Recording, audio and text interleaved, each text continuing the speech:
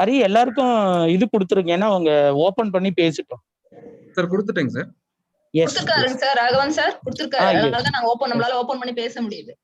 Okay sir, எல்லாருமே mask போடணுங்களா? No problem. Separate. No need. No need. We are in the separate place. No, I thought it's a protocol to wear. So maybe to create some awareness we can.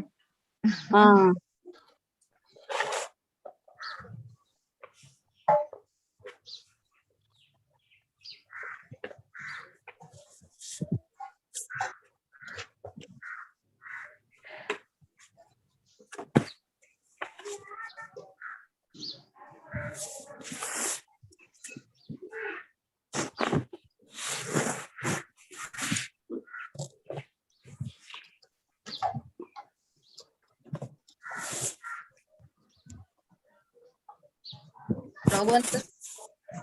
Yes, me ma'am.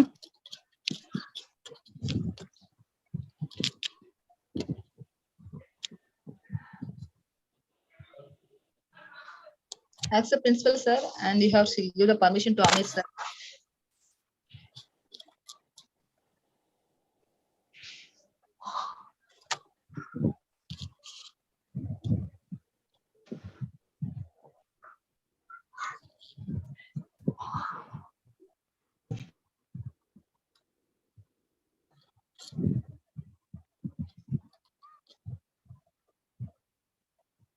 Hari, shall I start?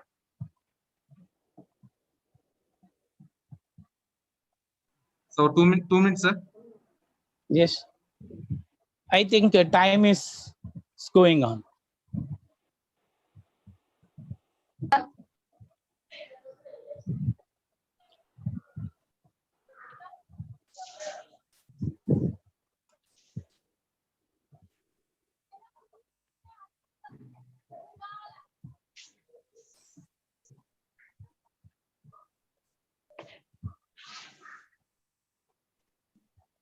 Good morning, all of you. Sir, Good Raghavan morning. sir, shall we start now? Yes. Proceed. Yeah, Mr. Amir sir. Yes, sir. Yeah. Let's. Shall we start now? Let's start. A very gleeful morning to one and all gathered here around the universe through this virtual platform. Our temple of Sri Vidya Mandir Arts and Science College, Ootangarai, Krishnagiri district, Tamil Nadu, India, was started in the year 2000. For the last 2 decades, we have been providing quality education to the young student community, and our college stands a lofty mountain among the Periyar University affiliated colleges by clinching 50 gold medals so far and a number of university ranks. And our college offers 13 UG programs and 9 PG programs and n number of research programs. As a feather in a cap, now the college stands majestic by obtaining NAC A grade with 3.27 CGPA, and recently the college procured autonomous status. Today, our college feels very proud to arrange for a grand glorious virtual international workshop on how to write a quality research article by the R&D cell of the college with the collaboration of the most reputed institutes, Christ University, Bangalore, and Jyoti Engineering College, Kerala. I render a red carpet welcome to this 1-week international workshop on how to write a quality research article. Prayer enlarges the heart until it is capable of God's gift of Himself. Prayer song.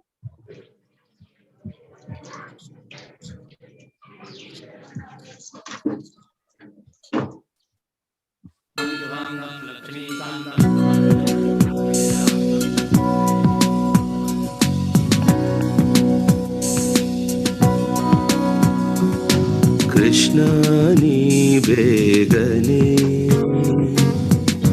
baro, Krishna ni begane baro. Darkness coming round and everybody fighting with their brother. Everybody wants control, don't hesitate.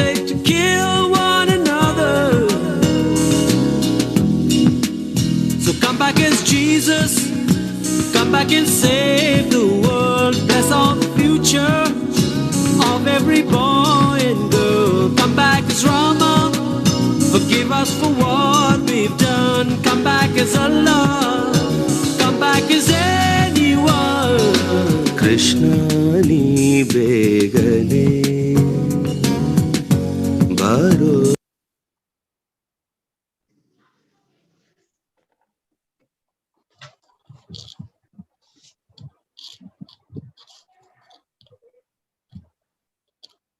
Thank you all.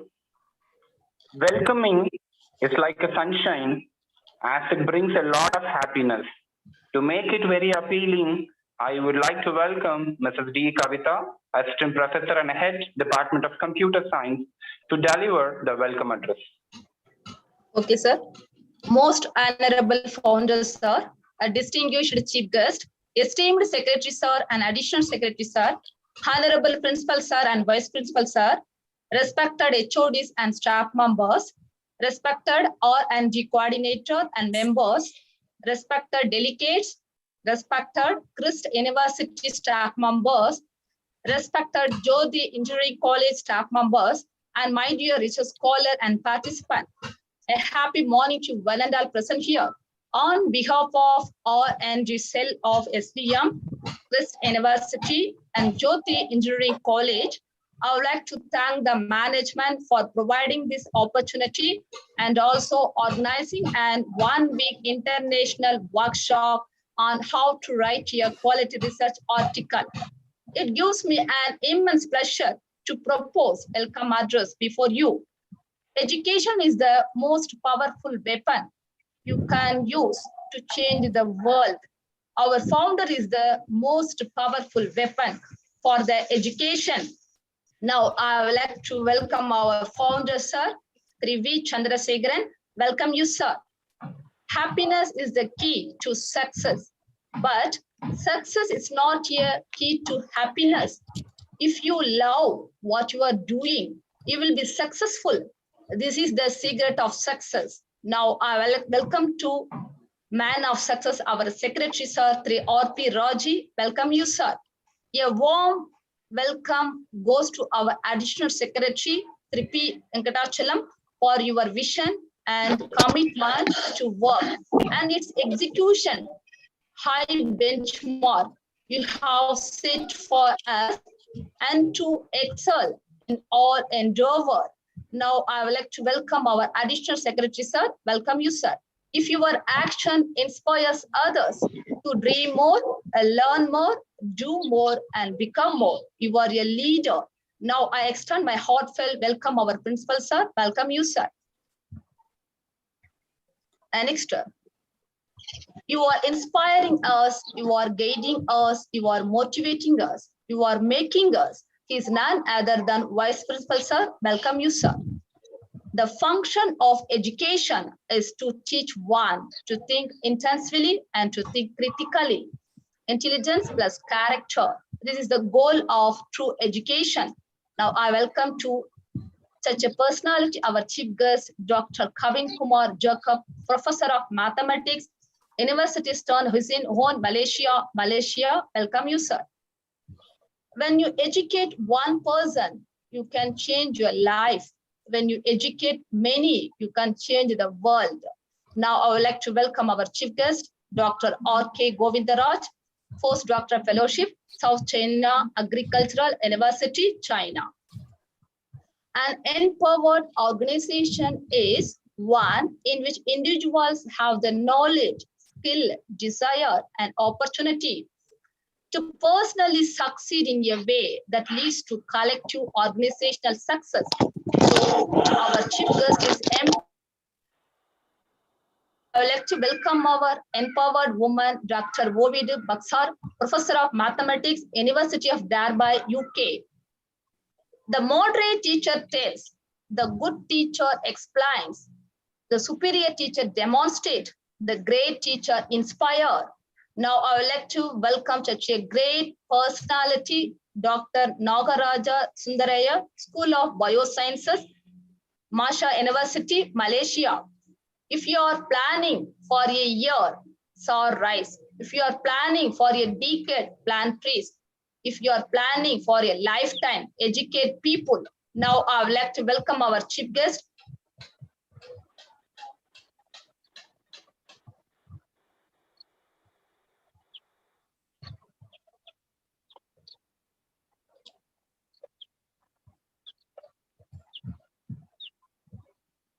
And most of all, love of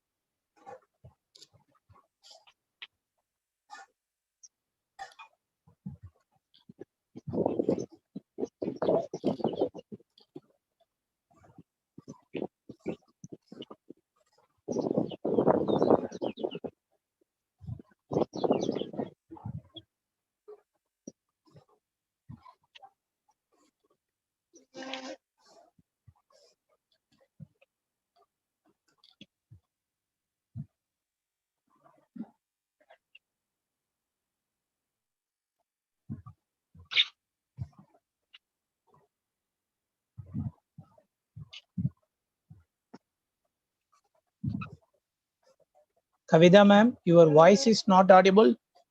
My voice audible. Disconnected. My voice is audible. Yes, audible. Okay. I will continue. Yes, ma'am. Just wait. Okay. Just 1 second.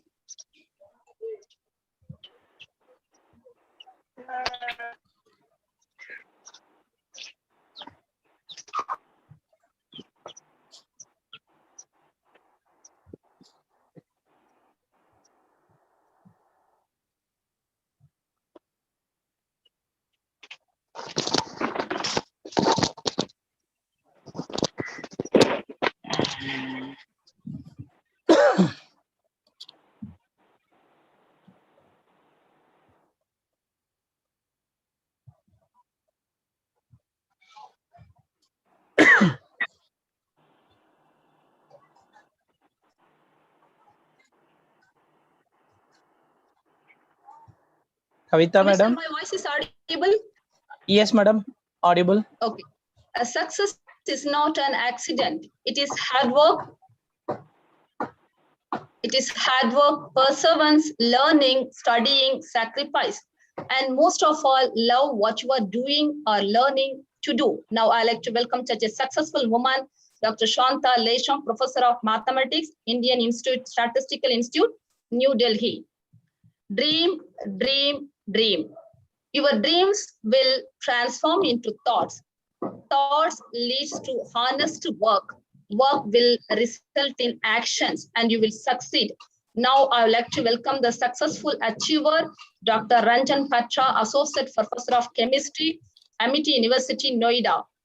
Success is possible only when we have a commitment to action. Success comes down to our attitude, effort, and focus. Dream it, wish it, do it. Now I would like to welcome an active personality, Dr. Monika Agarwal, Assistant Professor of Physics, Marshall Agarson Institute of Technology, Delhi. A good teacher, a good leader not only inspires her team, she also inspired the world. You want success in your own life, You need to be willing to share the limelight and celebrate the hard work and dreams of others. Now I'd like to welcome an inspiring personality, Dr. Paul Sharma, Assistant Professor of English, Maharaja Agrawal Institute of Technology, Delhi. Clarity is the key to effective professor. What your goals? Professor, think and talk about the solution. Now I'd like to welcome an effective personality, Dr. Mangal Sundar Krishnan, Professor, Department of Chemistry, IITM, Chennai. Think big, grow big. Always he's thinking positive thinking. He's none other than our chief guest, Dr. Jyoti Prakash Bauru Adav, Professor of Physics, Shivaji University, Maharashtra.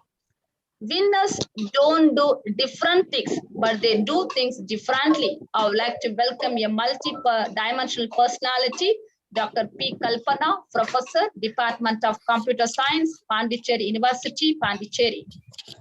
Thinking is positive. Action is also positive. Now I would like to welcome our chief guest, Dr. M. Jayaraman, Principal, Vellalar College of Engineering and Technology, Erode.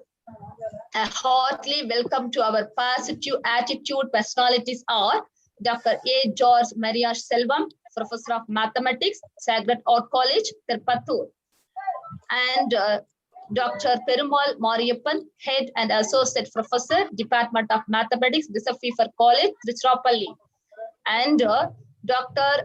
Joel Roy P., Assistant Professor, Department of Mathematics, St. Joseph College, Autonomous, Tiruchirappalli, and Dr. Biju C.V., Professor of English, R&D Coordinator, Jyoti Engineering College, Kerala, and Dr. K. Mohana, Assistant Professor of Mathematics, Nirmala College for Women, Coimbatore, and Dr. T. Muthukumar, Associate Professor, Department of Botany, Bharathiar University, Coimbatore, and Dr. A. Vimal Gerald, Assistant Professor, Department of Computer Science, St. Joseph College, Trichy, and Dr. P. Karthikeyan, Associate Professor, Department of Management, Congo Engineering College, Erode, and Dr. Rajesh Rao KV, Associate Professor, Department of Industrial Engineering and Management, RB College of Engineering, Bangalore, and Dr. M. Selva Pondian, Associate Professor, Department of Physics, Principal in Charge, Frikwas Arur, and Dr. B. Magandesh, Assistant Professor, Department of Mathematics, Christ deemed to be University, Bangalore, and Dr. Sunny Joseph Kalayathakal, Principal, Jyoti Engineering College,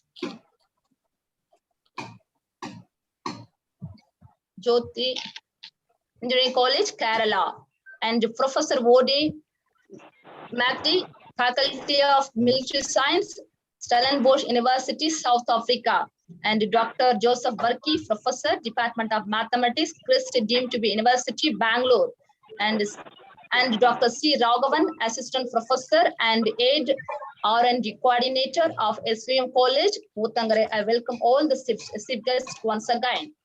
It starts with dreams. Dreams create desire. The desire creates destination, which leads us to our destiny. Now I'd like to welcome our HOD staff members, Christ University staff members, Jyoti Engineering College staff members, R&D coordinator and members. And there are many types of ships, plastic ship, wooden ship, and metal ship. But the best, most important types of ship is the friendship. Now I'd like to welcome the research scholar, presenters, and participants. Finally, I wholeheartedly welcome the press media person, audio, video, who are going make this event effective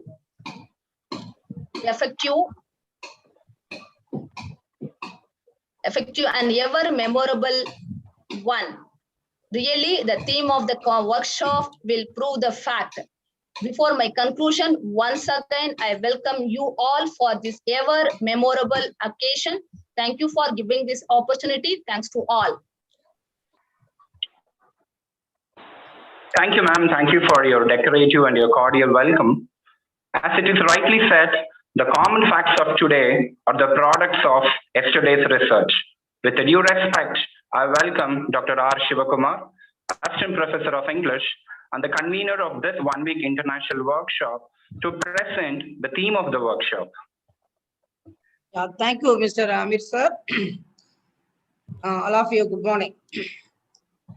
Individuals who take up research as a career are often found to have little doubt on what is research. Research involves choosing a particular research topic, collecting bibliography from various sources, planning and working on a new research problems, writing reports, dissertations, thesis, etc.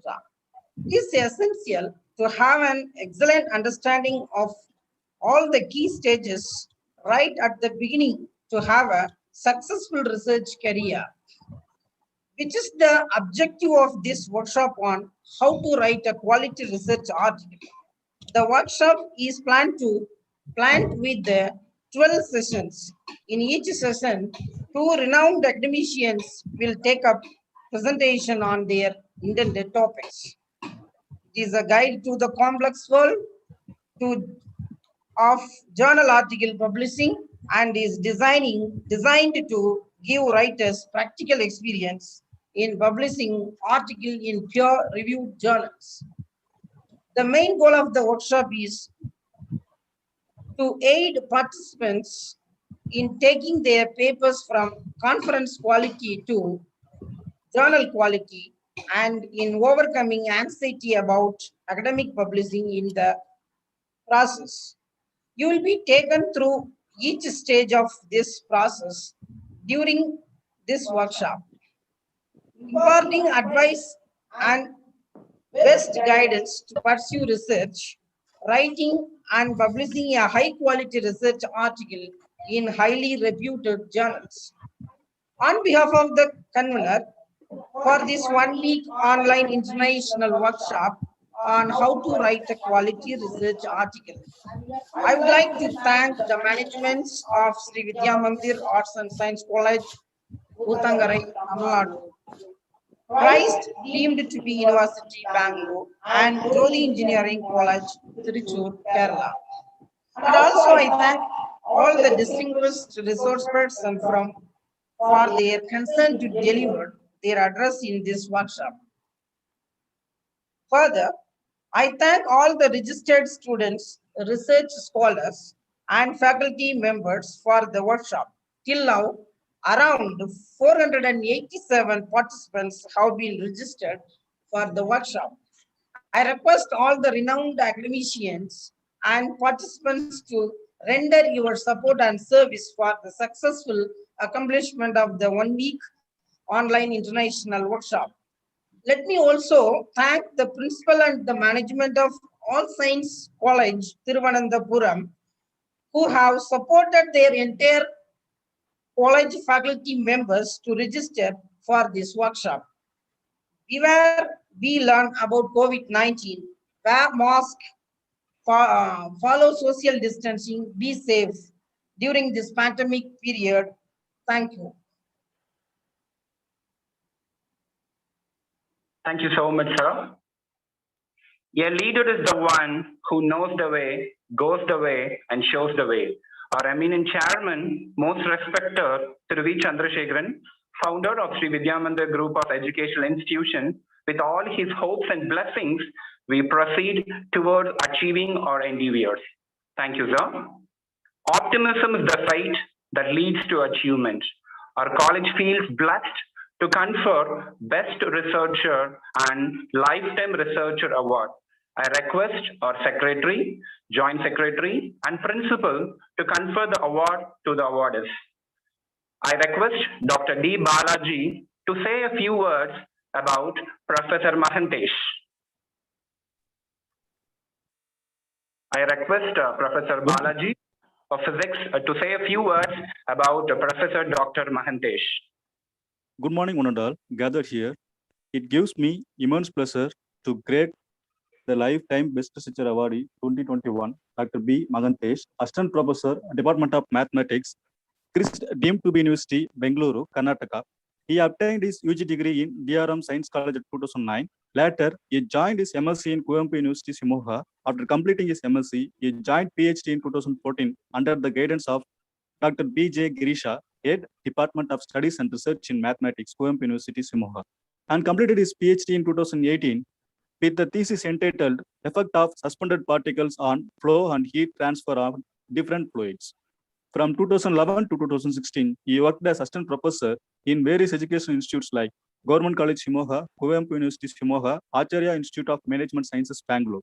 From 2016 to present, he is working as assistant professor in Department of Mathematics, Christ deemed to be University, Bangalore. His research interest is nanofluids. He published nearly 135 articles in reputed international journals.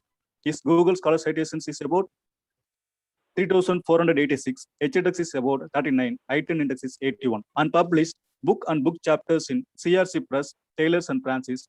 He is a reviewer and referee to many international journals.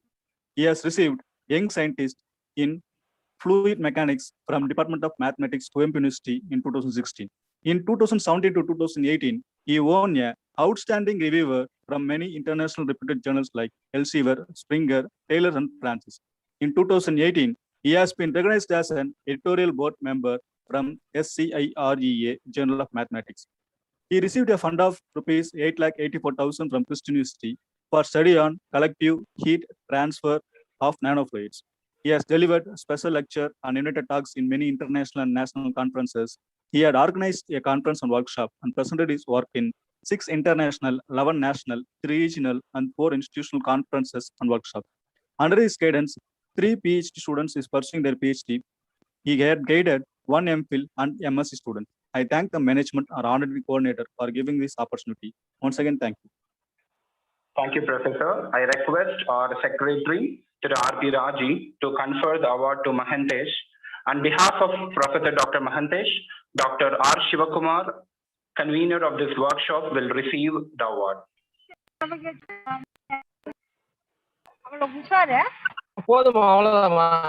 I request our principal to join also. I request the principal and secretary to confer the award. On behalf of Professor Mahantesh, due to this pandemic issue, R. Shivakumar will receive the award.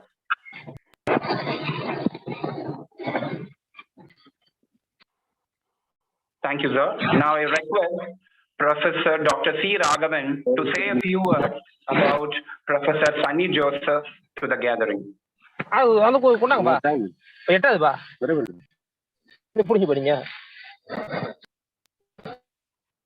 Over to Professor Dr. Raghavan.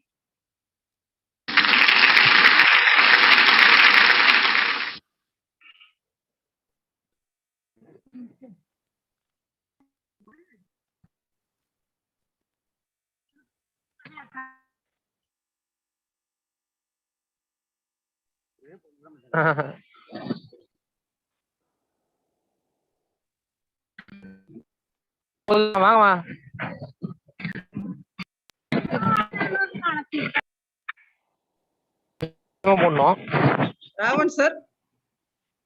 So, a kind request to all the participants, kindly mute yourself. Only if there is necessity, you can unmute and put your queries. Good morning to everyone. Yes, over to you now. Good morning to everyone. In my language, Vanakkam.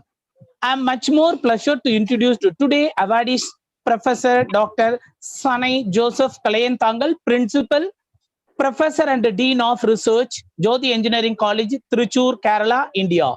Professor Dr. Sunny Joseph Kalayantangal received the MSc degree from Kerala University, Kerala, India in 1986. B.Ed from Calicut University, Kerala in 1987.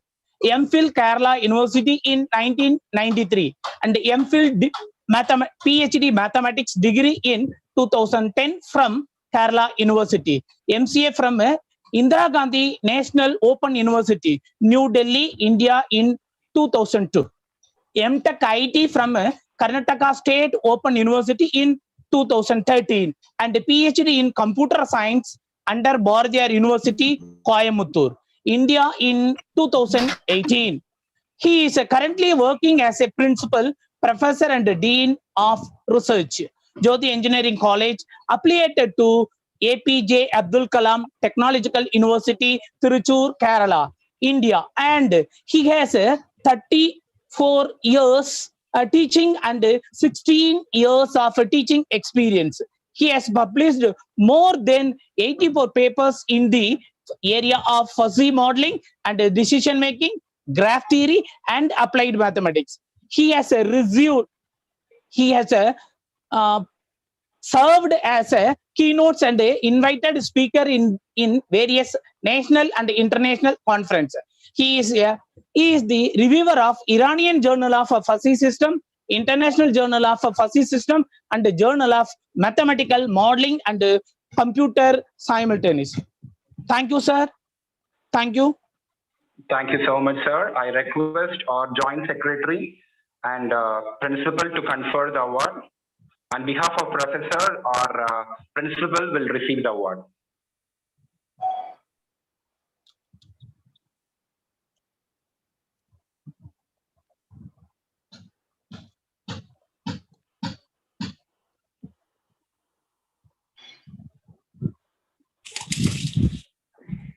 Thank you so much. Now I request Professor Mrs. P. Sridevi to say a few words about Professor O. D. Mackenzie, Stellenbosch University, to the gathering. Thank you, Mr. Amit Raj.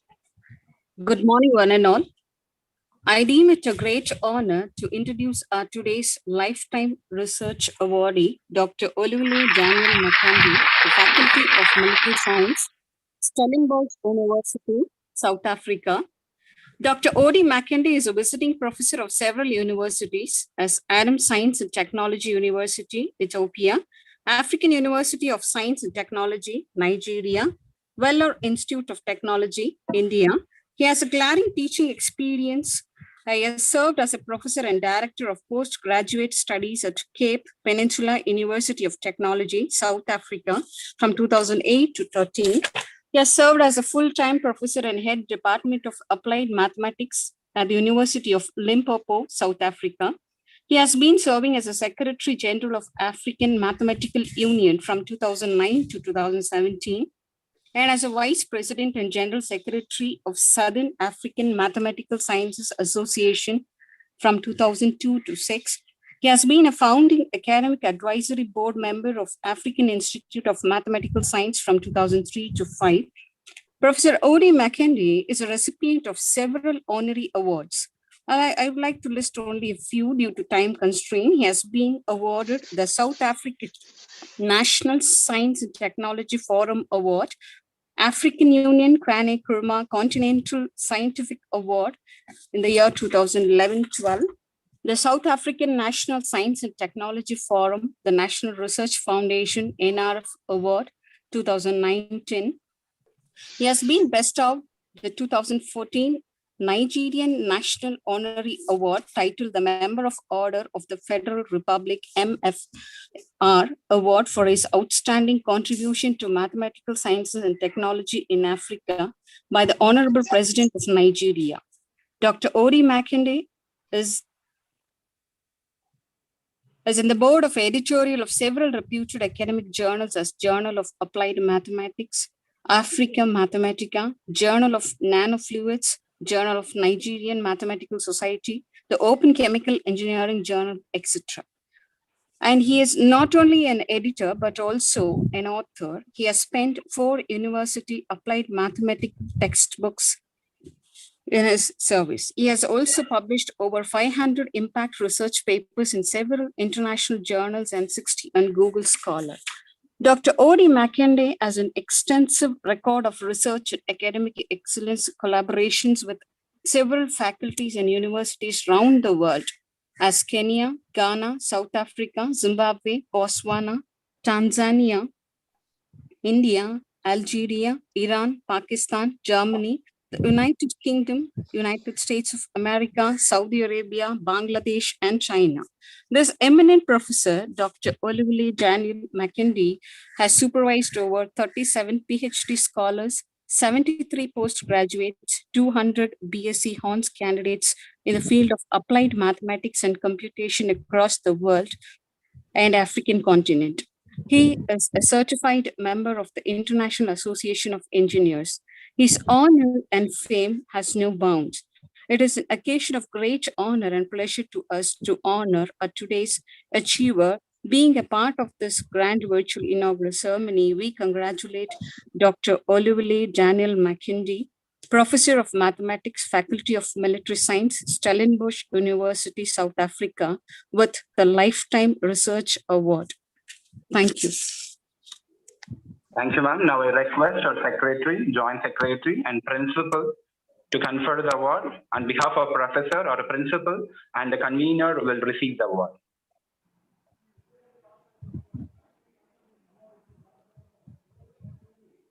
On behalf of the professor or principal and the convener will receive the award.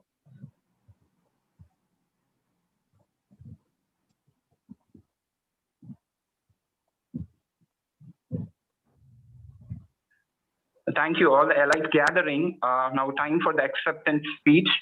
I request the special recipients to say a few words to have with the acceptance speech. I request the award winners to present their acceptance speech.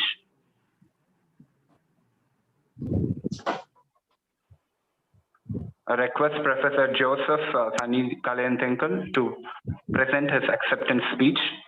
Over to you, Professor.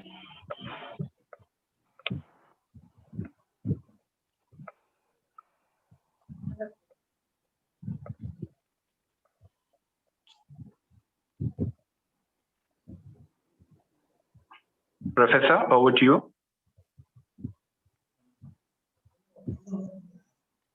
I request Professor Mackenzie, Stellenbosch University, to present his acceptance speech. Yes, good morning, everyone. Thank you very much. Let me start by thanking God for giving us this opportunity to be together and to share knowledge together. I thank the principal of the collaborative institutions, the principal of SVM College, the Vice Chancellor of Christ University and the Yoti College for putting this excellent workshop together. Thank you very much. I'm very grateful. I accept the award. It's a great pleasure and it's very, very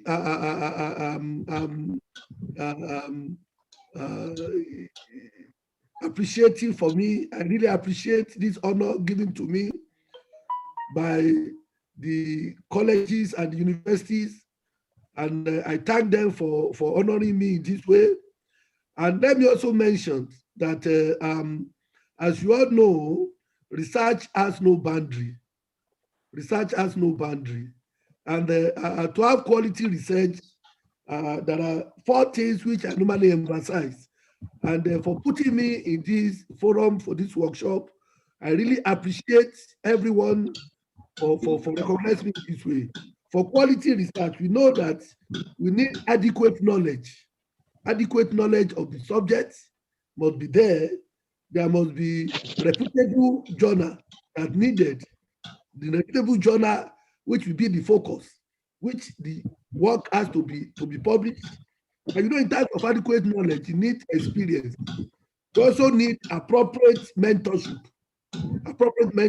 And finally, we need appropriate collaborations, because collaboration enhances research quality.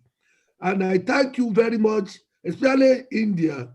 I've collaborated with a lot of scholars in India. We published several articles together, and I really appreciate all your hard work. It's excellent work. You have worked with us in South Africa. We have a very excellent collaboration. Thank you very much for honoring me, and I pray that we continue to strengthen our collaboration in terms of quality research with the Christ University, with SVM College, and with Yoti College. We continue to strengthen our research collaborations, and I'm always available for such collaborations. Thank you very much. I wish the conference a very successful deliberations. I wish the workshop a very successful deliberations, educative deliberations, and very enlightening deliberations, that the participants will also enjoy and benefit from the excellent knowledge of the speakers that are going to deliver several talks in this very excellent educative and enlightening workshop. Thank you very much. God bless you. Thank you very much. Thank you so much, sir. Your presence really mean a lot. Thank you so much. Over to Professor Sunny Joseph. Over to you, sir. Amir, we can play that video. Okay. The host can. Yes. The host can do that.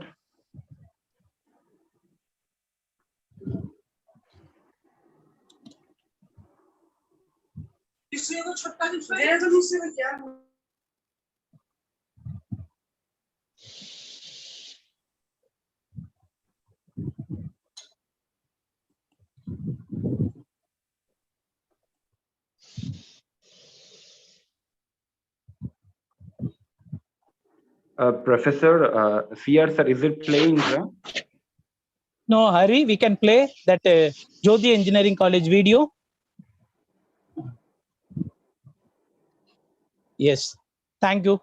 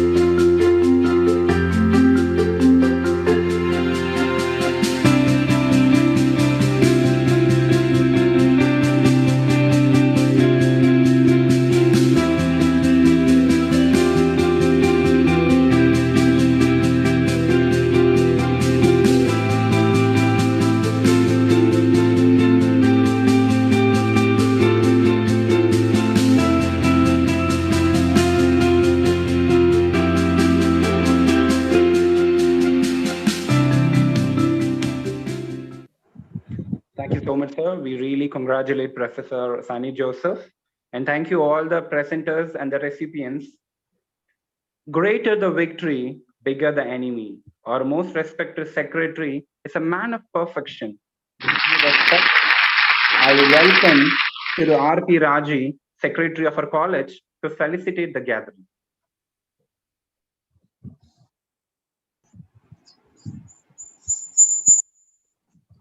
அனைவருக்கும் காலை வணக்கம்.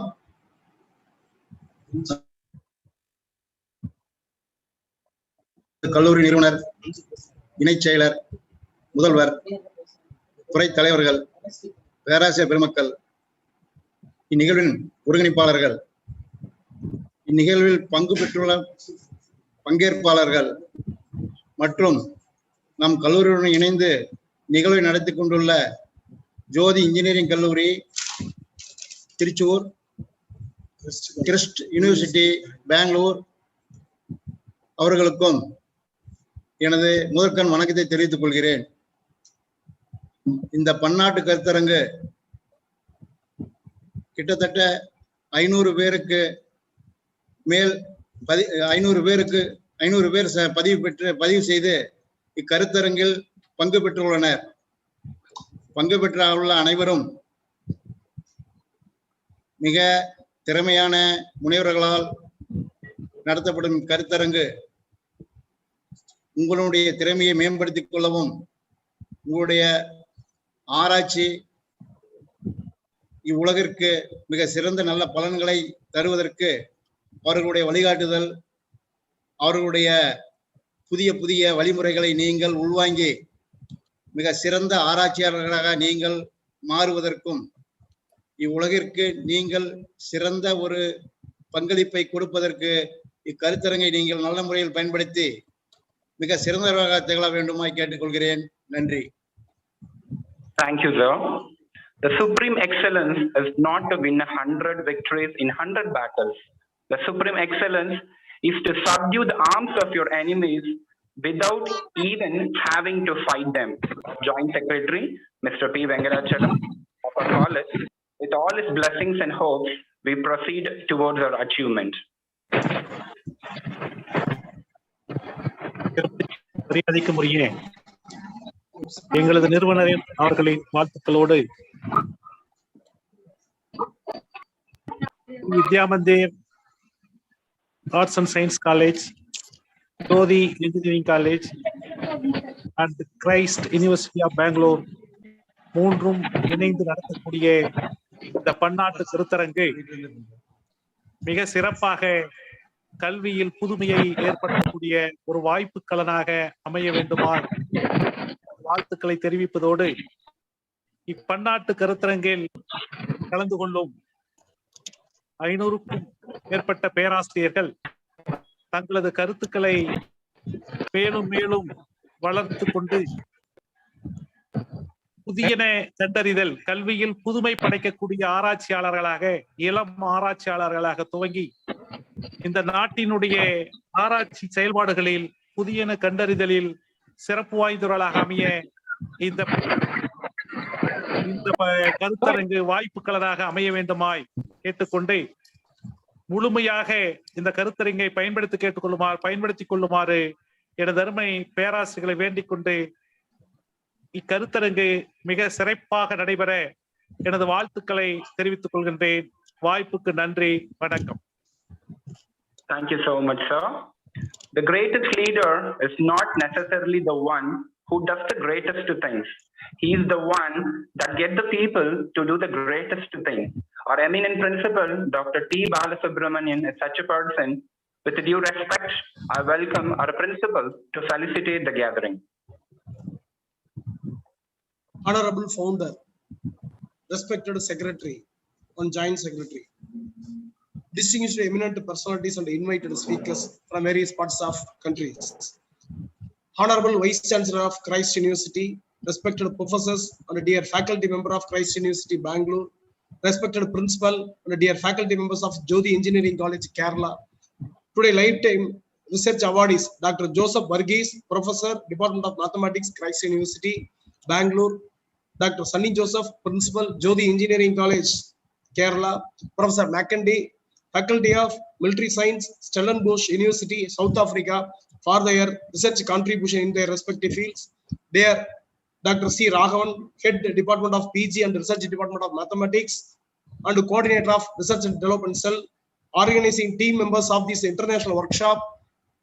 Dear heads of various departments, faculty members of Sri Vidya Mandir Arts and Science College, Uttangarai, Tamil Nadu, dear participants of other countries and various states of India, good morning one and all present here.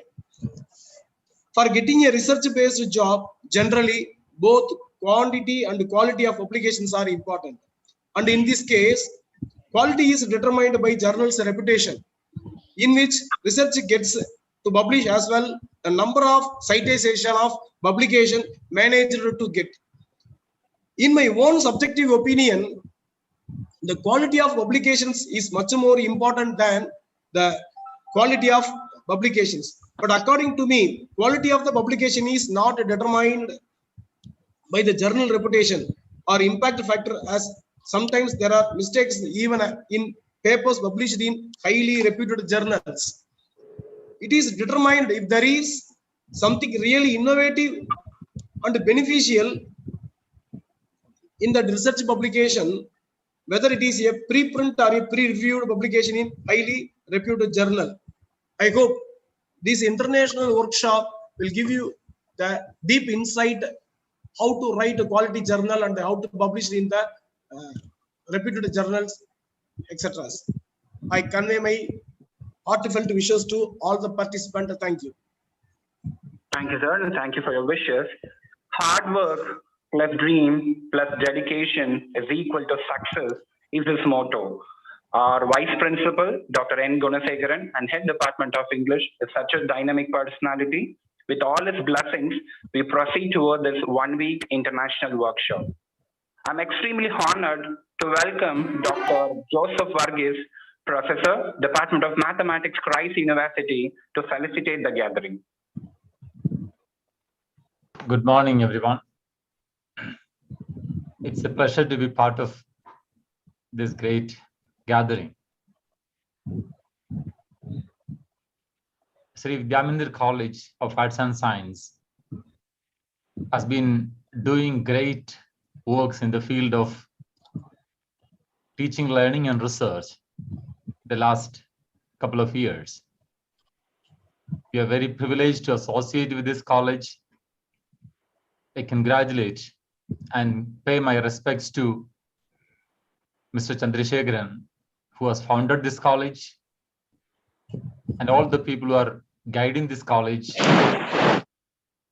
and Dr. Bala, for now leading this institution to an international institution. It's great to know being a college in a village is coming up with innovative activities that is creating worlds across the world. Today, it is not just arranging an international workshop, but identifying talents around the world and honoring them is a great work that is being done by Sri Vidyamandir College. I congratulate the entire management, all the people who worked behind this. This is a timely workshop that this college is organizing during this pandemic time. Research writing is to be understood in two different ways. One is the proper language in which we write research articles and the right content we try to present. I hope this workshop is going to help each participant to prepare a research article with the proper language and right content. This is the right time to go ahead with this workshop. Hope all those who participate would greatly benefit and come out with great research articles in the coming years. Thank you very much. Thank you so much, sir. Sri Vidyamandir Arts and Science College feels very blessed and privileged to have a cordial relationship with the Christ University. Thank you, sir. It's a great privilege for us to welcome Dr. Sunny Joseph Kalayantankal, Principal, Jyoti Engineering College, Kerala, to felicitate the gathering. Amir, once again, not Sunny Joseph Kalayantankal. Okay. Joseph, Okay, Jose, Director of Jyoti Engineering College. Okay, I request the Director of Engineering College to felicitate the gathering. Hello. So the dear organizers of this international workshop organized by the R&D cell of Sri Vidyamandir Arts and Science College Autonomous Uttangare, in coordination with the Christ Deemed University, Bangalore, and Jyoti Engineering College, Thrissur. Dear organizers, resource persons, reputed speakers, delegates from different parts of the world, participants, and ladies and gentlemen. I'm extremely happy to be part of this inaugural session of this one-week international workshop on how to write quality papers in quality journals. A couple of decades back onwards, the dictum that was very popular as a buzzword in all the educational institutions was, you publish or perish. If you are not going to publish, you are not capable of doing it. The final end is that you are going to get perished. And we were following that. And that stands good still now. This is very important, as most of the people mentioned earlier. If you are not going to publish the things that we are doing, definitely we will not have a long stand. And one important thing we have to remember is that at the back of this publishing, there should be quality research work. Of course, some people can publish without a real research work. I do not know how it is possible. But really speaking, this art of writing good quality papers in high-end, high-impact factor publications, there should be a real research work. The nature of the research work may be varied. In terms of, in the language of engineering, definitely it is real hard work. You have to go to the experimental setup in the laboratory, maybe in the simulation labs, in the computer, and so on and so forth. So this is very important prerequisite, without which our quality papers may not convey much of the things that we mean. Now, the present buzzword, again in the educational institutions, has slightly undergone a change. It is not publish or perish. Rather, it is publish, produce, or perish. So whatever we publish must be finally, at the end of the day, must be capable of getting converted into real industry or real application. Now, without the real applications, what is the fun in keeping a good number of publications? This is a very, very important thing. Every educational institution, for that matter, you check for the global level institutions. You see that most of the things they publish at some point of time, maybe later or early, it is going to get practically implemented into industries and practical use. This is the thing that we have to be very careful. Of course, some of the things may not have direct applications in the industry. Online seminar. Okay, so this also must be in our focus, in our mind. I wish you all to have a wonderful time, 1 week, really working on the methodology to get good quality research publications, listening to the classes that are going to be delivered from different powerful resource persons sitting at different corners of the world. Let it happen the best way. Wish all of you the best. Thank you. Thank you very much. Thank you so much, sir. We are very blessed to have you from the God's own country and listening to your high-valued information. Thank you so much, sir. The man behind the success of this one-week international workshop is our R&D coordinator, Dr. C. Raghavan, Head Department of Mathematics. I welcome him to felicitate the gathering. Good morning to everyone. I am Dr. C. Raghavan, Assistant Professor and R&D Coordinator and Head Department of Mathematics, Sri Vidya Mandir Arts and Science College, Uttangarai, Krishnagiri, Tamil Nadu, India.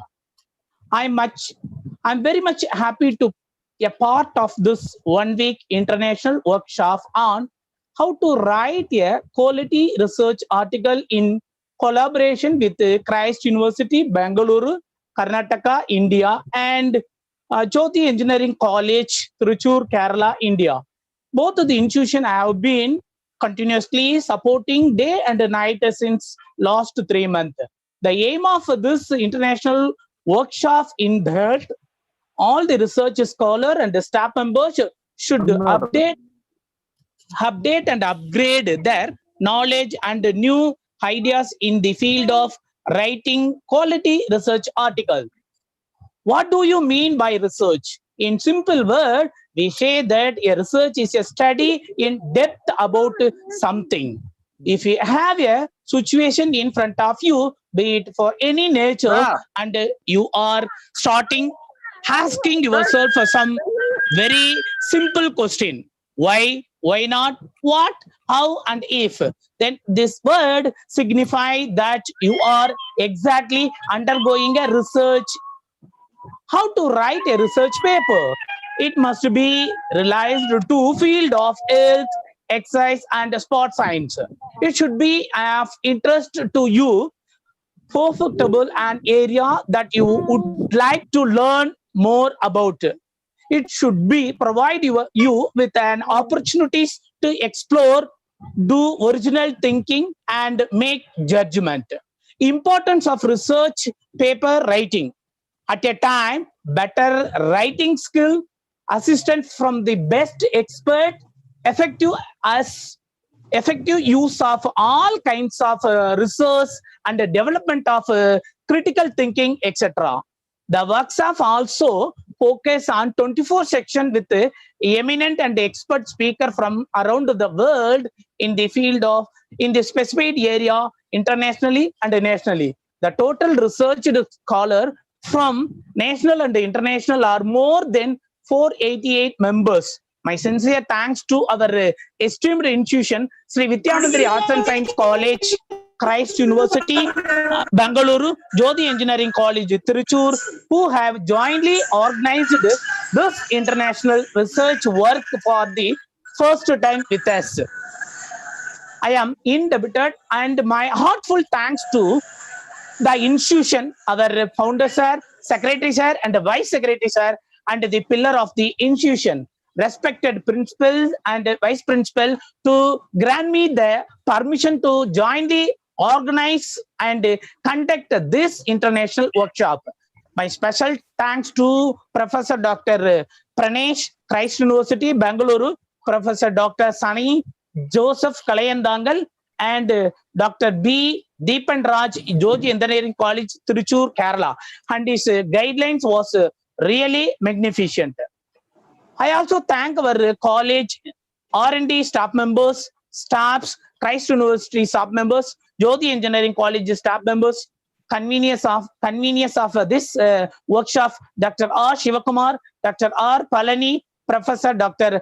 Sunny Joseph Kalayandangal, and organizing secretary Dr. Kavita and Dr. Shi Govindaraj. The complete success of the conference is totally attributed to only one man, Dr. Professor Joseph Fergis, Professor, Department of Mathematics, Christ University, who has played is a major role as the backbone of this international workshop. Finally, my special thanks to today Best Researcher and the Lifetime Best Researcher awardees, and congrats. Thank you all, and wish you all the best for the grand success of this international workshop. I thank you once again for the untiring support rendered for this international workshop by Christ University, Bangalore, Karnataka, India, and the Jyoti Engineering College, Tiruchur, Kerala, India. Thank you once again. Thank you. Thank you so much, sir, for all your painstaking effort. Thank you so much. One more person is there in Bagdash? Yes, sir. Thank you, sir. I request Professor Ode Bagdasar from the University of Derby to facilitate the gathering. Over to Professor Bagdasar from the University of Derby for the felicitation. Thank you very much, dear professors. I'm delighted to be here, and also dear participants to this event. I would first like to congratulate the organizers for putting together a great program with lots of interesting presentations, especially during these challenging times in India with the COVID around. My prayers are with you. I'm very happy to support this event.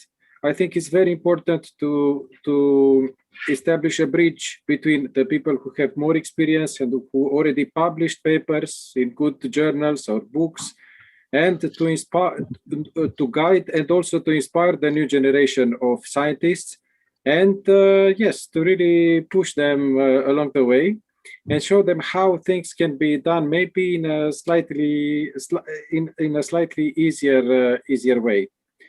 So again, I'm delighted to be here to have a collaboration with the Christ University. God bless you all, and I look forward to giving you more information and to share my experience with you and all the participants. So thank you very much. Keep safe all, and I'm very happy to be here. Thank you so much, sir. We really feel very blessed and privileged to have you all the way from the University of Derby, England. Thank you so much, sir. Let us be grateful to the people who makes us happy. They are the charming gardeners who make our souls blossom. I request Dr. Balaji, Assistant Professor of Physics, to deliver a formal vote of thanks to this inaugural occasion. Over to Professor Balaji for the vote of thanks. Good morning, everyone gathered on this section. On behalf of our organizing team, it is my privilege to propose vote of thanks on this occasion. I thank Mrs. D. Kavi, convener, for her welcome address. I extend a full thanks to Dr. Sivakumar, convener, for the theme of conference. It's the capacity to turn vision into reality. For a leader, I thank our leader, our founder, Sri Chandrasekhan, who is a leader in education for presidential. Thank you, sir. The greatest achievers are those who are old and young enough to believe they can change the world. I thank the Lifetime Best Researcher Awardees 2021, Dr. B. Magantesh, Bengaluru, Dr. Sunny Joseph Kalayandangal, Principal, Jodhi Engineering College, Thrissur, Kerala, Professor O.D. Makinde, Faculty of Military Science, Stellenbosch University, South Africa, for motivating us to achieve this kind of award in future. Thank you, sir. There are dreamers and there are planners. The planners make their dream to become true. I thank our secretary, through R.P. Rajesh, sir, who has a plan to lift us to success. Thank you, sir. Management is nothing more than motivating the people. I thank our additional secretary, through P. Venkatachalam, sir, for motivating us in every situation. Thank you, sir. A leader is one who knows the way, goes the way, and shows it up. Dr. T. Balasubramanian, sir, who shows the way to success. Thank you, sir. Listening is often the only thing needed to help someone. We thank our Vice Principal, Dr. Gunasekharan, sir, who always listen to us and help in all situations. Thank you, sir. Helping others, encouraging others, are often acts of kindness that have more meaning. Thank our collaborator, R&D Cell, Christian University, Bengaluru, Jodhi Engineering College, for helping and encouraging to organize this workshop. Anything is possible when you have the right people to succeed. We thank Dr. Joseph Burkis, sir, Professor, Department of Mathematics, Christian University, Bengaluru, for his felicitation address and supporting us. Thank you, sir. Surround yourself with supportive people. We thank Dr. Jose, sir, Jodhi Engineering College, Thrissur, Kerala, for his felicitation address and supporting us. Thank you, sir. One of the greatest gifts a person can give another is support. We thank our R&D cell coordinator, Dr. C. Raghavan, sir, for his felicitation address and supporting us. Thank you, sir. We thank Dr. O.D. Bagdad, sir, Professor of Mathematics, University of Derby, UK, for his felicitation address and supporting us. Thank you. I especially much thankful and appreciate the delegates from abroad and national for accepting our conference and sparing your valuable time for sharing your knowledge to us. We thank you, sir. I thank professors, scholars, students from various institutions, universities from various parts of India for encouraging with continued support to make this workshop a grand success. I finally express my gratitude to R&D team members, technical committee members. Without their support, the workshop can't be held successfully. Thank you once again. And thank you once again for giving this opportunity. Thank you. Thank you, sir. Research is an organized method of training to find out what you are doing to do after you can't do and what you are doing now. I hope this conference will provide good steps for making our wit much better. Time creeps right for sharpening our knowledge. Now, the most awaited technical session begins. With due respect, I welcome Dr. Satish Kumar, Assistant Professor, Department of Botany, to introduce our resource person, Dr. Parul Sharma, to the public.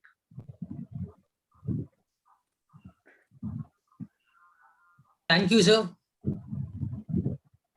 Good morning to one and all. 1 second, Satish. Yes, sir. Amir, just you ensure ma'am is there in line.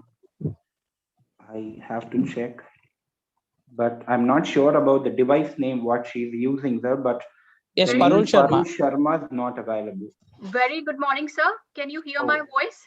Yes, ma'am. Yes, ma'am. Good morning, ma'am. Yes, ma'am. Right. Very One good second. morning. 1 second, ma'am. Very good Shall morning. shall I take a 10 minutes break? Absolutely, absolutely, ma'am. Yes, Amir. Yes, sir. You can take a 10 minutes break. After we will join everyone. Oh, okay, okay. You can- Time for the break, dear participant. Hoping Yes. to have you all to join back, have your tea, and join back 11:30. after 10 minutes. Thank you. 11:30. Yeah. 11. Is it by 11:30, sir? Yes, yes. Now the time is 11, sir. 11:15. It's okay. Yes, yes. Okay. Participants, you can join back to us sharp by 11:15. Have a break. Thank you. With the permission of Parul Sharma, ma'am. With the due respect Absolutely, and sir. Absolutely. I with think due you respect had a from all the long, participants and you the have had a consent from long all the and keynote beautiful speakers. inaugural session. So go ahead. Thank you for your Thank you, information. ma'am. Grateful to you, ma'am. Thank you.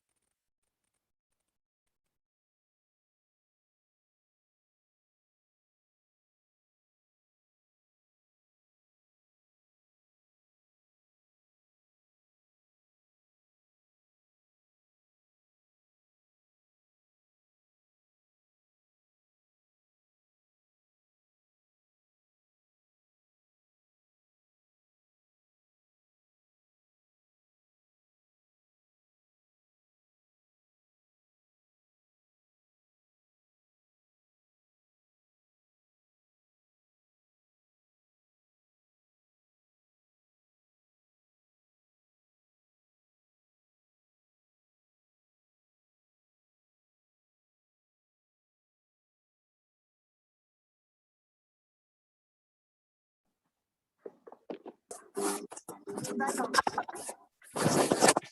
a simple request. Can I test my screen sharing? Organizers, if you could hear me.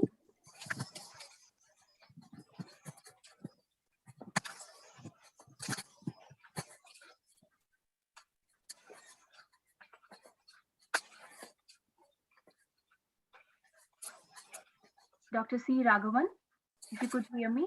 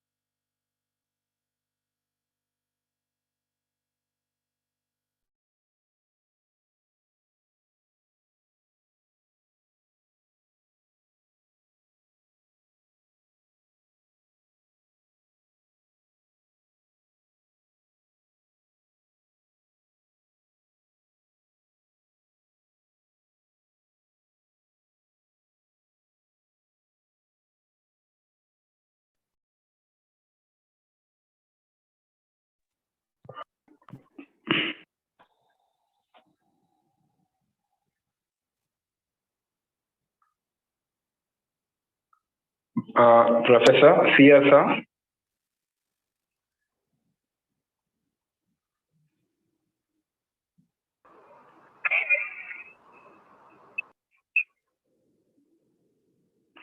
RS sir, Shiva sir.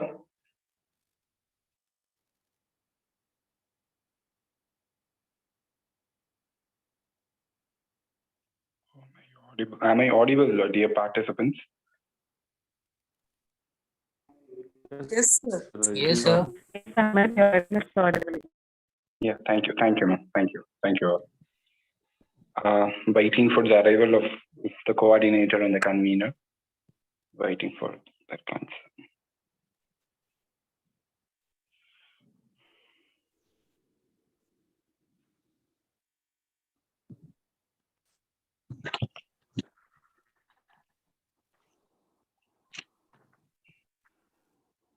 A kind request for all the participants, kindly mute yourself.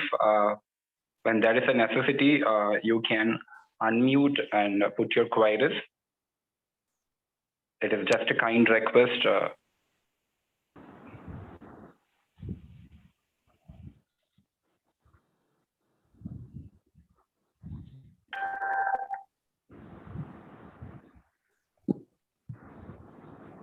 I request the participant to mute yourself so that there will not be any audio or a technical glitch. So I request again.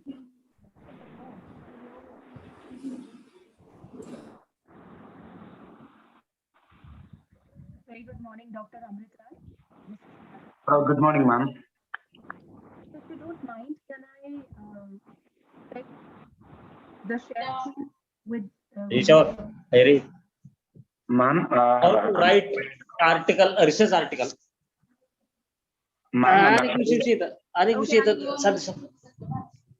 A kind request for the participants to kindly mute your mic. There is some aura from participant side. It's a request. Kindly configure and ensure whether your mic is muted. Ma'am. Yes, sir. Yeah. Yes. Tell me, ma'am. I was just wondering that if I click my share screen, what do you want to do? I'm sorry. I'm afraid, ma'am. I could not listen at your voice properly. Now is it clear, sir? Yes. It's very clear, ma'am. Yes, ma'am. Okay. I request. Yes, ma'am. Go ahead, sir. I request the convener or the coordinator. I'm waiting for your consent for the start. Professor Dr. Raghavan sir, shall I proceed, or convener sir, Dr. Shivakumar sir, what should I do?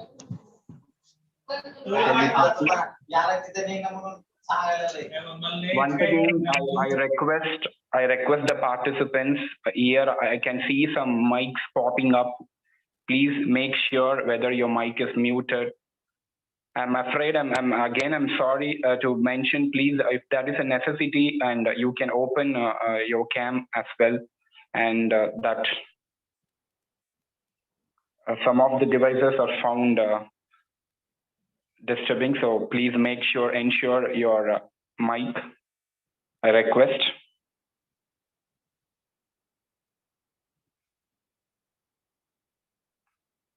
Shivakumar sir, shall I proceed?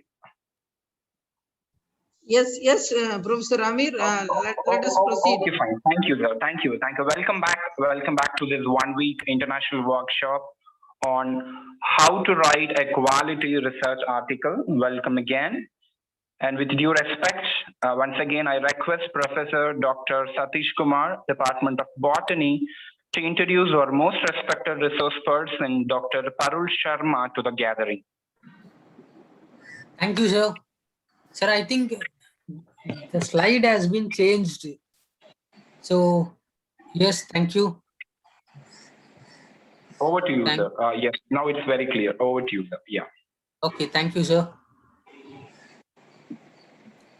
Good morning to one and all. Let us start the special lectures of the 1 week international workshop on how to write a quality research article. The first talk of this international workshop is going to be delivered by Dr. Parul Sharma, who is working as an assistant professor at Maharaja Agarsen Institute of Technology, Delhi. She was an active presenter at All India Radio FM Gold since 2000. She was a member at editorial board of Agrani Samkalp, which is an official newsletter of Maharaja Agarsen Institute of Technology. She has participated and delivered lectures at various national and international levels of conferences, seminars, and workshops. She has published many research articles in national and international levels of journals. With this, I would like to invite Dr. Parul Sharma to deliver her lecture on topic the role of language in writing effective research paper. Thank you, ma'am. Now you can take over the session. Okay, thank you, Dr. Satish, for such a beautiful introduction. Thank you, ma'am. They say knowledge is power. Education is the bridge via which all of us, we would go ahead and reach this goal. Knowledge is power, and we cannot survive without knowledge. And via school education, college education, we plan to cross a bridge that will take us to the ultimate goal of becoming a knowledgeable individual, a knowledgeable citizen. A knowledgeable citizen is a citizen who is able to contribute to the upliftment of the community.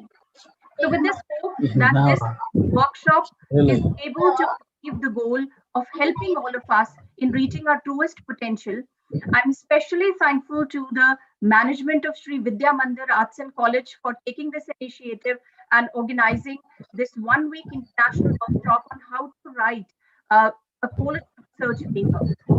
My special thanks is also to Dr. P. Balasubramaniam, Principal, Sri Vidya Mandir Arts and Science College, Dr. N. Gunashekhar, Vice Principal, Dr. C. Raghavan, and all the co-conveners, co-presenters of this wonderful workshop. Before I begin, and as you said, take over, let me check if I'm able to share my screen and if I'm able to share the slides that I have, prepared for all of you. So just give me a minute, and before that, I hope I am audible to each one of you. Yes, ma'am. Yes, ma'am. I think, sir, if you will stop sharing the screen, only then I'll be able to share the screen. So if you give me permission. Yes, you are the co-host now, ma'am, so that you can share, I hope. Okay. You are already permitted to be the host. So is my PPT visible to you?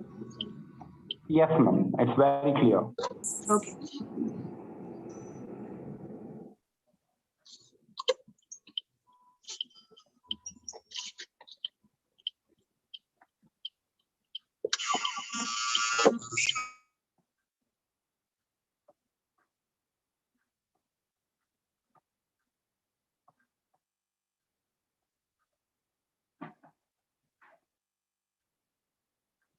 So give me a minute.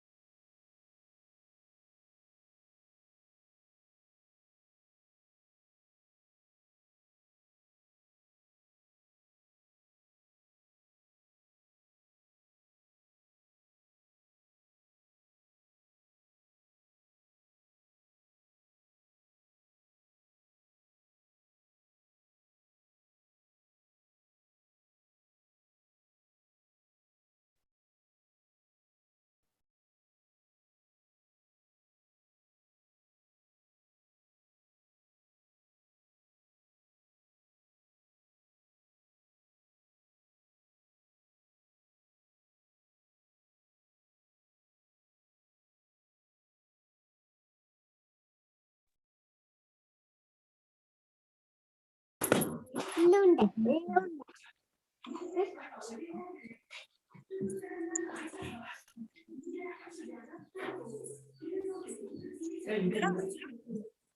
पैसा पता करने का कोई एक पैसा देती है उसका मैसेज वही.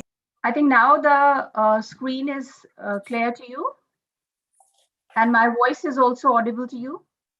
Yes, ma'am. Both are picture perfect.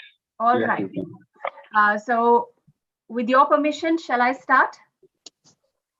By all means, ma'am. Please, ma'am. Go ahead. I'm sorry that I took a few seconds to be back on track, but I think now the systems are working perfectly all right at my end.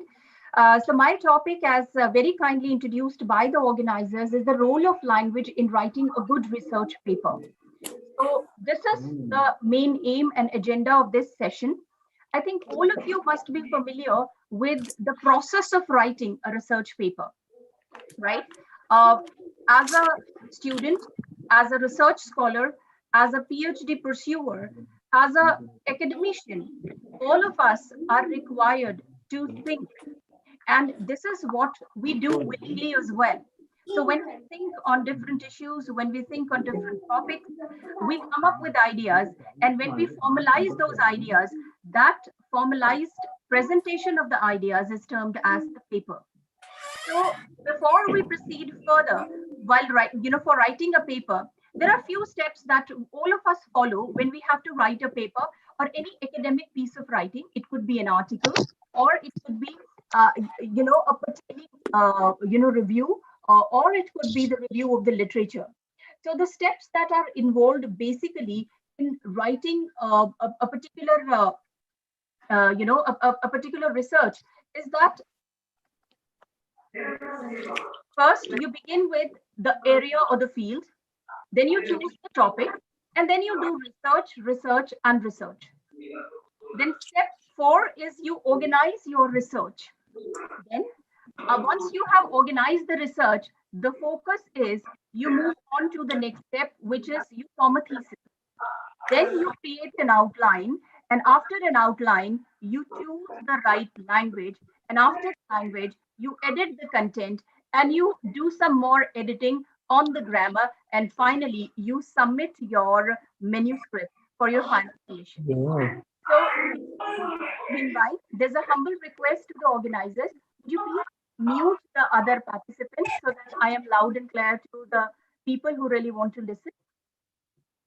Yeah, thank you so much. Right, that is far more peaceful. So we were discussing the steps to write a good research paper. Like all good writings, research begins with the area. You choose the area, you research, and once you research, you jot down whatever comes to your mind. That means you prepare an outline. Once you prepare an outline, you organize your content. And once you organize your content, you give a shape to your conclusions, you give a shape to your findings, and you present it in the form of paper.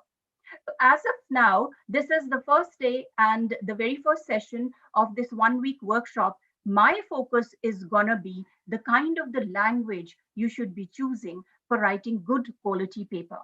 Because as a communicator of English language, many a time I receive a request from technical people that, ma'am, please review this technical article so that there are no grammatical errors in it, so that it is foolproof.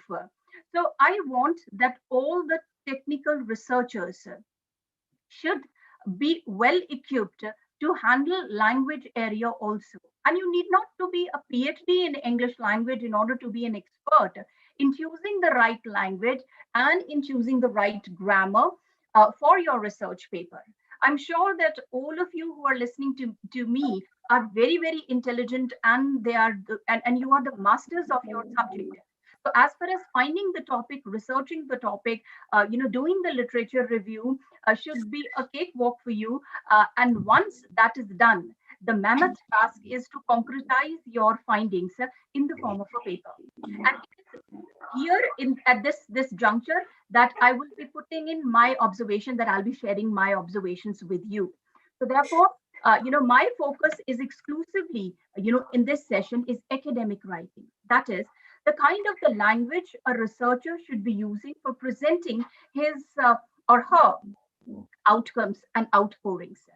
Now, first of all, let us be very, very clear. What do we mean by academic writing? As such, just like any other form of writing, I'm sure that each one of you must have been familiar with poetry.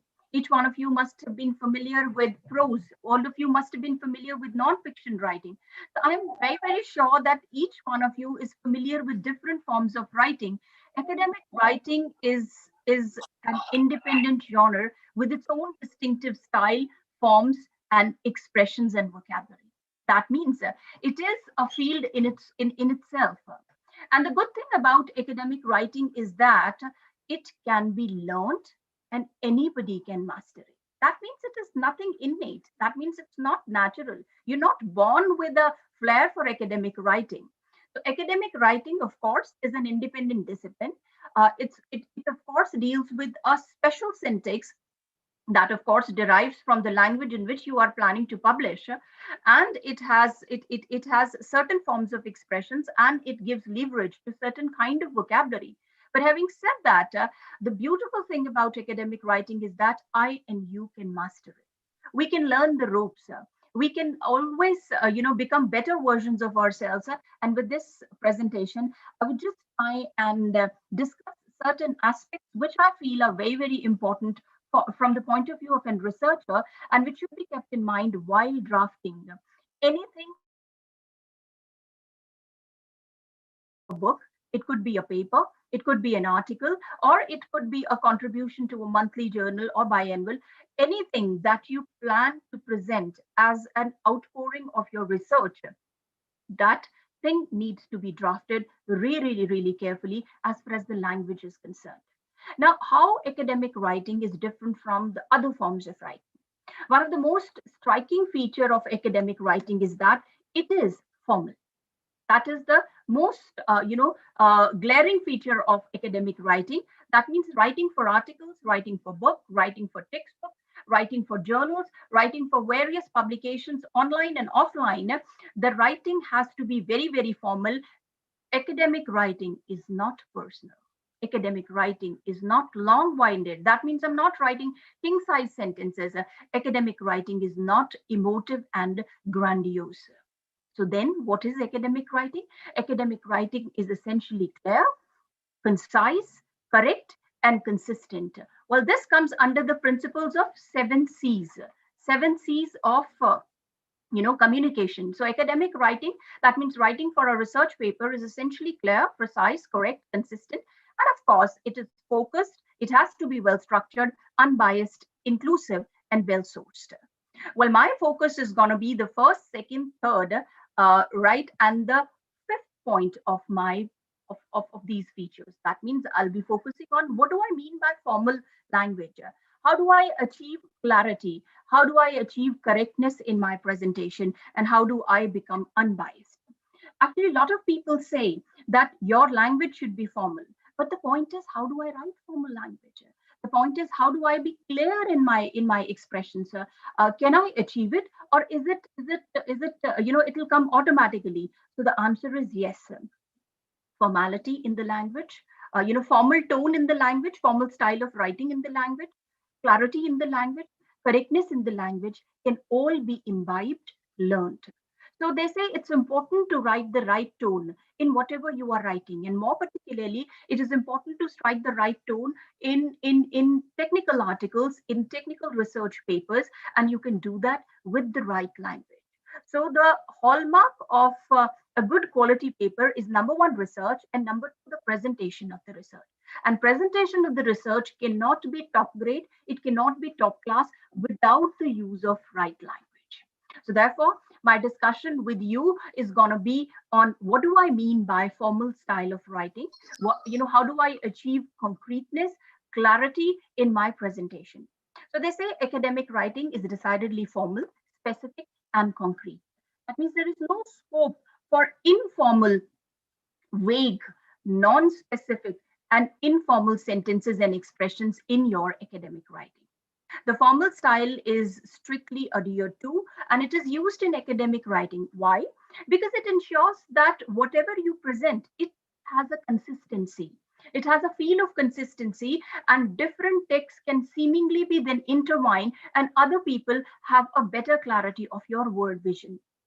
So the language used for a research paper is essentially, it has to be formal, it has to be official, so that large number of people can connect to it, so that large number of people can relate to what you have presented. So academic writing is essentially formal, it is essentially specific, and it is essentially concrete. That means there is no scope for informal slang, for informal vagueness, for informal non-specific terms. And I'll quote just one sample text that I happened to, as I was observing, there was this expression that caught my attention. Sorry, sir, nothing we hear. This is a lift off from the chat box that I've just said. Well, this language, this expression is okay when I'm speaking to somebody else. It's okay when I'm communicating on a one-to-one person, but this expression is decidedly not okay when I am planning to write a research paper. What is the problem? This has only the content word. The verb is missing. We cannot hear anything that is far more positive and that is far more complete.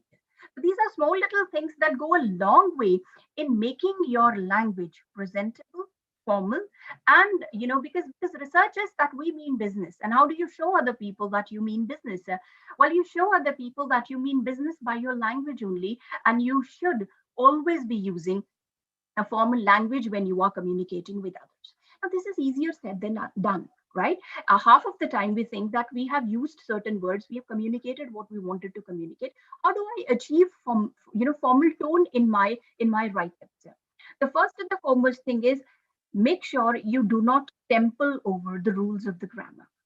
I think I and you, generally we use English language as medium of communication when we have to communicate, when we have to write something and we have to send something for publication. And especially in international scenarios, English is the language that is, being used by various scientists and researchers. We'll be talking about as layperson, you and me, we cannot change the rules of the grammar.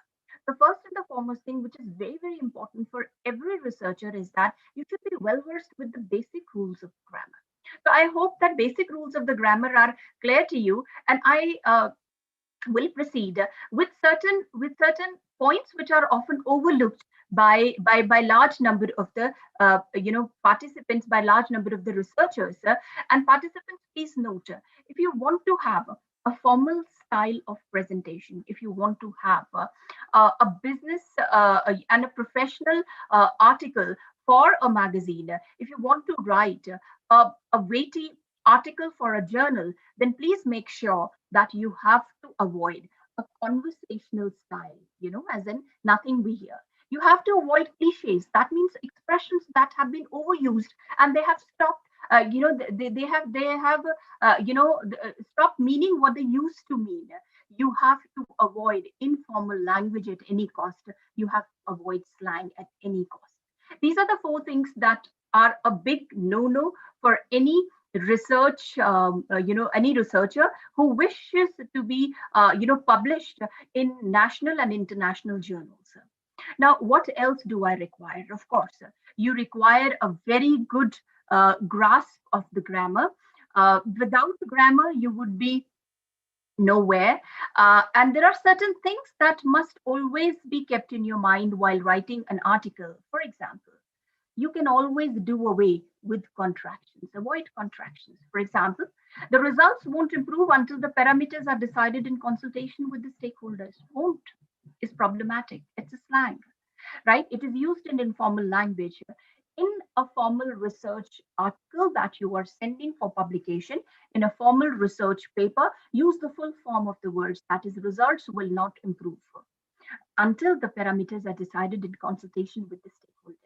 And I have deliberately, made this session a very, very, hands-on session so that you people can interact and can point out these mistakes in your own write-ups. Then we are all fond of run-on expressions, for example, etc., so forth, so on. They say for any formal technical writing, we must be avoiding these expressions as well. For example, these semiconductors can be used in CDs, robots, etc. Why, etc.? Research is about specificity. Research is about being specific. Research is about being very, very clear what you want to say, etc. is not being clear, right? Etc. is opening a Pandora's box, which can mean many things and many different things to different people. As a researcher, you cannot afford that. So it's better, the second sentence which I have, written here, that these semiconductors can be used in CDs, robots, and other such electronic devices. Yes, you need to elaborate. Only then you will be precise. Then there is this habit in a new researcher, a novice researcher, that we build up our arguments by asking questions. Yes, of course. Asking question is a very good way to build up an argument. You should be. In fact, every research begins with a question. There is a cardinal question, and all of us, we try and find answer to that question as a researcher. So the point is, I must avoid direct questions while putting up my argument, right? This is a little thing that you have to keep in your mind when you are planning to write, to finally concretize your findings in the form of a writer. Avoid direct questions. What does that mean? For example, what can be done to increase productivity, right? It's a very valid question. There is no problem with this question. There is a valid question. It's a very, very pertinent question. I'm sure that it must be of immense value to the person who was writing the article.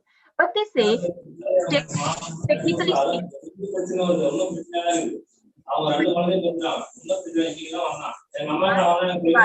Please, kind request for the participants.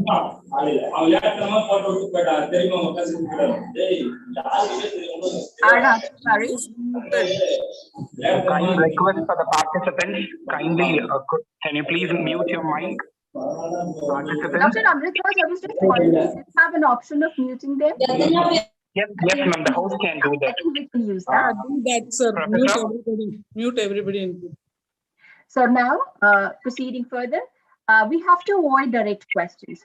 How do I avoid direct questions? I can avoid anyone who could answer this particular question. We can avoid direct question by embedding my question in another sentence. For example, we can now consider how productivity can be increased, right? So it's not, I'm not saying that you don't have to ask the question. You have to ask the question, but you have to embed those questions in another sentence so that you have indirect questions, because this is far more formal, this is far more business-like, and this is far more pointed. Then I have to avoid a personalized tone to my write-up. If I'm writing for a magazine, if I'm writing for textbooks, then the usage of you is appropriate, right? But in a research paper, the usage of you is not appropriate. For example, you can see the result in table 1. No, that's not a very nice way to put in your results. The result can be seen in table number 1. That's a better way of presenting your argument. That's a better way of, giving language to what you're saying. Both the sentences, they're roughly, asking the audience to do the same thing. But there is a huge difference when it comes to the style of presenting what you want to say. You can see the result in table 1. It is impersonal, it is less formal, and it is far more direct. Whereas the result can be seen in table 1, it is far more objective. It is less subjective, and it is far more formal. So therefore, objectivity should be given a clear go ahead. And how you can achieve it? You can achieve it by avoiding the you approach and by using the passive sentences. And likewise, they say that you should be writing in third person. Then always focus on more formal verbs. Now, what do I mean by that? Formal verbs, for example, assess, create, establish, reduce, raise, determine. For example, the sentences, engineers can come up with better design using CAD. Come up with, it's very, very informal, right? So what can be the better option? Engineers can can create better designs using CAD. So probably create will be a better usage of the verb as compared with come up, which is very, very casual, which is part of our normal conversation.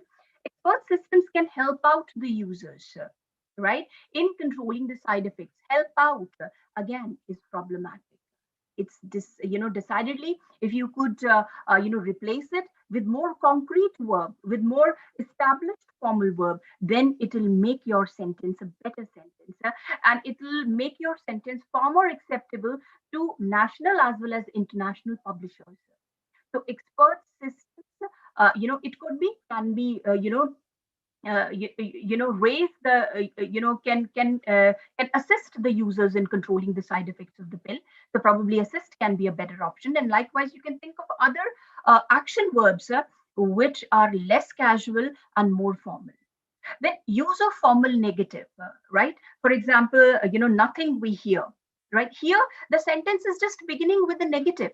We are supposed to avoid negatives. That doesn't mean that I cannot say something negative in my research, or I cannot, and how would I present the negative results in my paper?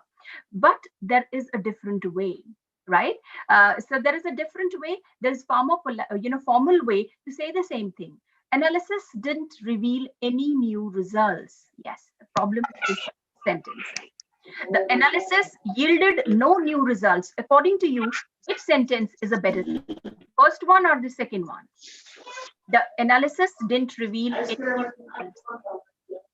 The analysis yielded no new results. Which one is a better sentence? Analysis yielded no results. The problem doesn't have many viable solutions. The problem has few viable solutions. So out of these two, the second one is a better option.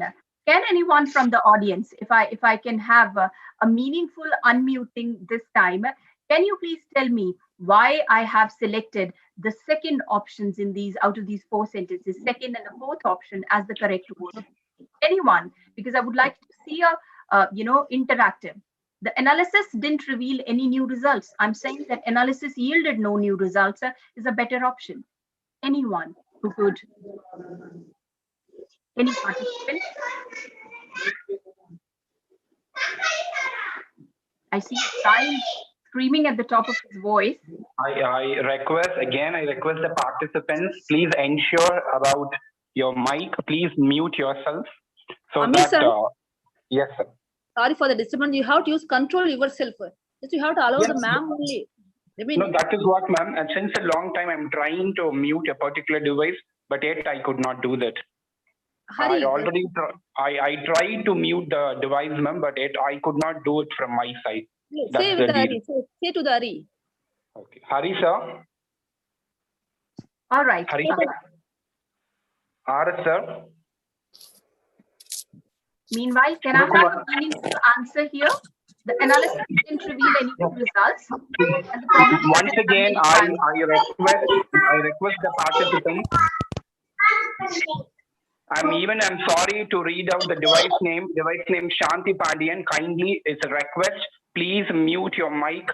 And for all the participants, the kind request, please mute your mic so that we may have a very good section.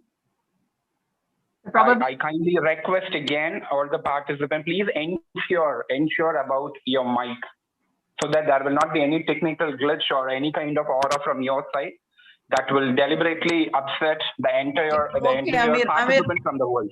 Yes, sir. Yeah. Let us proceed. Thank you. Over to you, ma'am. All right, sir. So yes, I was discussing that I should be using more formal negatives. For example, didn't reveal is a very, very negative term. Similarly, doesn't have many viable solutions. Again, it's very negative, and therefore it should be avoided. It should be avoided, and the better option is the problem has few viable solutions. Of course, it's saying the same thing, but it is far more positive as compared to others.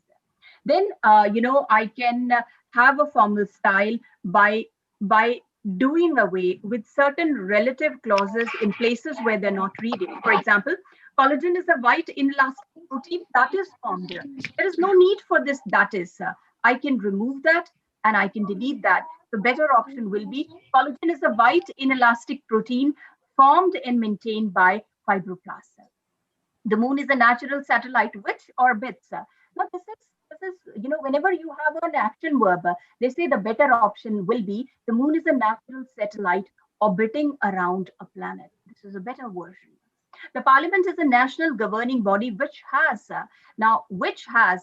is again a relative clause. It introduces a relative clause which is not required. The better option will be, reframing this sentence with the parliament is a national governing body with the highest level of legislative power in the state. So these were few tips that I need to avoid contractions. I need to omit certain unnecessary relative clauses. I need to avoid negatives in order to be more formal in my presentation, and that is required because I cannot be conversational. I cannot use slang. I cannot use cliche. And if I want to present my research findings in a business-like manner, then I must make sure that my language should be formal. The next thing which is required by the teacher is to incorporate clarity and precision. Now, again, clarity is very, very important from the point of view of a researcher, but the point is, how do I achieve that? How do I attain that? Clarity, again, is a misnomer, and people have to really work hard to be more clear, to be more precise whatever they are presenting. And how do I achieve that? They say in order to write clearly and with precision, right? Make sure the purpose of writing is very, very clear. The purpose of writing should be clear, right? And clarity comprises of number one, clarity in idea. Number two, clarity in sentence structure, organization, and proper grammar. Again, for clarity, I need clarity in my head. I should be very, very clear what I want to say, what I want to communicate. If my idea is clear, only then my language will be clear. So first thing is, I need a clear idea. I need a clear synthesis. I need a clear analysis. And once that clarity and analysis is there, the second task is to translate that clarity with the help of the language. And sometimes we have a clear idea, but we are, we make ourselves redundant and absolutely, non-comprehensible by using n number of redundant phrases, by using n number of words which are purely verbosity. So they say clarity is marred by improper syntax, redundant words, ambiguous expressions, and verbosity. I'll quickly deal with, with one example or two examples of each of these four instances when improper syntax, redundancy, and ambiguous expression mar my presentation. For example, the lab has samples from 20 women frozen in a tank. Now, are the women, the ones who are frozen in the tank? No, this is absolutely incorrect. The better option for me is to convert this sentence into two sentences. The lab has samples from 20 women. The samples are frozen in a tank. Now, if I break the sentence into two sentences, I'll be able to achieve the clarity. Therefore, it's very, very important that I must be clear.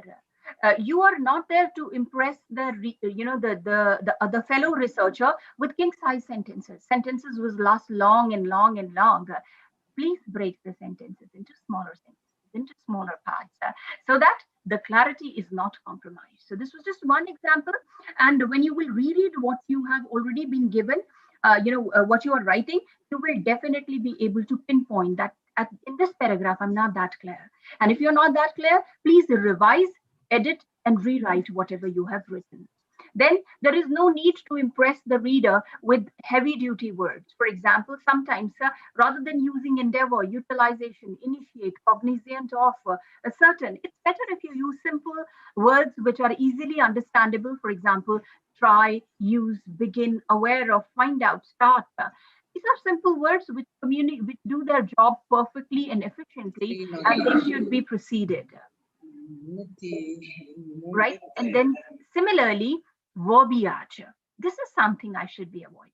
That means using a word, using a phrase when a word will do. So you must have heard of one word, you must have heard one word substitution. That means I substitute the entire phrase, entire sentence with just one word. There is no need to use unnecessary phrases, unnecessary clauses in a sentence when you can replace them with a single word. For example, if you can think of what can I replace due to the fact with? Well, rather than saying due to the fact, simply say because. better. Rather than saying in the event, simply state if. Rather than saying despite the fact that, say although or even though. Rather than saying in order to, simply to will do. And similarly, at the present moment, say now.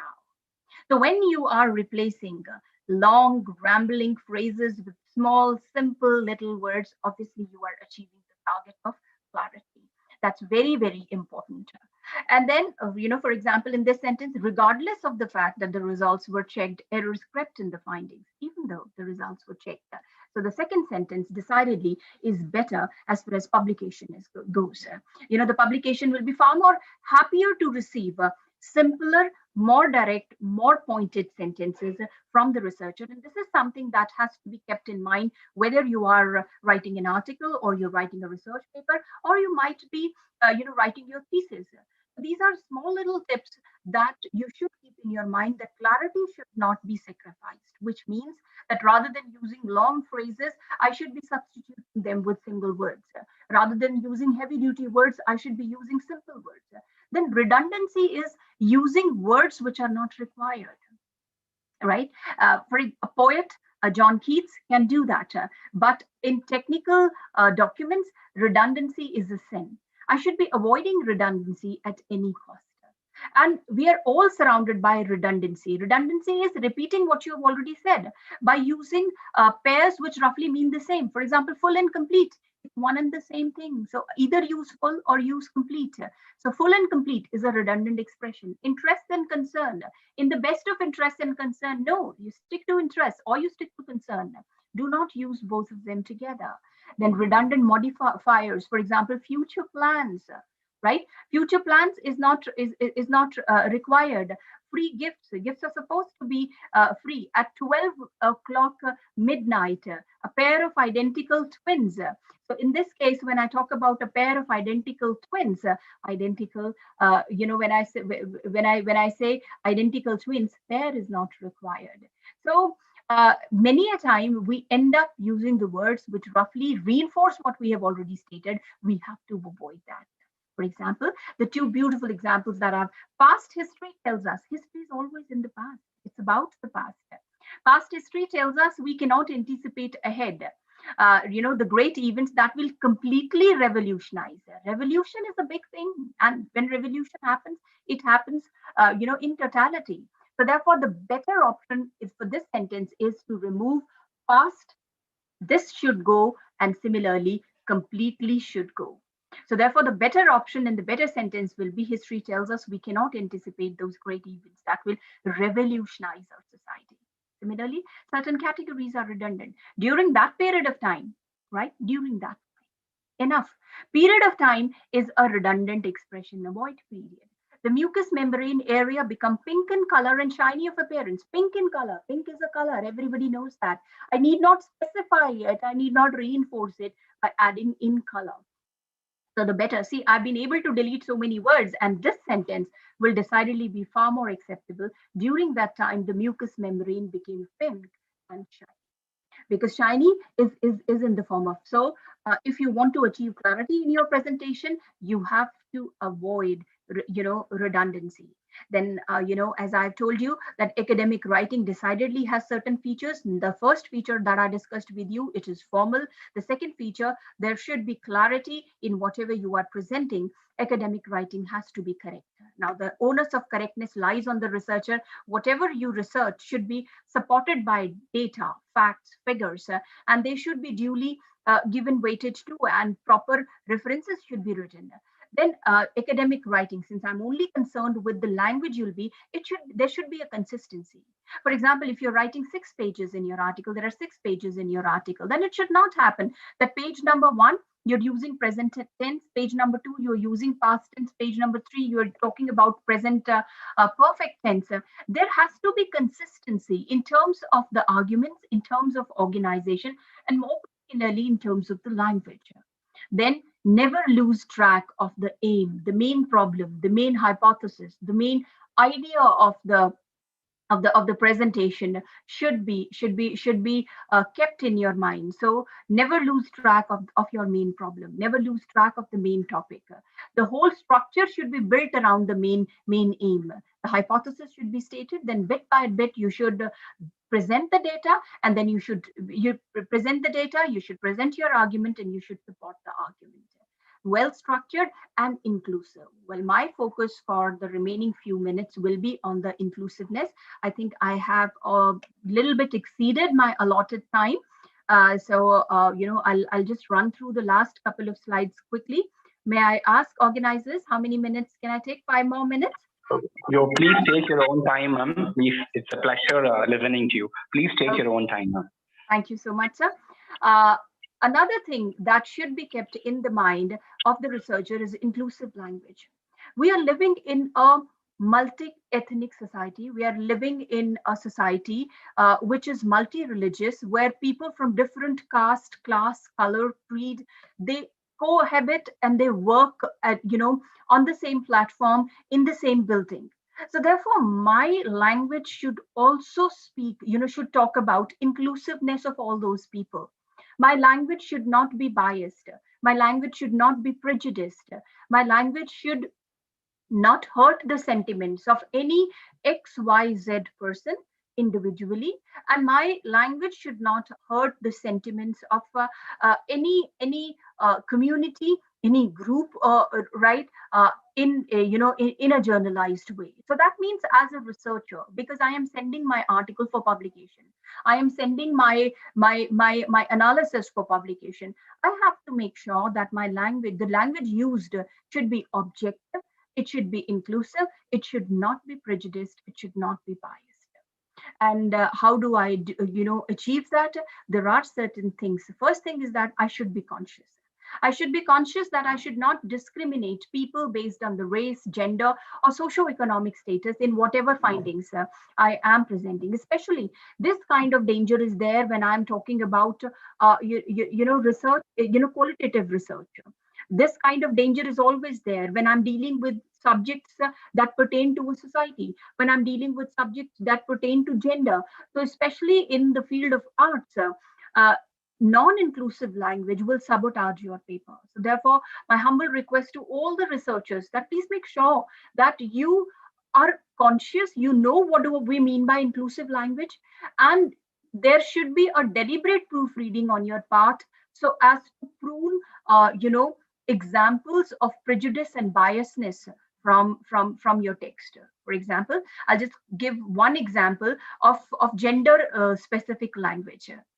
Well, the usage of gender specific language is the usage of words, phrases, and expressions that unnecessarily differentiate between women and men, and they kind of trivialize or diminish either. If you diminish the women, this is bad, not good. If you diminish the men, again, this is not good. So therefore, when you are writing, you have to make sure that your writing should be gender neutral. Your writing should be status neutral. Your writing should be religion neutral. Only then it will see the light of the day. And how do I achieve that? For example, there are certain words which are considered very, very, high decibel gendered. For example, poet, poetess. They say rather than differentiating, simply say poet. Rather than saying hero or heroine, simply hero. Manager, manageress, no. Manager can be used for both the people. Governor, governess, governor. Similarly, chairman, they say, is a very, very, gender biased term. So it should be either chairperson or chair, right? I can use chairperson also. That way, if the chairperson of an organization happens to be a woman, for example, Kiran Majumdar, then in that case, you will never be sorry for referring to that woman as man. So therefore, fresh man. No, first year student, layman, the best option will be layperson, salesman, salesperson. So these are small little way that go a long way in making our language gender neutral. Small little changes. Last but not the least, consider overall format of your paper. Proofread for careless grammar mistakes because they are bound to creep in. Do not just rely simply because you have subscribed to a software Grammarly. That doesn't mean that sometimes multiple options are available and they are not scrutinized. They are not pointed out by the softwares that we might be using to, build the grammar of our paper. So please make sure that you proofread, manually, by asking yourself relevant question. Is my verb agreeing with the subject? So which is very, very important. The verb should always agree with subject. As a researcher, never lose track of the subject. This is the basic rule. If the subject is singular, verb should be singular. If subject is plural, verb should be plural. So ask yourself relevant question. Is there unity in the usage of tenses? Have I used the homophones correctly? Is there a rambling sentence in any of my presentation? And then, check for spellings. Again, as I've said, do not rely on spell checker, because spell checker at times is oblivious of homophones. What are homophones? Homophones are the words which have same pronunciation but different spelling and different usage. So probably a spell check, for example, if it is a simple there and there, right? Rain and rain. There are three kinds of rain: R-A-I-N, R-E-I-G-N, and R-E-I-N. So, a speller would not, at times is oblivious of the homophones. It is the duty of the researcher that he should be aware of all these permutations and combinations in language. They say, once you are through with the writing, read it aloud. Yes. Take time. Take the, hold the sheet of your writing in your hand and read it aloud, and then check, am I making sense? Is my argument coherent? Is my argument presented in a clear, and is there a consistency? These are the questions that a researcher should be asking himself or herself. And finally, you should be using inclusive language so that you're more acceptable to large number of audiences. So these were few observations that I thought that I would like to share with you, because many a time we want to do good, we want to write well, but we fail because we are not aware of certain basic rules of the grammar. So familiarize yourself with the grammar, expose yourself to the English language, read other people writing in the same area. That will give you an idea. And again, work hard. Research, research, research. That is the main motto that the organizers of this workshop want to drill in your mind, that first do the research and then work on polishing that research and making it presentable with the use of right language, right vocabulary, right phraseology, right syntax. That's all I have to share with you, from my side. These are the few books which I find very, very interesting. When I am, dealing with clarity in research writing. And I'm sure that you can take, few examples have been taken from the books that you see being flashed on the slides. So, with that, I come to the end of my presentation. Thank you, organizers, for giving me an opportunity to share what I felt was very, very important with each one of you. Thank you, each one of you. It's over to you. Thank you so much for your enlightening and high valued information. As it is rightly quoted in 12th Night, if music be the food of love, play on. We have to listen more from you, but due to time constraint, we proceed for the next session. Thank you so much, ma'am. Once again, over to the participants. Is there any questions? Over to the participants. Is there any discussion or any queries to ma'am? And moreover, ma'am, I have a thing in the chat box. With your permission, I'll read out. One of the participants has posted. Is there any software, free software for language or grammar check? See, there are, I think you will have to check as far as the paid, content is concerned, but lots of software are available these days. There is Grammarly, Check Your Grammar. So lots of softwares are available and they do a good basic job. But as I've said, that do not rely on softwares completely. Basic knowledge of the grammar, because ultimately you will frame your own sentences. You will write your own conclusion. So we require, even those softwares, they require a basic framework. And if the basic framework is flawed, those softwares are not of much help. So therefore, I'll advise you that please make sure that you increase your exposure to the language. That means read as many articles as you can in English language. And number two, have little bit knowledge of the rules of the grammar. because I cannot bypass grammar if I'm using a particular language. As a user of a language, if I'm using Hindi, I must respect Hindi. If I'm using English, I must respect the rules of English. If I'm using Tamil, I must respect the rules of Tamil language. And if I am speaking and writing in Malayalam, then I must respect the basic syntax. Every language works with the basic syntax and rules of grammar. I and you cannot violate that. So therefore, my advice before blindly relying on a software, please make sure that you are well versed with the basic syntax and semantics of the grammar of any language in which you are planning to write. Ma'am, good afternoon. Very good afternoon. One more clarification. Uh-huh. I'm Dr. Lata from Government Arts College, Coimbatore. Absolutely. Researchers from lower socio-demographic backgrounds, how they can improve their language? What is your special advice for improving their language? These days, I think technology has come as a blessing in disguise. Even in the times, I think beautiful and brilliant articles are available online. Secondly, beautiful and brilliant speeches, presentations are available online, and brilliant tutorials are available online. So, you can rely on the research material. I mean, if you feel that your grammar is weak, then there are wonderful tutorials which are available online. You can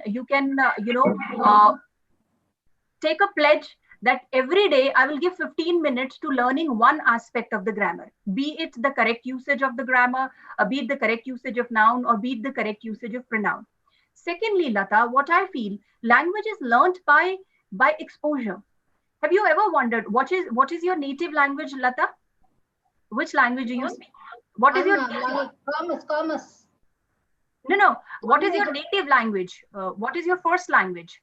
English is our second language. English. No. English is our second language. Tamil. Tamil Nadu. I am from Tamil Nadu, madam. All right. So see, have you ever noticed that a 2-year-old child in our families is able to speak Tamil brilliantly? How? A 3-year-old, nobody tells that child that this is subject, this is verb, this is object, and this is how you are supposed to use the sentences. But he is able to communicate all his needs and desires to his mother. That means the child is learning from hearing. So therefore, increase your listening exposure of the language. Listen to more panel discussions in English language. Why we lack, in the second language? Because we listen less. So therefore, because a lot of TED Talks are available. Listen to people, listen to, brilliant psychologists, sociologists, anyway. For example, if you are, you said a lawyer, right? Yes, sir. Law is your field. There are brilliant lawyers. Listen to their speeches, listen to the TED Talks, and when you will listen more of, in the language in which you want to gain expertise, you will automatically learn the syntax. That's the beauty of the language. Just like a child learns. Nobody teaches grammar to the child, but he learns by copying the syntax. So therefore, listen to more people speaking in English. It could be via panel discussions. It could be via speeches. It could be via TED Talks. Technology is there, so I'm sure that will be able to help you. Thank you, ma'am, for your kind information. Ma'am, is there any fixed format for references, ma'am? No, there is no fixed format, but I think if you're interested in grammar, then there is a book called High School English Grammar by Renan Martin, right? It's a very good book, right? Then the grammar book by Nesfield. See, basic, this is Renan Martin.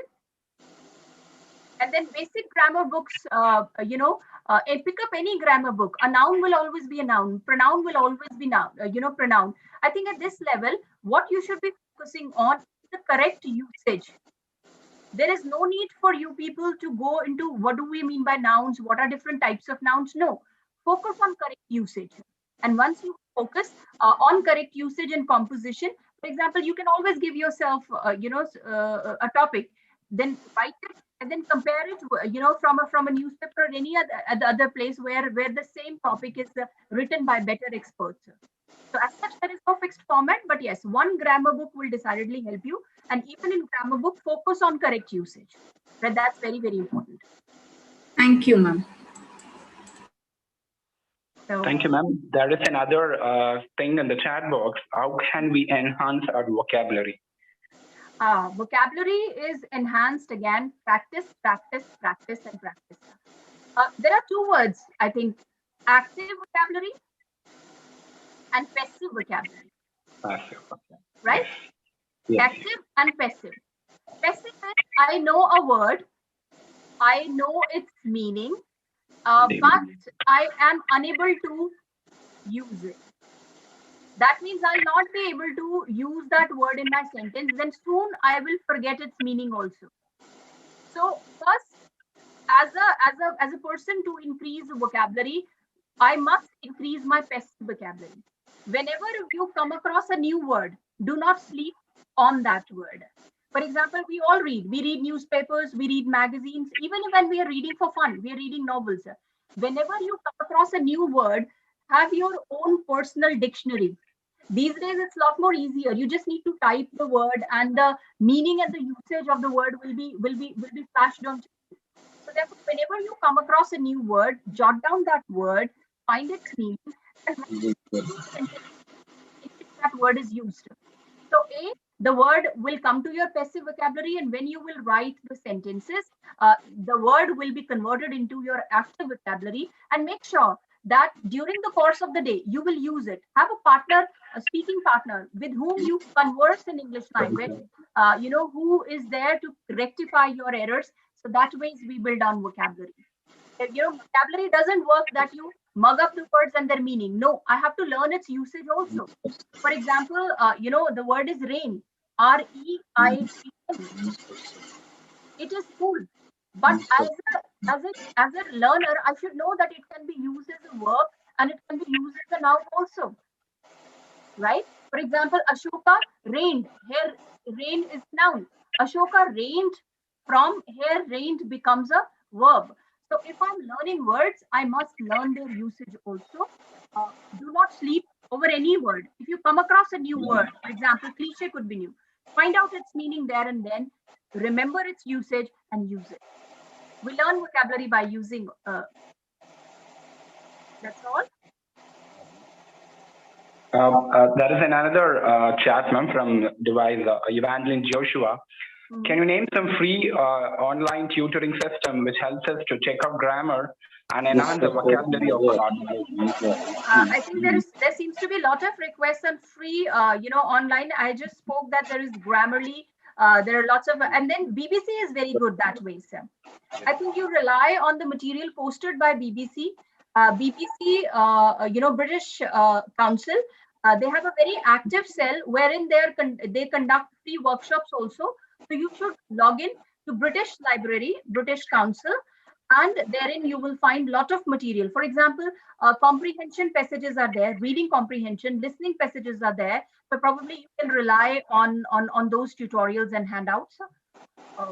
That is one that comes to my mind. Otherwise, I think I can share it always with the organizers and then they can pass it on. I'll prepare a list. Yes.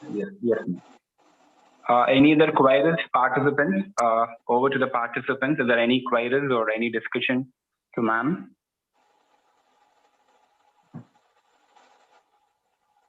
I think that's about it. Okay, ma'am. Thank you so much, ma'am. Once again, we really congratulate and for spending your precious time among us. Thank you so much, ma'am. Hello.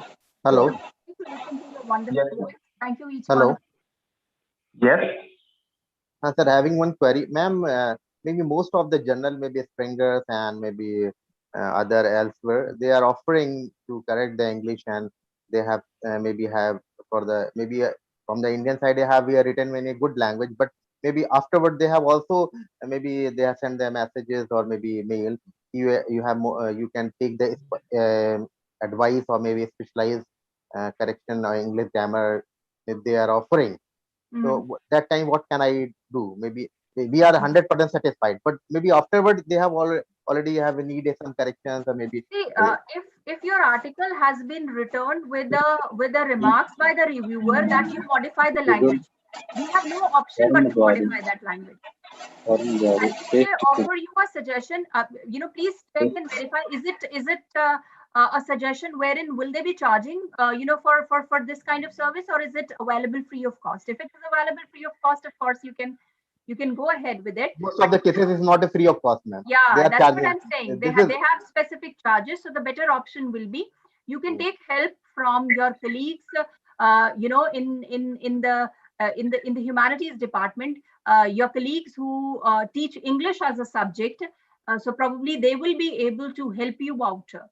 So I think, language correction, all it requires is a subject expert. So probably I think your colleagues in English department, since I think it's a big university, will be able to help you out, and I think that should sort the case. If a reviewer has sent back a paper asking us to revise the language, we have no option. We will have to revise it, and I think the first attempt should be with the help. First we should do it ourselves, and to be more satisfied, we can always take help from the people in the English department, and they can help us out, right? Because normally such paid services, they charge exorbitantly. This is what I have observed, and at times it's not worth it. But again, I think the experience can vary. So normally, do not have. If any other specialized from the in Indian scenario, we are talking about belong from the environmental background. We are having some mathematicals and other some maybe other we are using. Maybe words is not important, but analysis is highly important. Maybe similar in maybe you can find out from a case of the scientific languages.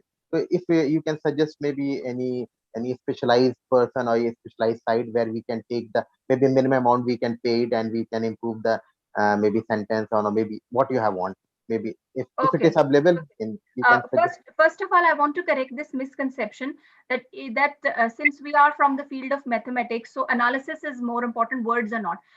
This is where the problem is. Analysis is important, but it should be presented in a right sequence with the usage of right words. Otherwise, ambiguity, vagueness will arise in the results. And therefore, language is very, very important. I cannot sideline it. I know that as a researcher, as a mathematician, as a physicist, as a person dealing with the chemical sciences, you have done a brilliant research. But the point is, you have to table that research on, before others. You have to make other people see the value of your research. For that, you will be requiring language. And as I think we've already discussed, there are lots of software which are available. For example, Grammarly, check your grammar, where you submit your scripts, and they do highlight they highlight the mistakes.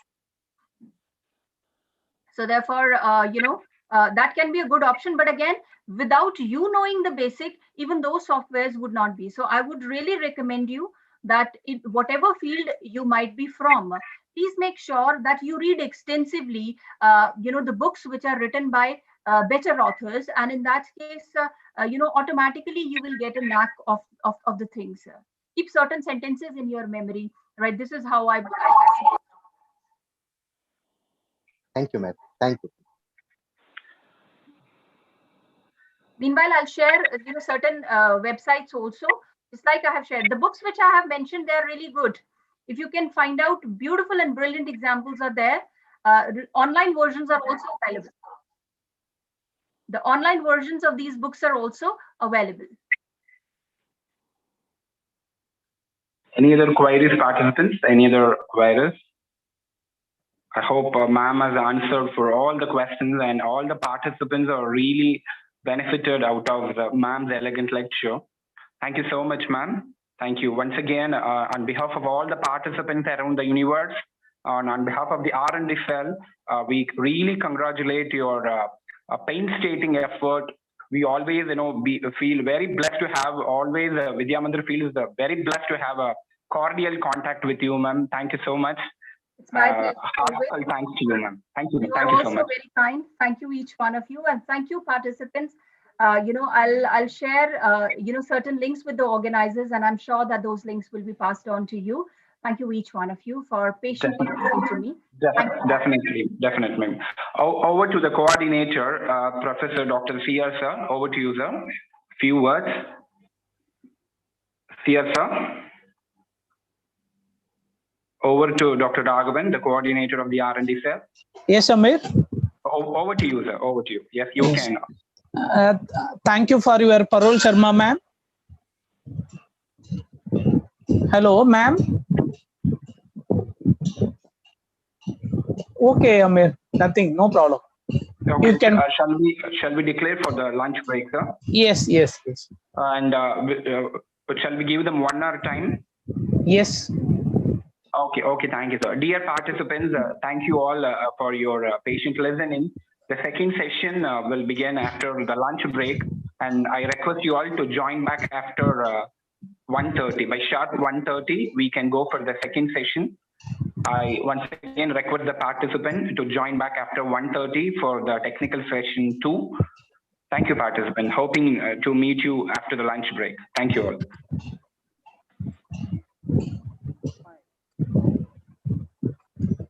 Thank you, sir.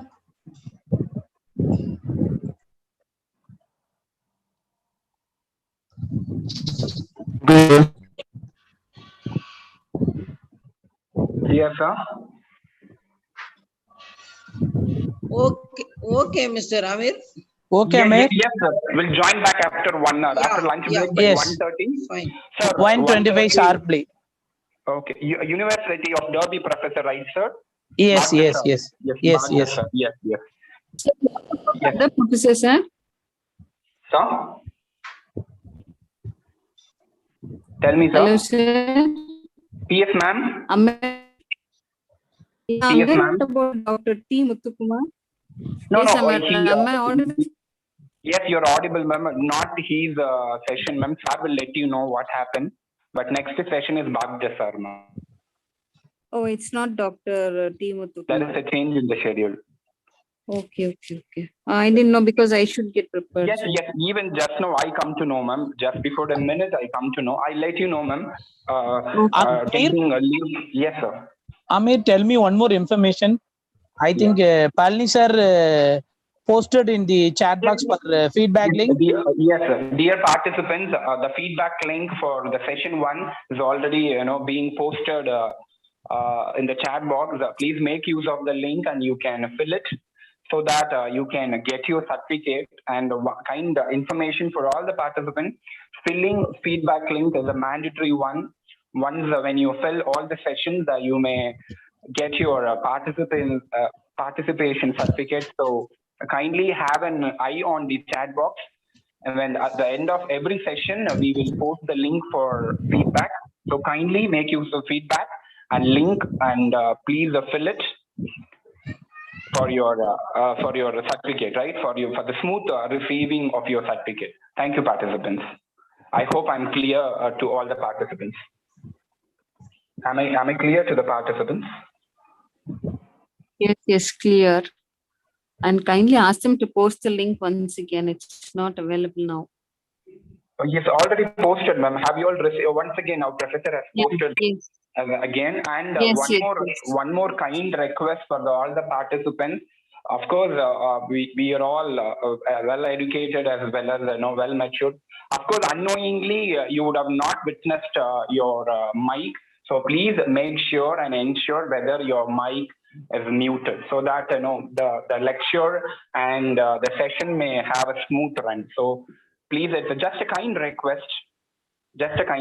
Please don't take it very personal. Please make sure and ensure about your mic muted, and all the participants will be allowed to speak and to share your views once the session is over. Thank you, participants. Thank you all the professors, and thank you all the allied people around this universe through this virtual platform. Let's meet after the lunch break. Thank you all. Fine, Professor. Fine.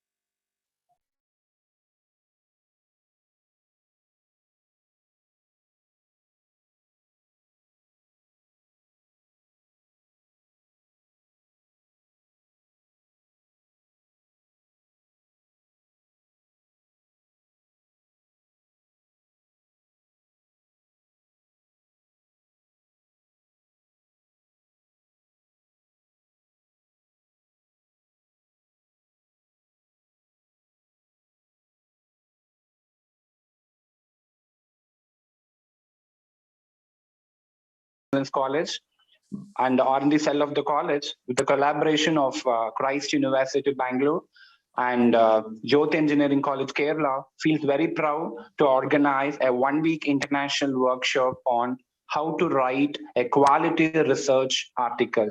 I welcome again all. Now, time for the technical session.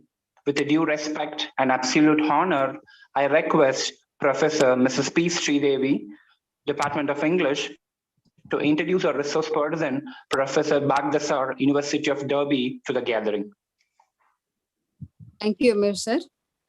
Good afternoon to all dignitaries online and the participants. It's my privilege for giving me this opportunity to introduce our today's most eminent professor, who is going to keep us all in the web of his knowledge for the next few hours. He's going to enrich our writing skills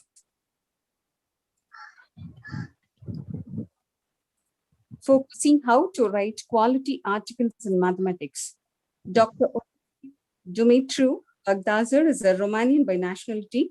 He holds the honor of many degrees to his credit. Sir has completed his BA Pastoral Theology at UAB University, Romania. He has obtained his BSc Hons Mathematics from Babes University, Cluj, Napoca, Romania in 2006.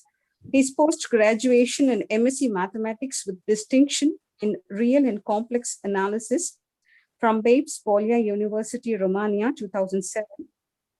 Dr. Bagdasar also possessed the certificate of postgraduate certificate in higher education from the University of Derby, 2013. He has a record of double doctorate, the first one in applied mathematics from the University of Nottingham, UK in 2011, and a second doctorate on mathematics from the Babes Bolia University, Romania, 2015.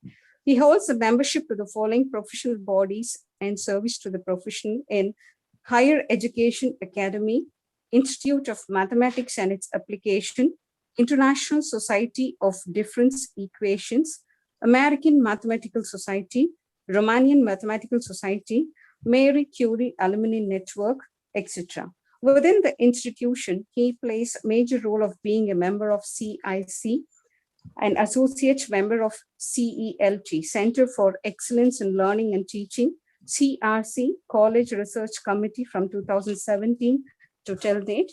Professor has supervised 10 PhD scholars, 6 postgraduate students, and 50 undergraduate students projects. Coming on to the authorship, Dr. O.D. Bagdasar has authored 3 books. He has published more than 70 articles in Google Scholar, presented 40 invited lectures and seminars held nationally and internationally. He has strived hard to receive grants from the funding agencies for the higher education and welfare of the students' community. Dr. O.D. Bagdasar has been a visiting professor to many universities around the world and has organized hundreds of conferences and workshops nationally and internationally. I really bothered that I couldn't list all those due to the time constraint. Coming on to his working experience, Dr. O.D. Bagdasar has secured many degrees and has served in many fields. He has 5 years of industrial experience. He has served as a representative for students in mathematics Faculty Council Romania from 2003 to 2007. He has also served as a founder, treasurer, vice president, social secretary of Romania Society at University of Nottingham from 2008 to 12. He has served as a reader in Liverpool Romanian Orthodox parishes from 2009 to 15. And at present, he is serving as an associate professor of mathematics, University of Derby, a reader, choir director, treasurer, and trustee of Romanian Orthodox Parish, Nottingham. He's an expertised person in IT skills. It is an added milestone to his honor, and we are much fortunate enough to have a resource person not only of international fame, but also a versatile personality. And now, with due respect, I hand over the session to Dr. Odi Bagdazar, Associate Professor of Mathematics, University of Derby, UK. Over to you, sir. Thank you, sir. Thank you very much for the very kind and generous introduction. I'm very delighted to be here and share my expertise with research articles in mathematics with the participants of this event. I will try to share my screen.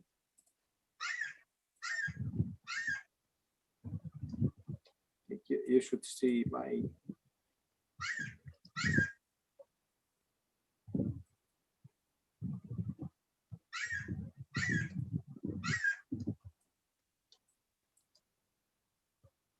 Could you please confirm if you see my presentation? Yes, sir, it's visible. Okay, very good. So the title I've been given for my presentation is How to Write Quality Articles in Mathematics. For this event, I would like to congratulate the organizers for putting together a very interesting agenda. I like the idea of this event very much, and I also liked very much the logo of the institution. So knowledge leads to modesty, because I think modesty is very important in mathematics, especially in this age. The overview of my talk is as follows. So before we start, we're going to see a short introduction. Then we're going to go back to business and discuss about the structure of a mathematics paper. You will see that there are some specific aspects as well.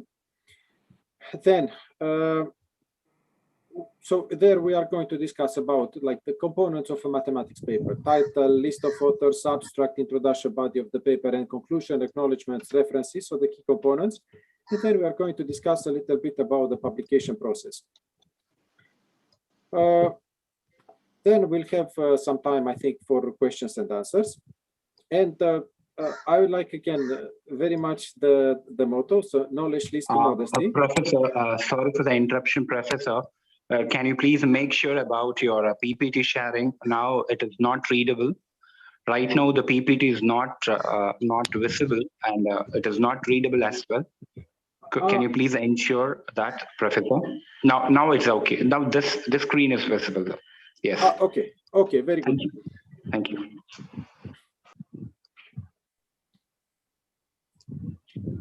And I like this quote very much. So God opposes the proud but shows favor to the humble. And I have to give you a disclaimer. So I'm not a know-it-all person. So I'm still learning in the process of how to write a good mathematical paper, because I think this is a lifetime process. So what I'm trying to do is, I wrote some mathematics papers. I published my first paper. You'll see the title and the main idea of my first mathematics paper, which was published when I was aged 20. So I was a student in my first year, and then this is when I published my first paper.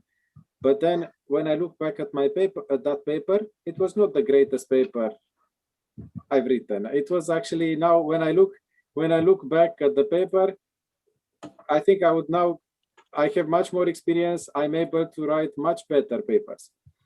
However, this is what my level was at that time. And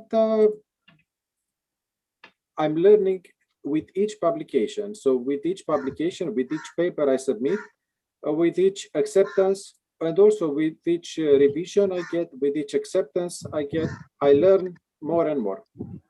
So I think I try to present this not just from the outcome point of view, but also most importantly from the point of view of the process.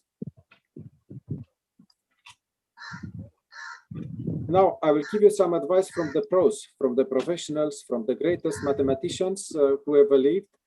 So I provide here some links and some references. So from Paul Halmos, one of the greatest Hungarian mathematicians, who wrote a book, How to Write Mathematics.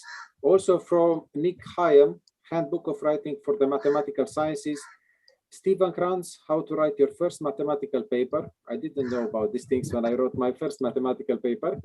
Then from American Mathematical Society, Manual for Authors of Mathematical Papers.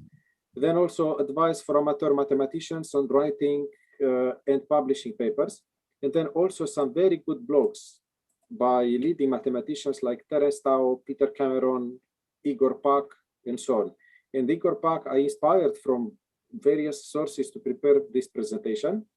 And yes, so these are all very, very good mathematicians and very experienced and publishing lots of papers in the top journals. So if you really want to see what publishing a good quality paper means, you should try to follow their advice to the letter. They have much more time also to explain. And also I tried to distill and combine with my own experience, and then I produced this presentation. But mathematics, you know, we mathematicians try to work from the definitions. So first, let's see, what is mathematics? Each of us has an idea of what is mathematics, but now we go back to the words of some famous people who knew more about mathematics. And Galileo Galilei was saying that the universe is written in the language of mathematics. And without this language, you are wandering like in a dark labyrinth. So this means that we have a responsibility if we have to write mathematics. If mathematics is the language of the universe, we have then to write this mathematics in an appropriate way, like it is a language, right? So we have a responsibility there. Also, Einstein was saying that pure mathematics is the poetry of logical ideas. And also Hardy, you are going to see Hardy in the following slides as well. Hardy was saying that there is no place in the world for ugly mathematics. So mathematics should be beautiful, should be elegant. And I think you have all heard about Ramanujan. I visited Tamil Nadu 3 times so far. And what I learned from Srinivasa Ramanujan, so he was saying that an equation has no meaning for me unless it expresses a thought of God. Another important thing in mathematics is that in mathematics we do theoria, which is the contemplation of truth. And this is the highest endeavor of the human mind, I think. If you look at Christian spirituality, in Christian spirituality, there are 3 steps in your way to perfection. The first step is purification. The second step is illumination. And the third step is contemplation, or in Greek, this is called theoria. And this is what we do in mathematics. In mathematics, we do theoria. So this is the contemplation of the truth. And then I also found another interesting quote by Ramanujan, his letter to Hardy. So it's without doubt that Ramanujan was one of the greatest geniuses who ever lived. However, when he was in India, he wrote a letter to Hardy, who you have already seen Hardy before. And he was saying that if you are convinced that there is anything of value, I would like to have my theorems published. So he sent his famous letter to Hardy, who was a leading professor, a leading mathematician at the University of Cambridge. And he showed him some results. And then he said, if you are convinced that there is anything of value, I would like to have my theorems published. So you can see that, first of all, Ramanujan is showing humility. So he's not saying, look, I'm just a genius person. Everything I do is brilliant.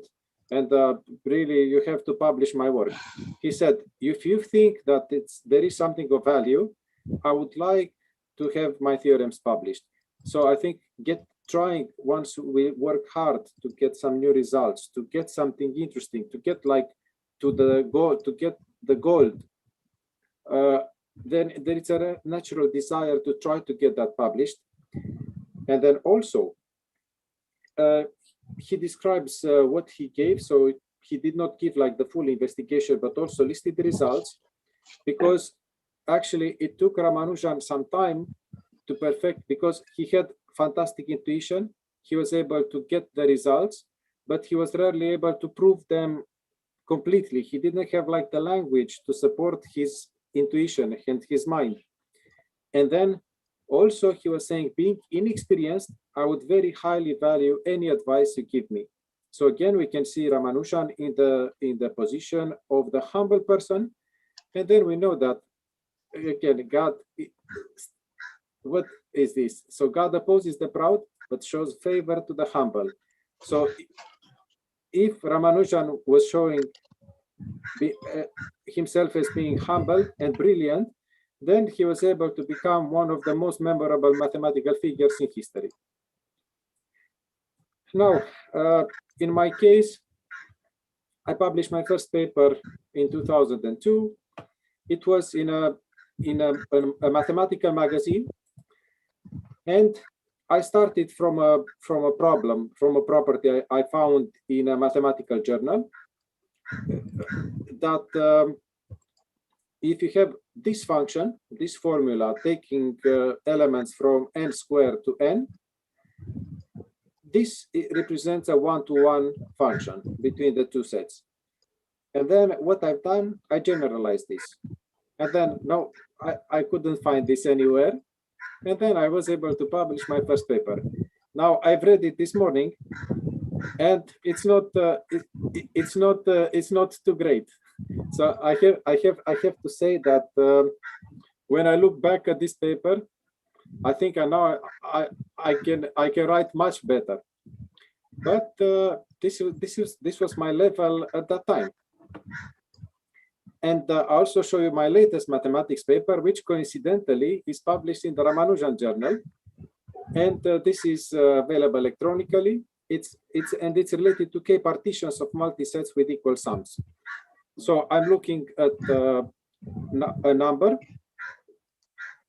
So I'm looking at sets of numbers which can be divided, and in how many ways can you divide this set? Can you partition this set into K parts such that each part has the same sum?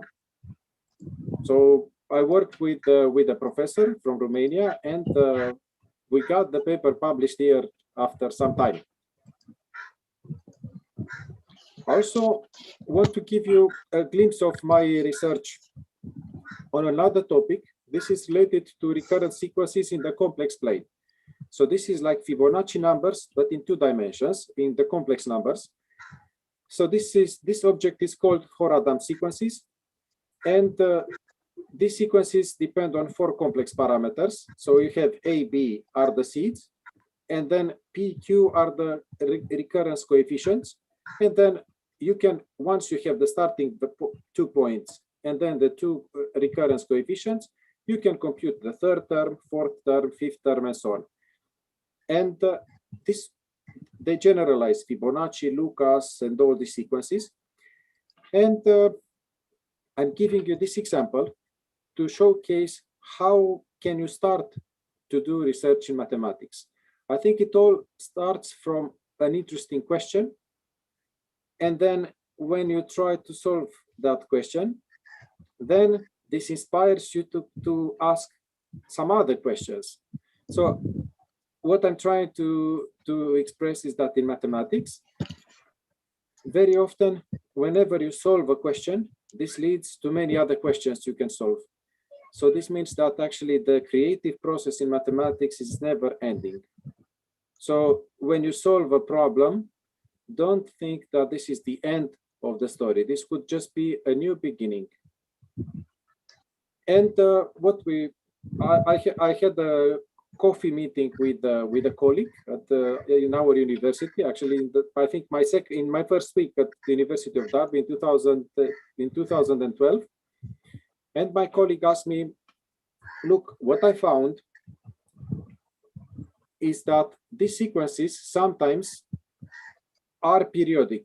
So I start with AB, two random numbers, and then if I put P a third and Q a quarter, I see that the sequence repeats itself. So why does that happen? And then we created like notation, we created a way to work with these numbers. So they were known in the literature since 1965. There were some identities, but this problem was not solved. So my colleague asked me a very nice question, and then we were able to solve it. In next week, I had the solution. But then I'll give you another tip for mathematics in terms of the power of mathematics. It is said commonly that a picture is worth 1,000 words. But Dijkstra, an eminent computer scientist, was saying, yes, this may be true, but the formula is worth 1,000 pictures. Because in the formula, you can capture lots of interesting cases.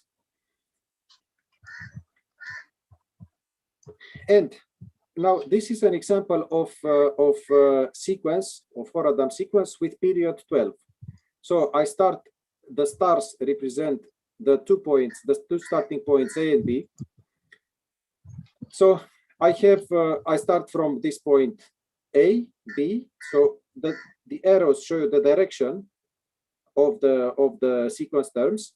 So I'm going 1, 2, 3, 4. So on the left diagram, 5, 6, 7, 8, 9, 10, 11, 12, and then I go back to the first element. Then in the second diagram, you can see that I have another orbit of period 12, but it looks very different. So what we have done was, so my colleague had completed a survey on these sequences, so to see what problems were solved and which problems were not solved. And then we just started to ask questions, and we looked at, okay, can we characterize the sequences which are periodic? That was the first question we solved. Then we looked at, okay, if we give a fixed period, let's say 100, can we explain exactly, can we prove how many sequences have exactly that length? So how many periodic sequences of precisely that length there are? And then also, is there any structure? Because you can see that here we have 12 points. So we have two sequences of length 12, but they look very different from each other. Can we characterize somehow these patterns? So what is very interesting here is important in research, in mathematical research, is to have good questions.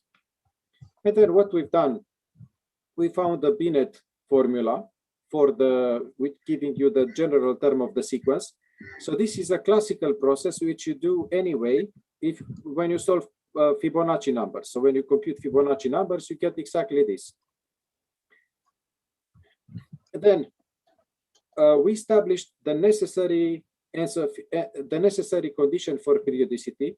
So in order for the sequence to be periodic, you can describe that in one line. And I think this confirms Dijkstra's statement that the formula is worth 1,000 pictures. So in this formula, I actually capture all the pictures you could generate about periodic sequences. Then we found geometric properties of this sequence. We looked at the geometric structure. For example, so we found that these patterns have dual symmetry. You can create patterns having 20 points, like in these pictures in C1 and C2, so the bigger pictures. So you can create two patterns, one, so both, these are the same points, 20 points and 20 points. But on this left diagram, these 20 points can be divided into 4 regular pentagons, while on the right, the same points are divided into 5 squares. So this shows the dual symmetry of this. And again, so this all come with proofs and so on, and each of these problems became a paper. Now, what happens if the sequence is not periodic? How do these sequences work? Now, another important aspect, so it depends, of course, on the type of mathematics you are doing.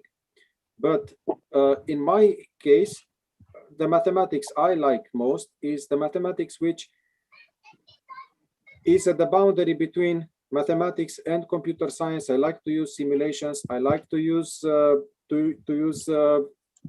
some implementations with mathematical software like MATLAB, Maple. I found them very useful. And for example, so we found that all these periodic sequences and also some other types of sequences are between two boundaries, inside boundary and outside boundary. So we found where they are located. And then we started to work with MATLAB to see how the sequences look like. And then here with the stars are the first two terms. And then you compute in the top left diagram, you compute 20 terms. Then in the top right diagram, you compute 100 terms. And then you can see that the pattern begins to emerge. Then if you compute 200 terms in the bottom left diagram, the graph seems to take shape even more. And then on the right bottom, on the bottom right diagram, you can see that actually the orbit looks like is made of five spirals, each spiral having 6 branches. And when you look back at the parameters, you can see that there are actually, the reason for this kind of pattern is that some parameters in the problem are 1/5 and 1/6.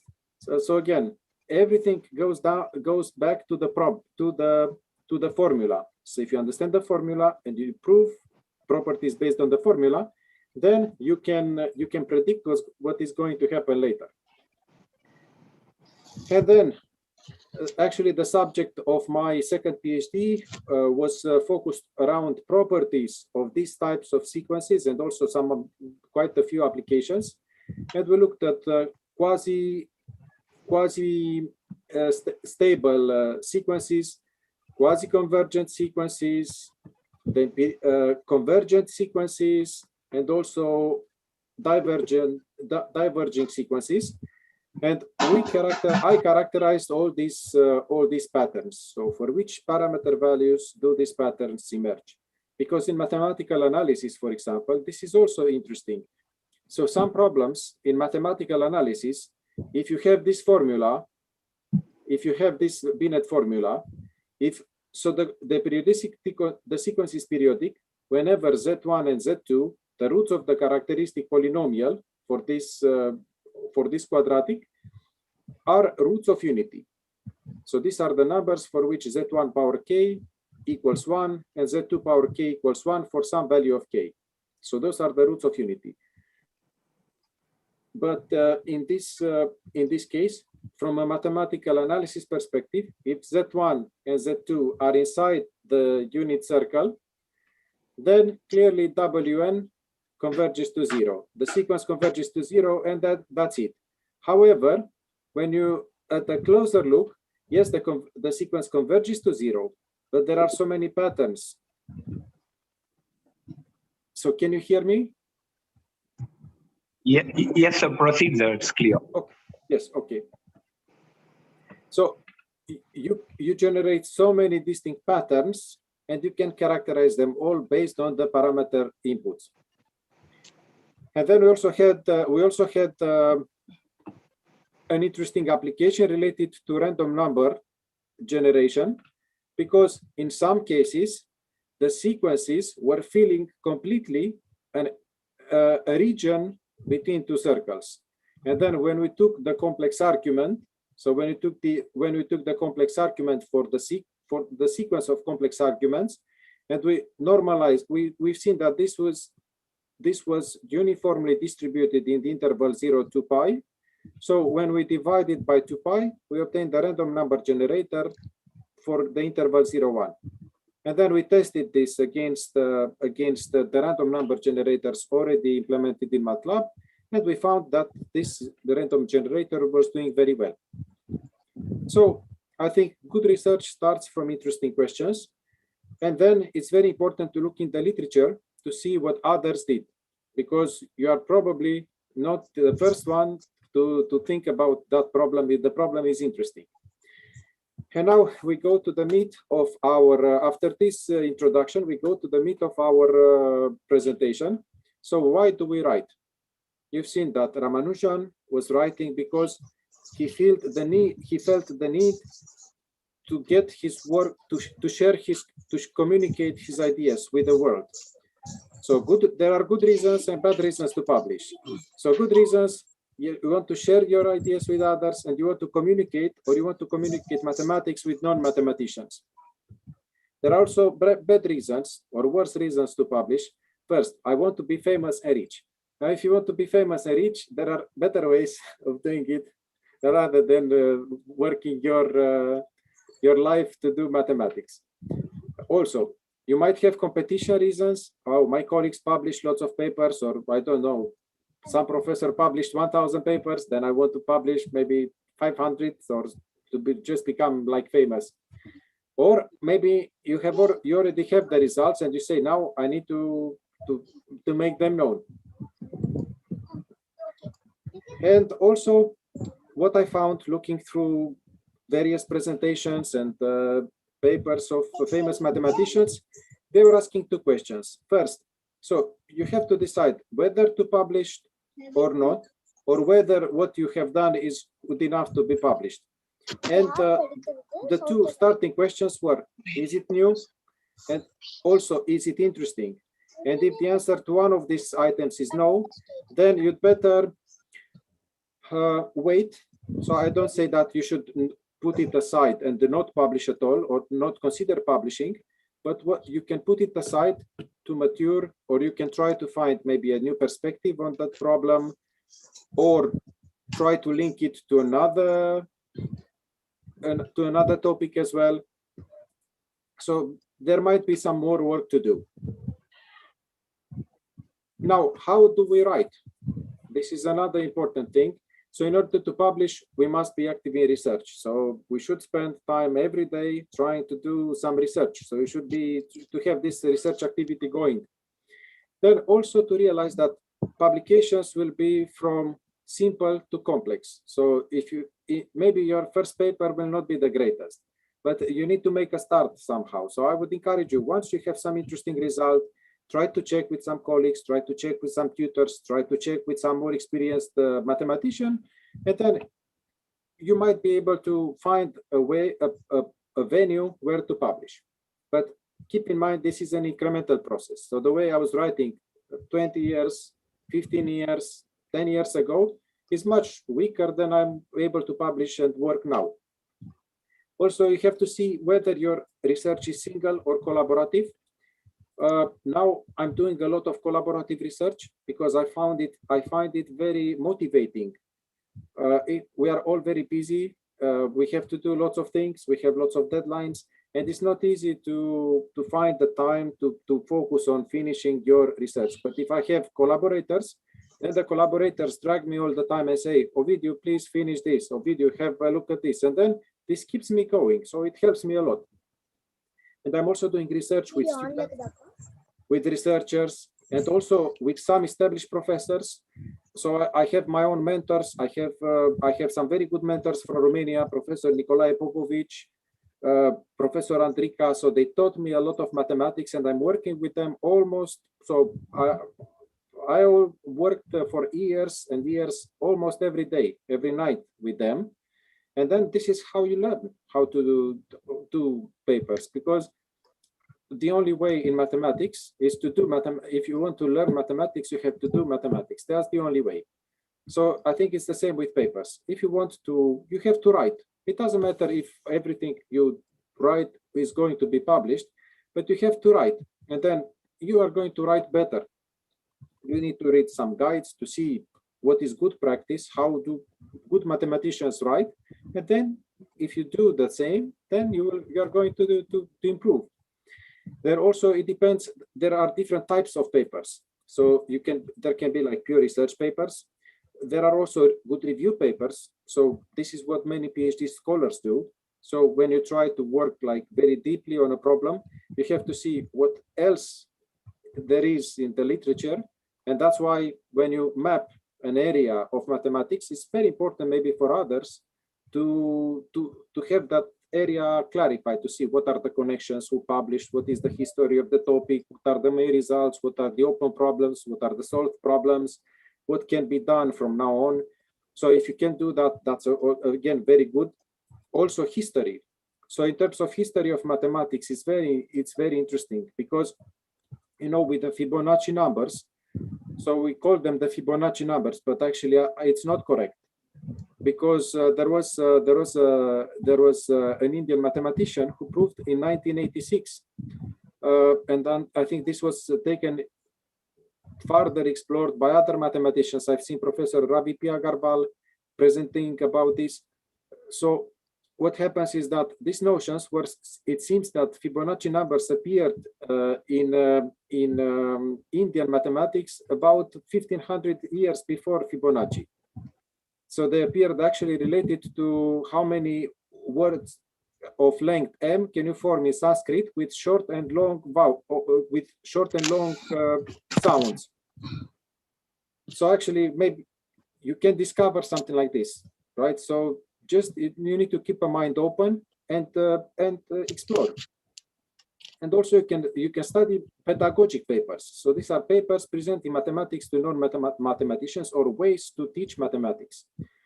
Also, there are different venues where you can publish. So you can publish in conference proceedings, symposiums, special issues. You can publish in journals. So I think this is where we're all trying to get. And then journals are indexed in various databases, ICI, publishers, rankings. So you have to explore about where to publish. And also there is a trade-off between quantity and quality. There is a saying that, so if you start publishing a little bit, then if you are careful and if you improve, then I think the quality will be there as well. But then I think the main priority should be the quality of the work. So the quality of the work, meaning that it should be new, it should be relevant, and then the sky is the limit. And then also, maybe at some point when you get enough experience, when you have the right opportunity, you can get to publish books. And these are some, this is, for example, on the left, I have a textbook I published for my course in the UK for my students in year 1. Then this is a monograph I published last year, recurrent sequences, where you will find many of the diagrams I presented. And then I have another interesting result, but this is published with PhD students. I launched myself into a collaboration with some professors from Italy, from UK, and with my PhD students, we worked on this interesting application of mathematics to analyze the Sicilian mafia. And we looked at how can you use mathematics to uncover the operations and disrupt the structure of the Italian mafia. And you are using some graph theory, you are using computer simulations, you are using social network analysis to do this thing. And again, for this kind of, we took data from actual trials organized by the European police, looking at phone calls between mafia members and also meetings between mafia members. And then we were able to build 2 data sets. We were able to apply some algorithms, and then we were able to draw conclusions about the structure. Then we were able to suggest methods to disrupt the activity. But again, if you really want to go into the research with impact, also applied mathematics, then you need to find the right collaborations, because this is not a project you can do on your own, because someone had to go to get the data, to get like the dossiers with the information. Someone else had to extract this information. Someone else had to process all this information to design the algorithm. Someone else had to write the paper and to review the paper. And it was like a joint effort of quite a few people. Now, when you write papers, you need to think of who are going to write the paper for. There are so many papers published these days. that I think this motivates me as well to publish a bit less, but a bit better, because only in ICI, these are only the ICI papers, and it seems that there were up to 75,000 papers last year published only. More and more every year. So that's why if you want your paper to be read, you have to tell a story, and you should give the readers reasons to read your paper. And everyone is busy, including yourselves, including everyone. I give you here the source. You can read more about this study. And now we go into the structure of the paper, A paper starts with title and a list of authors. In the title, you have to be specific.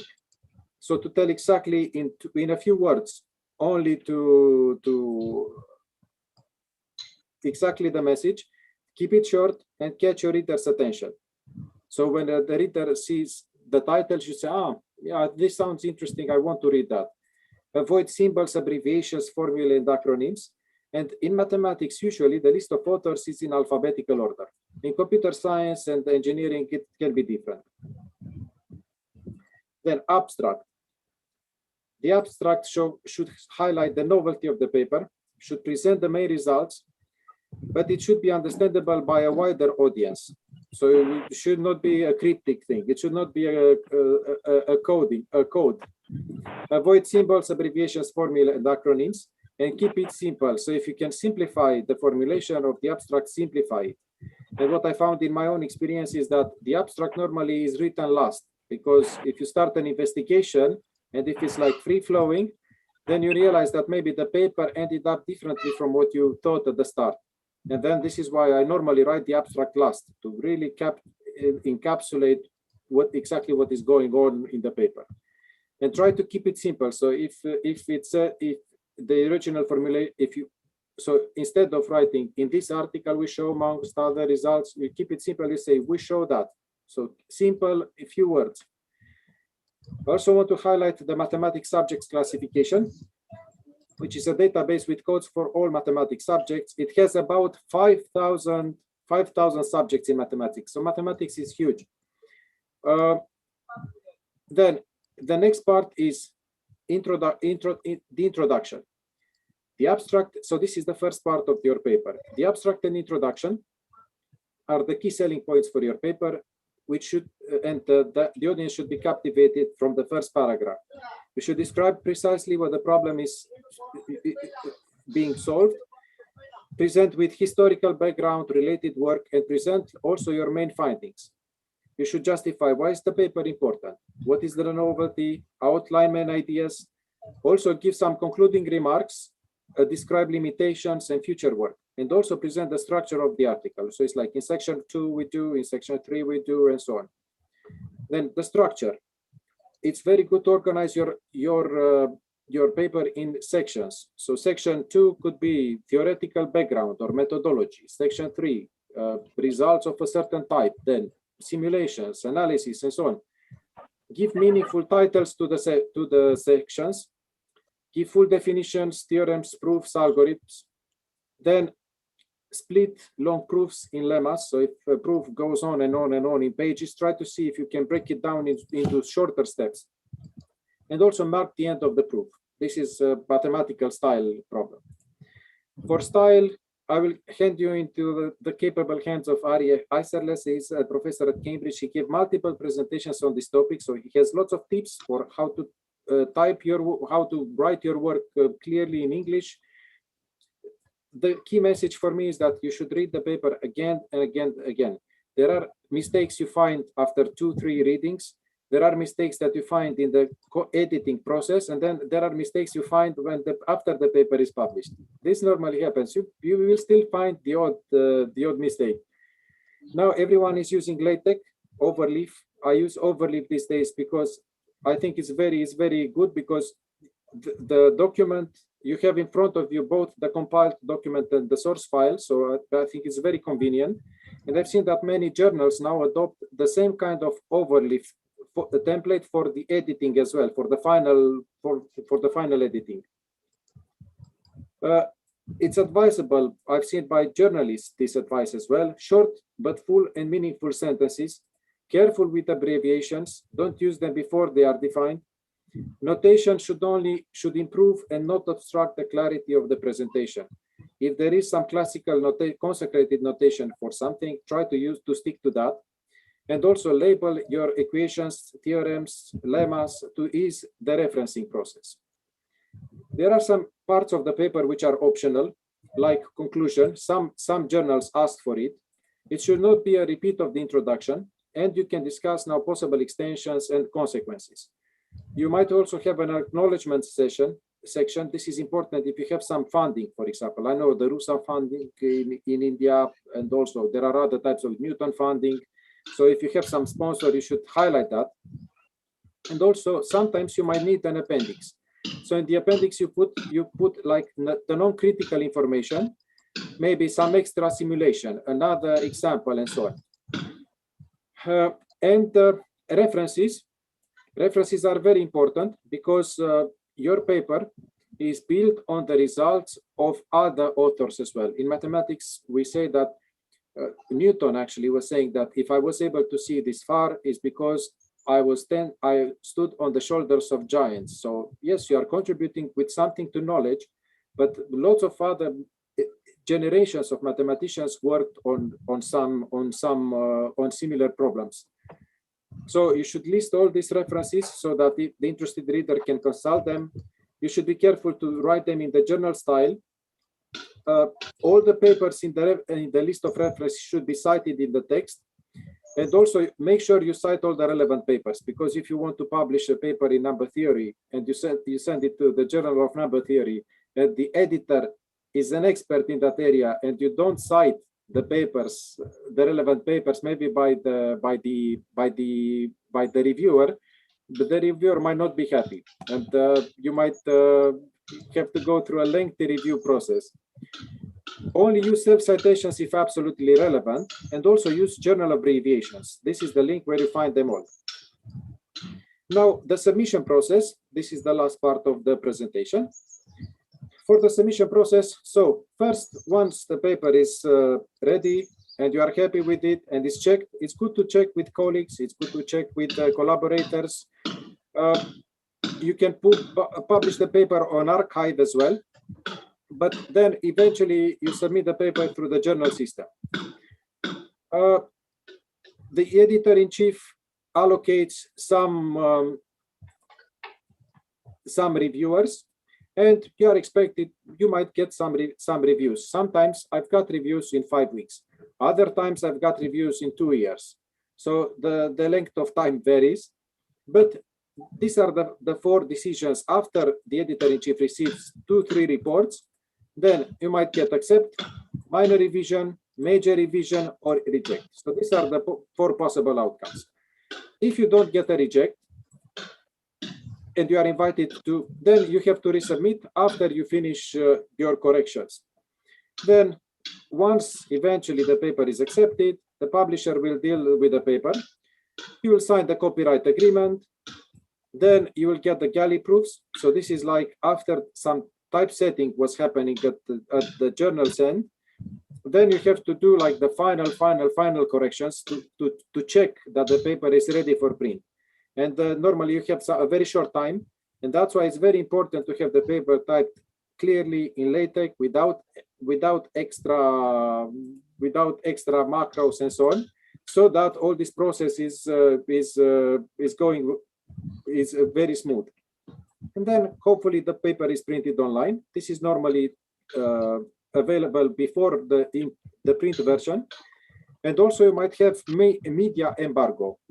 So there are different types of access to journals, and all this information is available on the journal webpage to see what kind of embargo do you have.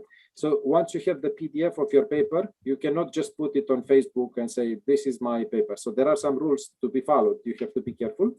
And then after a while, you get allocation to issue with pages and so on.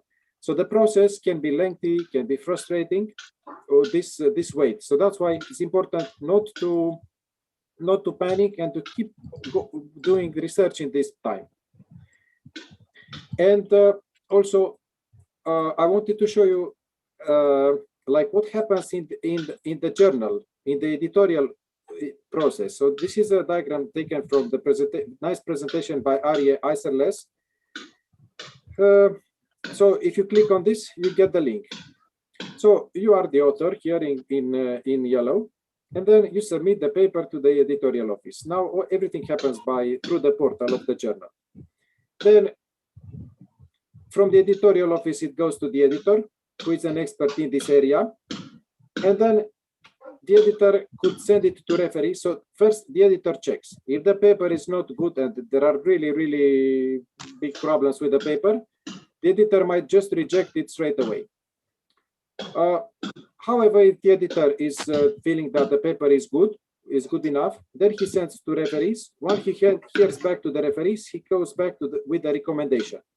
And if this recommendation is positive, normally by multiple referees, then the editorial office, they also suggest an outcome. Is it an acceptance direct? This is quite rare. Or is it a revision? Or it's a major revision or minor revision? And then you are going through some loops, through some iterations with this process, until eventually, hopefully, you get the paper accepted. Now here I just provide a bit more information about and advice about these different outcomes. So when the decision is made, this is sent by the editor-in-chief.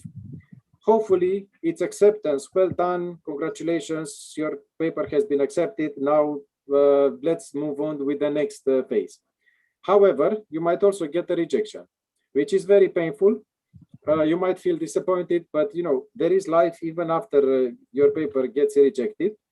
If the referee misunderstood something, you might feel that I've done this quite recently, so I'm guilty of this. So maybe you say, look, you did not understand this, what I tried to do, and so on. But actually, if the referee did not understand, maybe it's your fault that you did not explain it correct. You did not explain it well enough. And also, it's very important. So there is a lot of learning to be taken from the rejection as well, because the rejection normally comes with feedback. And all this feedback can help you improve the paper. Once you get a rejection, you should not just try to resubmit straight away to another journal, because I think what would be very interesting is to first assimilate all these comments, try to really understand the comments, and then see what can be done with the paper. Because maybe there are things you can do to improve the paper a lot. Also, you might get major revision. So in that case, the referees might ask you to restructure the paper, to correct maybe some mistakes, to correct proofs, to add more examples, clarifications, and it's better to do it. So it's not good to argue with the referees, because you might submit papers to the same referees at a later time when you are more mature, but they might have you on their radar. So it's good if they say, so you should trust them that they are experienced mathematicians, experts in the area. So if they say this is a major reject, just be humble, take it on board, take the comments on board, improve the work, and then submit a better paper, either to this journal or elsewhere. And then minor revision, this is easier. So you might just have some typos, clarify some steps, give more, maybe an example, and then maybe add some references. But now there are two things to do once you get the reports. And also, once you completed the revision, so you've done the research work, maybe the things which were needed, then make sure that you address all the concerns of the referees in a letter. So you are going to write a letter. So I think sometimes this is optional, but it's very good to have a letter in which to explain, and you start that. We thank the referees very much for their useful comments and feedback. Now this is how we address them all in as follows. And you start referee 1. And then for referee 1, you address point by point exactly what they said. Maybe you don't have to agree with everything the referee said, but if you don't agree with something, maybe they did not understand your point of view. But again, politely, you explain exactly what you meant and why what you suggested in the first place was correct. And then there will be some communication. So after this revision, you are going to submit, and then the referees will get back to you. Maybe now, if you clarified the point, maybe they will take it on board and they will just approve the paper.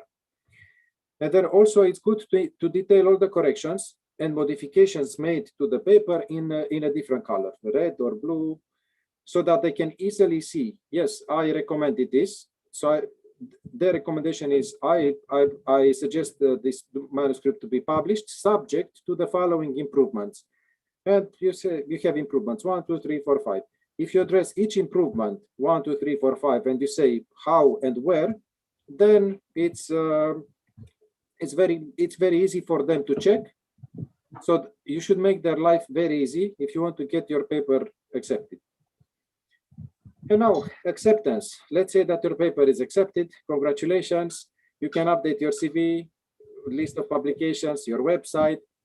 You will have to provide a source file. It's best to start and finish with the journal style. So if you publish with the journal, I don't know, Mathematics and Computers in Simulation or Ramanujan Journal of Mathematics, what I do when I start to work on the paper and I decide that the paper should go there, I write the paper in the journal template. This is the easiest thing to do, because then you don't have to rewrite the paper from scratch in a short time for the review process. So this is what I recommend. Complete, again, copyright agreement. So review acknowledgement section, observe the media embargo, and also it helps to have everything in LaTeX. There are other benefits. So you might have free PDFs and also temporary free access links. I've seen that Elsevier is now giving access for 50 days to the paper for free. So this is when I share normally on Facebook. And now my concluding remarks for this session. So writing and publishing articles takes effort, time, and research. So you can only publish good quality research papers in mathematics if you do quality research in mathematics, and then you put it into the shape for a paper. Then discussing your work with others at conferences. You can just contact a specialist in your area. This can lead to important collaborations long term. I have such a collaboration with Professor Raja from Alagappa University, and now we also became good friends. We met in Korea at ICM, and then I visited India in 2017, and since then we have a very good mathematical relation and also very good friendship as well. And I'm very sorry for the current situation with the COVID in India. I think it has affected all. I'm praying for the people in India and also for the people around the world to get through this pandemic harmless, and then so that we can meet at some point face to face as well. Now, if your paper is rejected, it might not be entirely your fault, but again, I mentioned that you might have not explained it well. Do not get discouraged, so keep going. You will hopefully learn from the mistakes, and despite the struggles, the final is worth the pain. Even if you don't get the paper published, you still become a better person, because I think mathematics has a spiritual value as well, because it's a form of cleaning your soul and of keeping yourself honest. Maybe the work was not good enough, but again, taking the lessons on board, you manage to learn things. And then if your paper is accepted, do not sleep on your laurels and say, look, now I have another paper, I published another paper, now everyone should sing songs of praise to me. And also be humble and get back to work. And Andrew Wiles, the mathematician who proved Fermat's conjecture, was saying that the definition of a good mathematical problem is the mathematics it generates rather than the problem itself. So sometimes from humble mathematical problems, you can get very interesting and good research. So my final comment is best luck with your next paper. May God bless you all, and keep safe. And I hope to meet in person sometime. Thank you, Professor. Thank you so much. And thank you for your enlightening and elegant presentation in writing quality research articles in mathematics. Your continuous overflow of powerful information is really an eye-opener. We really appreciate your cult wit for being so cordial and highly informative. Our gratitude to you for all you have done, which we will never forget, and we truly appreciate for the efforts and time you spent for us. Once again, thank you so much, sir.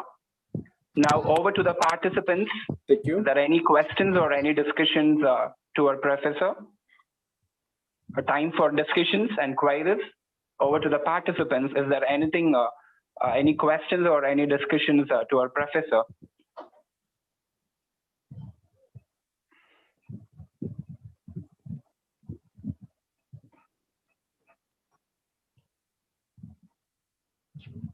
Good afternoon, Professor. Good afternoon, Professor. I am Raghavan. Yes, yes. Professor, I will send you the slides of the presentation. Yes, Professor, I need it. Finally, I have asked one question. Yes, how to judge my paper is very good paper?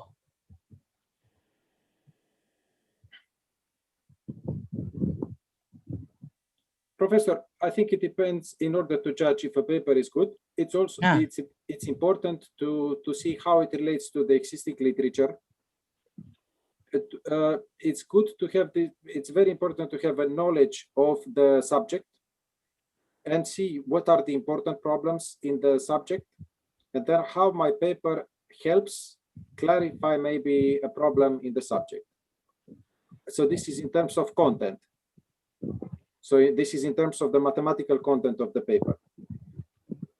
So for example, if you find that in your area, there are some mathematicians working on various types of problems, right? And then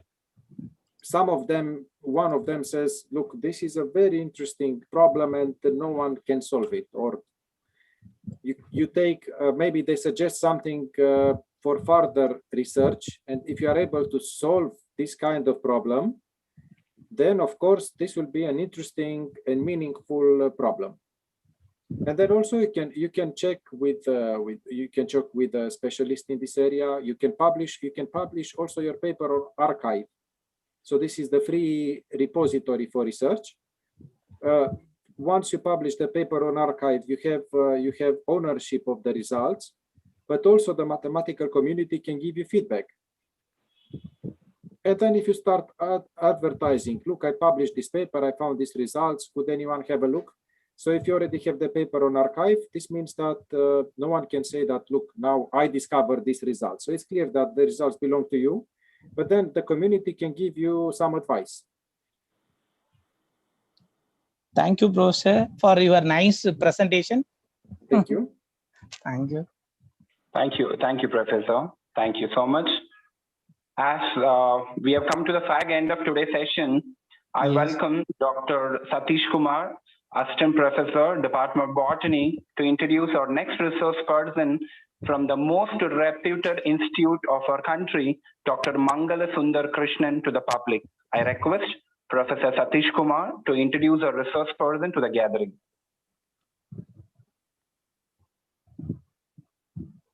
Time for the next presentation. Over to Satish Kumar. Professor, over to you for your introduction about our Professor Dr. Mangala Sundar Krishnan.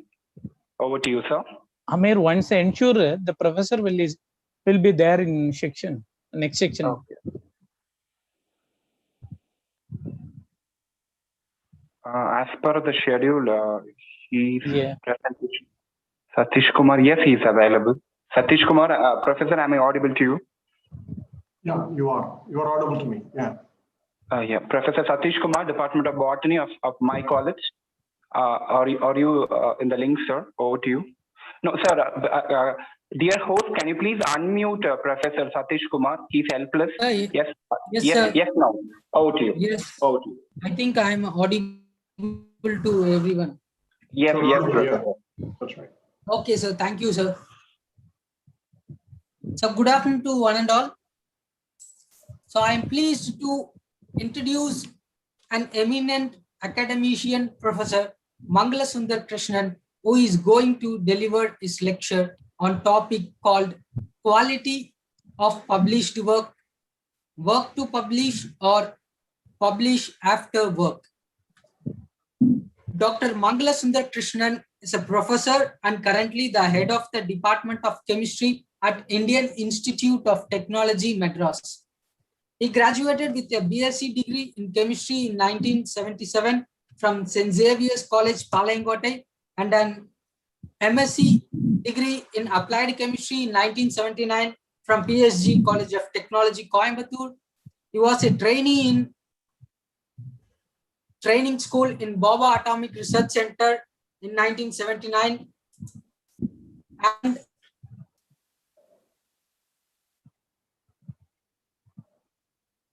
he was a scientific officer for 2 years. He obtained his PhD degree in 1988 from McGill University, Montreal, Canada, in theoretical chemistry, and had several years of postdoctoral experience in a number of fields in theoretical chemistry from major universities in Canada, including University of British Columbia, University of Montreal, and Queen's University, before joining IIT Madras in 1996. He has guided 6 PhD graduates, 2 MTech students, and more than 2 dozens of MSc students in theoretical chemistry. There are 3 PhD scholars currently in his group. He has published his research in international journals in several theoretical chemistry, such as the theory of nuclear magnetic resonance, molecular spectroscopy, and computational chemistry. His other major interest is in the area of technology and enhanced learning. He has been the National Web Courses Coordinator for the National Program on Technology Enhanced Learning, that is NPTEL, for the period of 2003 to 2015. He is a member of the Standing Committee Education through Information and Communication Technology, and also the Chief Coordinator for DTH Swayam Prabha for Education through Direct to Home Television. He is also the IIT Madras Coordinator for the National Knowledge Network and Online Classroom Project, and a member of the E-Learning Task Force of the Ministry of Electronics and Information Technology since 2005. He was a executive board member of the National Institute of Open Schooling and National Council for Educational Research and Training. He is also a member of the Empowered National Committee of MOOCs and assist Ministry of HRD in the establishment of online certificate learning process.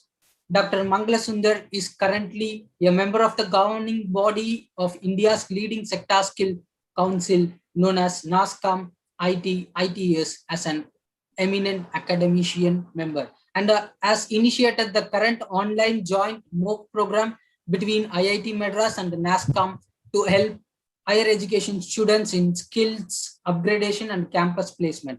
Dr. Mangala Sundar Krishnan is a university gold medalist at both UG and PG graduation. In addition, he is the recipient of one of the best graduate student teacher, that is Sterry Hearn Awards, given by McGill University for 3 years in succession from 1984 to 1986. He was also honored by the Honorable President of India citation as a pioneer contributor on digital learning in 2018. With this detailed introduction, I proudly invite Professor Mangala Sundar Krishnan to deliver his lecture. Welcome you, sir.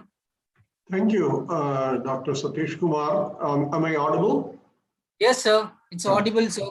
And I want to thank all of you, Sri Vidya Mandir Arts and Science College, the Christ University in Bangalore, and also Jyoti Engineering College in Thrissur. If I recall, I think I have visited all 3 of the institutions one time or the other during the NPTEL project. And let me thank all of you for the opportunity. My worry was your introduction was going to be longer than my presentation because you kept on going. So I wanted to tell you, but anyway, this is a formal meeting. Therefore, it is all right that you had to give what you wanted to give. Thank you so much. But let me now share some of the experiences I have had and the thought processes that I think are important in quality publications. Professor Bagdasar had very, very clearly explained to you some of the finest and also most important aspects of paper writing and orientation, and also how it should be done and so on. So that is a very nice introduction to a more philosophical statement of what you want to publish and why you want to do so, more from the point of view of my own experience. So let me now share my screen, if you permit me. Okay. Okay, I think I can do that right. Yeah, share. So are you able to see the screen now? Yes, sir. It's clear. So let me go to my presentation and the presentation. Let me see if I can set it up to slide duplication. Okay, now you are able to see only the slide, isn't it? All of you. Okay, thank you. So let me start the publication title that I have, The Quality of Published Work, Work to Publish or Publish After Work. Is, of course, you will know the answer. And if the answer is not clear, then I have anyway failed in my presentation. So you should, hopefully, you will be able to get the clear answer within the first few slides. Okay. Now, let me start this one. Okay, I'm ready. Yeah, okay. So some of the most important metrics that you need to consider in writing a very quality research article. Most important metrics, let me go one at a time. The first one, as Professor earlier said, the need to publish. Why do I have to publish this? What is important in it? And why this is important for the others to know. So you have to establish that. And also you should decide, once you have done that, what is the correct forum to publish, which set of journals are most relevant for the area, whether this idea is a research idea or whether this is a cumulative experience that you have, you want to write it as a review, or whether this is a presentation you need to give to specific conferences. You have to decide the forum in which the idea should be published. And most important in getting these things done is the quality of research training that you have to go through in order to arrive at this solution or this publication. That quality of research training is extremely important for you. These are all metrics in deciding the quality of the paper that you write.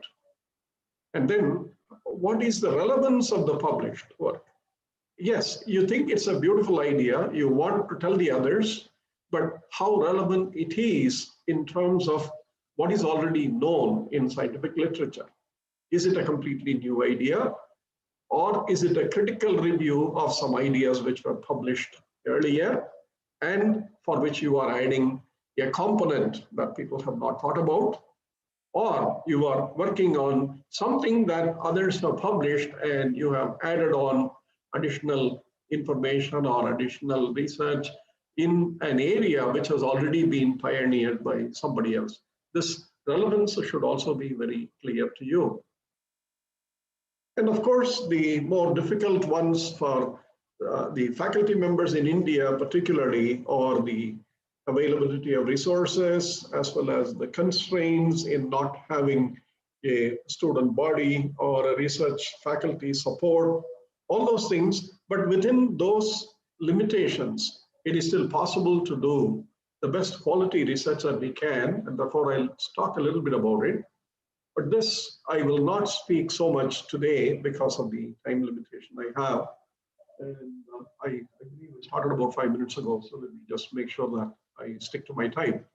Copyrights and plagiarism are very, very important, and issues, it should never be, you should never be involved in either one of them, copyright violation or in plagiarism. So therefore you should know a little bit about them, but I won't be able to cover that today.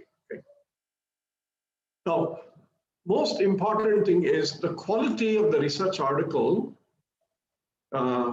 Most important thing for any quality research article is the significance of the problem and the clarity with which you state the problem. Therefore, as the previous speaker said, say it right away in your abstract and also in the introduction, what problem that you are going to solve or what problem you are providing the solutions, etc. That clarity should be there. There are certain things that you can always avoid in writing research articles, both in the abstract as well as in the paper. Something like saying, in this research, we address the problem or whatever that may be. Don't address the problem. I think what is important is something else. And also, merely saying that we are presenting a lot of data and we are reporting our investigations on experimental and theoretical work, whatever it is, and present new data, but without a proper analysis and why those data are important and why they are significant. Without that analysis, if you are simply going to present to the data, because they're all new, they're all something that others have not done, is not a very good paper. Therefore, these are all important. And the third, even more important, is in this article, we are reporting an interesting problem. Interesting to whom? To yourself, to the general public, or to the specific experts in the area. I have a very beautiful anecdote and very humorous one by James Watson, who was the discoverer, one of the discoverers of the double helix for the DNA structure, Nobel laureate. This is what he had to say in one of his books about how to write the article, begin the article for others to understand. Here it is. He criticizes about the articles that he read from some other researcher. In this case, of course, it is Linus Pauling, the most famous chemist in the last century. And then he says this in his book. One article of Linus Pauling started with the phrase, collagen is a very interesting protein. Linus Pauling won the Nobel Prize for the protein alpha helical structure. And Watson says, it inspired me to compose opening lines of the paper I would write about DNA if I solved its structure.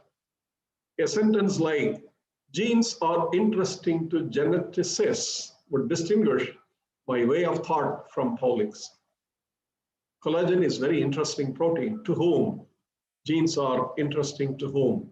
Let's make it very, very clear. So there are very beautiful examples in the literature about how to write introduction and how to capture the audience for them to read your article right away or jump into it. Okay, there is something here which went behind. Yeah, what are acceptable in terms of writing and desired methods? Okay, here it is. Let me see. The title should convey clearly the area of research that you have selected, the purpose of your research, and some details of the investigation. The title should be captivating enough to convey all these things.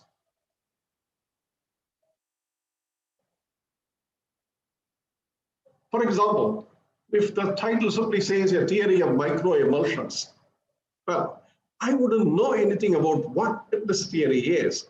Microemulsions are interesting to a large number of people, but what theory is he talking about? That's generally not an acceptable title. The next two titles that you see, which are modified, slightly modified, the lattice theory of microemulsions now tells the audience or the reader, oh, he's going to do a special lattice design of the microemulsions, microscopic dimensions, and therefore he's going to use this, the lattice model of a solid state system. Or when you say phase behavior and theory of microemulsions, it says very clearly that you are looking at one aspect of the microemulsions and the subject matter is very clear. And these are much better since the focus is also directly on the research topic that you are presenting. Okay. Sometimes you can actually have a title with a question.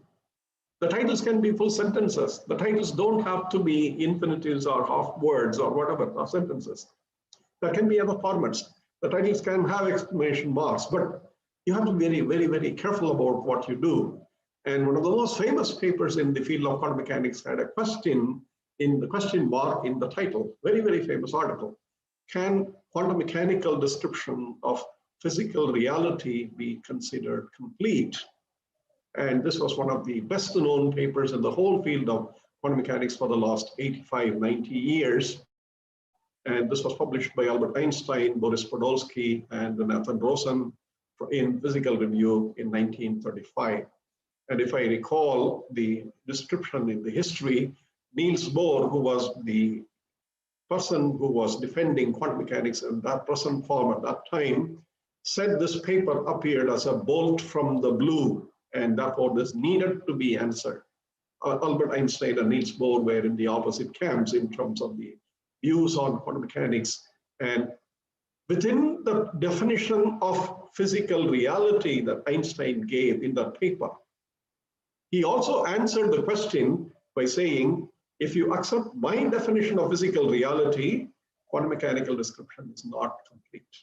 Therefore, it's possible. It is important for you to think through what you write and think again and again and come up with the absolutely clear ideas and the language. Of course, English is not our language, and therefore you might want to worry about it, whether you are effective in English communication and so on. Don't worry. I think all of us learn. Okay. So another example. This is a sentence which is one of an important paper that I have studied several times in my own field of research. Carbon-60, that is fullerene, vibrates as a hollow sphere. That's it. That's a title. Okay. And then you look at the paper by Professor Solomons in the Journal of Chemical Physics in 1994.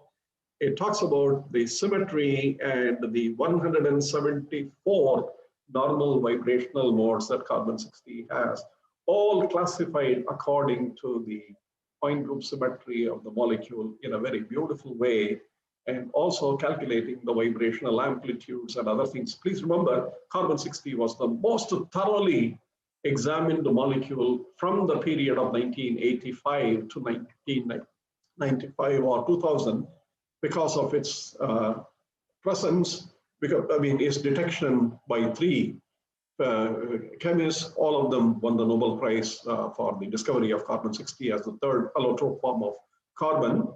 And it was a hot topic. But this paper was one of the most beautiful. The title is very clear. Vibrates as a hollow sphere. And then the paper, about 12 or 14 pages, is an explanation of the whole process.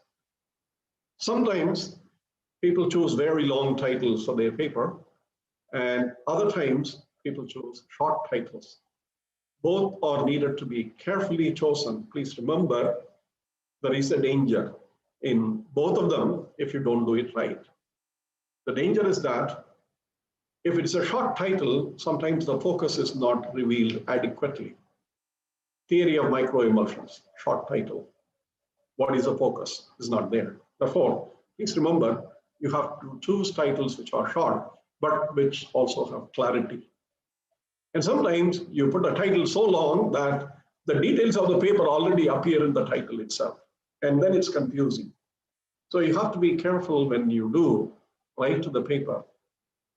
Pay attention to these small details, but these are most important details which define the quality of your thinking and the quality of your presenting the idea that you wanted others to know. There is a very famous, I just stumbled upon this article a few days ago on the, sorry, let me go back. Anyway, these slides are with you, therefore you can go through the reference yourself. Now, the next is establish the need. This is one of the first items I told you. This paper needs to be published, and I have worked on it, and it should be known. Research publication, please remember, is ex post facto. It is not de facto. Research has to be done before publication has to be made. Do not think about publishing a paper and then do the research on it. It doesn't work that way. Therefore, it is very important that you establish the need for what you want to do. Often, people choose a field because it's very easy to publish a good quality research articles. This is terrible, but it's happening. It's happening throughout the world. And if I recall, I also received a research proposal, which in its abstract sent to me had this, namely, this will lead to a large number of good quality papers in very, very prominent journals, this research. Actually, I refused to review that proposal. And I returned it to the funding agency. I said, the focus is lost. Publication is post factum. Okay? And also, don't jump on the bandwagon if you are starting your career as a researcher. Okay? Meaning that if somebody has published very nice articles and the area is coming up, nanomaterials, for example, today, quantum computing is another area. I mean, these are all in science, some of these areas. And you suddenly think, I'll do something in that. This is surface science, so many things are done, so let me do that. Don't jump on the bandwagon. When you start your career, take time. You've got a long career. I'll show you in the next slide or so. You've got a long career and you have got to establish yourself as a researcher. Therefore, 2 instances of jumping into the bandwagon led to disasters in the whole of scientific field. And those 2 instances are simple examples of why you should be very careful when there is so much hype and so much hysteria about a particular field of research. Stay calm, read carefully, and then assess for yourself whether the conclusions and the results presented actually make sense or not. The most important in the last century, towards the end of the century, was the discovery of cold fusion by 2 scientists who reported this. Stanley Vance from the University of Utah and Martin Fleischmann from the University of was it Matt? No, let me recall. I'll recall later. Okay. Martin Fleischmann was also the senior author within FRS, and their paper led to many scientists immediately jumping on both for and against, but hundreds and hundreds of publications appeared within 6 months to 8 months. And the US government ended up spending so much money in diverting the research claims to the idea of cold fusion, but then later the whole thing was investigated by the Atomic Energy Research Board of the United States by Professor John R. Huizenga in 1989, and it was termed pathological science. Therefore, all those who published actually have lost some credibility in that, and our own institutions in India were very strongly involved in proposing that this is a doable research, we could do all those things. Everybody went under. Please be very careful when there is a hypo about a particular area. You should sit down and think about it, read a lot more, and decide whether it is necessary or not. The other most famous research before cold fusion was the example of a polywater discovery. That is, water molecule existing as a polymerized water molecule. Water molecule in the liquid state is usually a dimer. That's the reason why water stays as liquid for 100 degrees, and the hydrogen bonding is important. But polymerized water molecule was proposed. Later, it was proven to be an illusory item. And hundreds of articles which were published, all of them were simply trashed. So don't jump on the bandwagon. Be very careful. If you start your research, it's important for people to know you. The need to publish is that you have an idea and you have the paper, and suddenly you see that there are multiple ways by which your papers can be published. There are editorial boards which are being constituted for every new journal. Almost every day, every second day, there is a journal being added and the new boards. And therefore, you may think that as an editorial board member, I may be able to publish this in myself. Don't succumb to the editorial board investigation, invitations from people you do not know anything about. That's most important. You have to have your colleague on whose scientific credibility you have a lot more respect and you have a lot more faith. If that person calls you, yes, say yes. But if it is somebody who is unknown, they are collecting names for forming a journal, please avoid. Also, the same thing. Every month, I receive one conference invitation saying that you are chosen as the subject, the a chair for the subsection of this conference, and you can form your own team, and the conference will be held and so on. So you see, research conferences are being organized not necessarily by researchers anymore, but by other bodies. And you have to be careful in pushing your publication numbers through such bodies. They have no credibility. Do not organize research conferences, and do not publish editorial articles, particularly in an area unconnected with your research. I mean, I've done that because I have received many invitations. I simply trash the mail back into my trash box from the mail. I don't even read the details. If it is from somebody whom I do not know anything about, and it tells me that we have awarded you a chair, etc., it usually goes back to the trash. And there are lots of open journals which tell you you can pay a small fee and we will publish your research article and we will make them available free for everybody to read. And therefore, this journal is now open journal. Please remember, open journal does not mean free journal. Open journal collects fees from those who publish and then makes those journals available. In India, with resources being so much limited for research, open journals with a fee for making your research accessible is an invitation that you have to be always very careful. The invitation is to do quick research and quick review. My request is do not do this. You can be rest assured that you will pay the fees because your paper will be accepted. But you will also find out that no one will cite afterwards, even though your article is free for everybody to read. What is the problem? The problem is you did not pay enough attention to the research that you wanted to, and you did not put it in the right forum. Okay? So these are important. Good quality publications, okay, and a large number of publications by an individual. I mean, if one has to do both, they are usually two sides of a coin, namely the coin is called your career. This is a problem. They don't meet often, okay? It's not possible for you to have a large number of good quality publications. It's virtually humanly impossible. There are very, very few people ever in the history of science who have published 100 papers or hundreds of papers, every one of which is cited in multiple terms. No. Therefore, these two are essentially orthogonal to each other. That is the reason why my title, don't work to publish, but publish after you have done a quality piece of research. Okay. Of course, you all have this problem that being a private university and a deemed university, your academic citations and the ranking, the what is called the IRF ranking or whatever it is all dependent on how many papers you publish. And Government of India recommends also career promotions based on research output for university faculty and faculty in all accredited institutions. Yes, they do, but then you have to do it. Therefore, please remember, there are only two important promotions in any academician's life once he or she joins as an associate professor. Once he or she joins as an assistant professor. You are an associate professor and you are a professor, and you've got about 30 years to do that.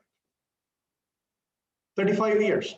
Something that will be called your own research or your own contribution is what you should worry about, and should not jump into simply publishing large number of short articles, credible, incredible, whatever that is. Okay?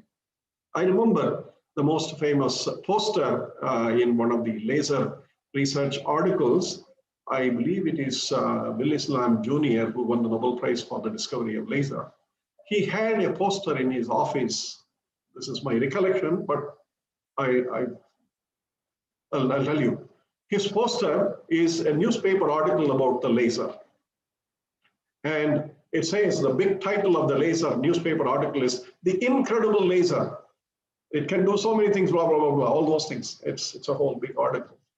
And Professor Willis Lamb Jr. had circled the incredible laser with his pen and wrote a small pointer at the bottom, for credible lasers, please come inside. Okay. Meaning, you know, be very careful. Incredible research it has to be truly incredible. And if it's not necessary, it's not possible for all of us to do start our life with the best possible solution or best possible problem, but the problem is something that should teach you how to do research better. That's most important. So 1,500 papers is not one of them. Do not have a goal that I have to publish the largest number of papers and I should be the person who has the maximum number of papers. It's not, you cannot have quality associated with that. If you do a very simple arithmetic, I will tell you, if it is 1,500 papers and you have 35 years of research, it's 43 papers a year on the average. And with 365 days you are working in every year, you have less than 10 days for a paper. Research is not stamp collecting by your large group of students. Research is for others to understand what they missed and what they are guided by your wisdom and your erudition. It is not data collection.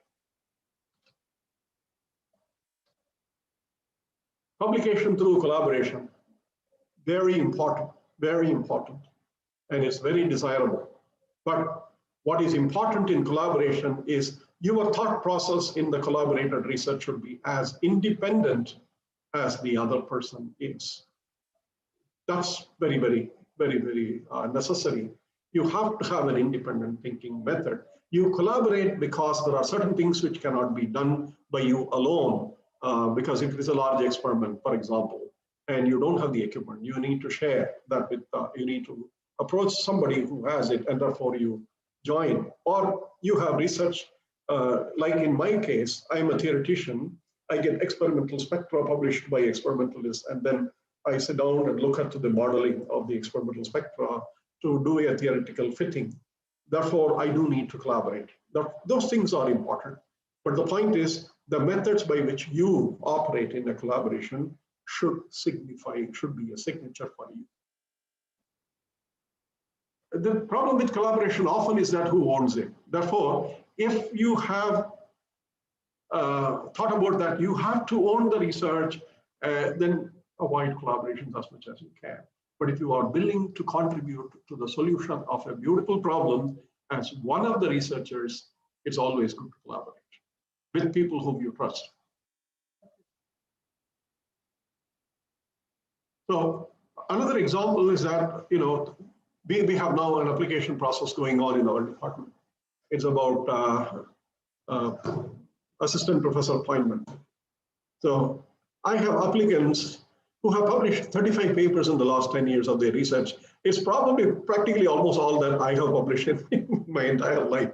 But if you look at those 35 papers, there are many of them which are papers in which they are one of the 7 or dozen authors, and they are not the principal authors, and also not the author with an equal contribution. You know, these days, the journals use the phrase that if the person is not a principal author but is an equal contributor, you should consider him as equivalent to the first author.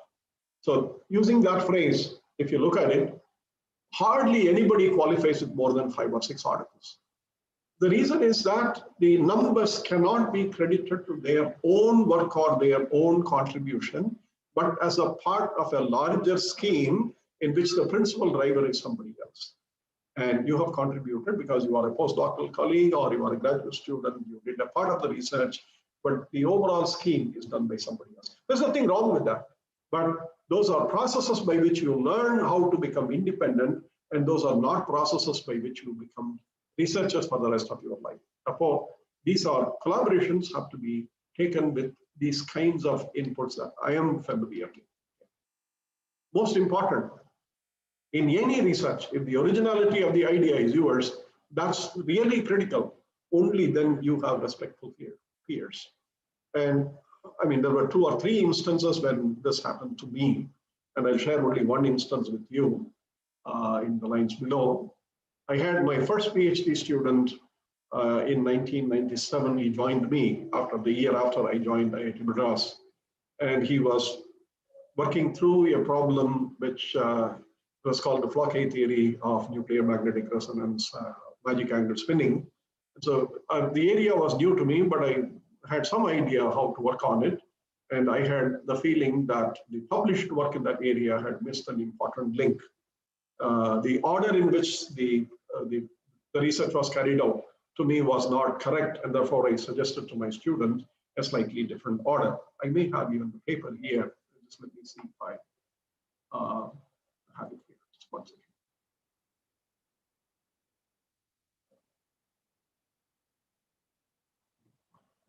Yeah, this is the one. Okay, here it is. So this particular paper, you are able to see that, right?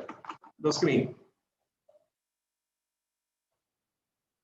Yeah? Yes, sir. It's readable. Yeah. So you can see effective Hamiltonians in blockade theory of magic angle spinning using Van Vleck transformation. 2001. When this paper was sent to the journal, okay, this is my student Ramesh, who is now a senior faculty in ISER Mohali. It annoyed the reviewer and surprised him rather, because he was a premier research worker in the field for more than three decades. And he did not see the analytical result that appeared in that paper for all the 30 years. But he realized that this is something that he had missed. And he's also the best known expert in the area in the field even today. The outcome, he accepted the paper within 15 days to the Journal of Chemical Physics. And my student was immediately offered a research position by him. I mean, it came right after that. He sent a mail saying that if your PhD scholar is ready, it's completed, and he wants a postdoctoral position, he can join my lab anytime. My student had only one paper, but he also had another offer from MIT Cambridge at the same time, with whom this person also collaborated before my student went to MIT. So what is important is, if an idea is original, it is quite critical. It's important for you, and no matter what it is, how impactful it is, your peers will respect you. But it takes years. It doesn't happen in the first few years of research. For some, it is lucky. For the others, it's not. Okay, but publish carefully. Okay. Now, let me go back to my presentation.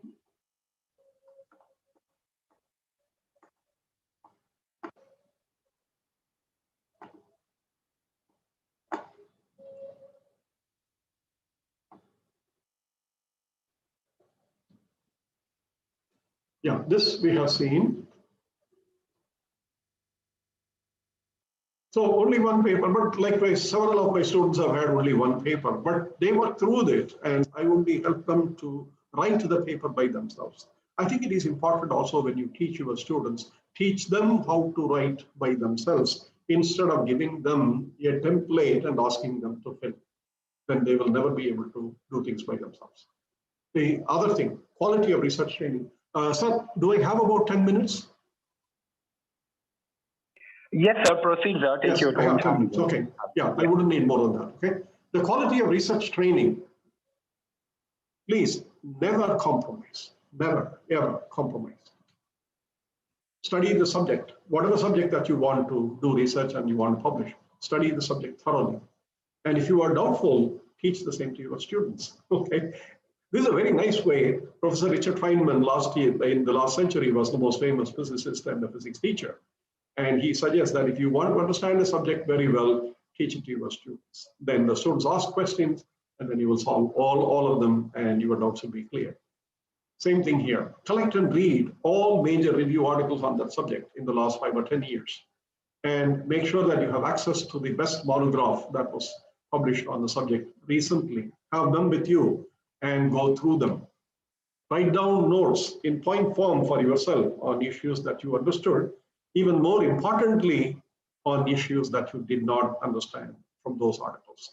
Because what you did not understand is what you are going to query about, and if they were not ever clear in the article, then you have a problem that you want to look at. Experimenters, of course, they have to study the experimental procedures published already very thoroughly. You may not have adequate funds to do the same Gala experiment that you wanted that was published, but it's possible for you to optimize some of the procedures through trial and error with limited resources and come up with the same answer a little bit later. That itself is an important contribution, that you reduce the time and effort of an individual to get experimental data. Reproducibility of the experiments is absolutely vital. Do not ever publish an experiment that was done only once. If that's the only way it could be done, That's not worth publishing. That is worth reporting. The difference between the two should be very clear. Okay. A keen eye can differentiate between a new result and an artifact which appears to be a new result. An artifact is something that is man-made. Okay. Therefore, you should know the difference between what is truly a result that is different versus a mistake that was human-made. Okay. Whenever possible, calibrate your experimental setup and also at frequent intervals, because instruments do have tendency to fail over a period of time. Therefore, calibrations are extremely important if you do large-scale experiments. And record your data faithfully and without a bias. Do not segregate a good data from a bad data. You don't know what a bad data is until you have analyzed it, isn't it? Therefore, collect the data as systematically as possible and ensure that the experiment is done right.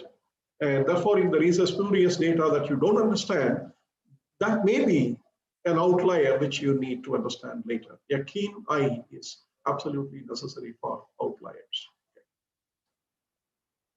Never manipulate data, never. Unethical, and it's unprofessional, okay? Absolutely unprofessional. And I tell you, when you do that, it is possible that your scientific career is put on hold or sometimes thoroughly demolished, okay? If you have a surprise result and you have manipulated it to get the surprise result, there are plenty of chances that someone else will try to get that result through genuine methods. And at that point, you will be exposed. Therefore, please avoid manipulating and providing unethical or unprofessional data methods.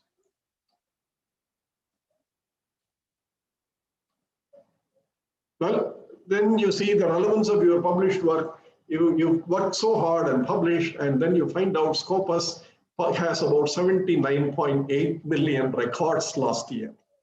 Scopus is only one of the several databases that we have. You can see what Scopus says.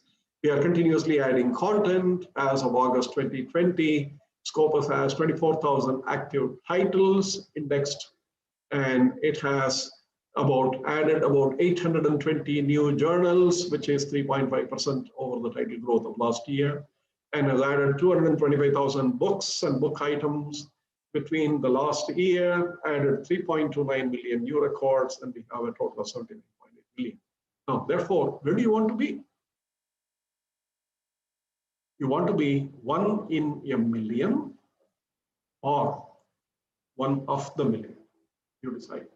Therefore, it is important in the beginning how to publish research that has focus and new results even for the experts in that area.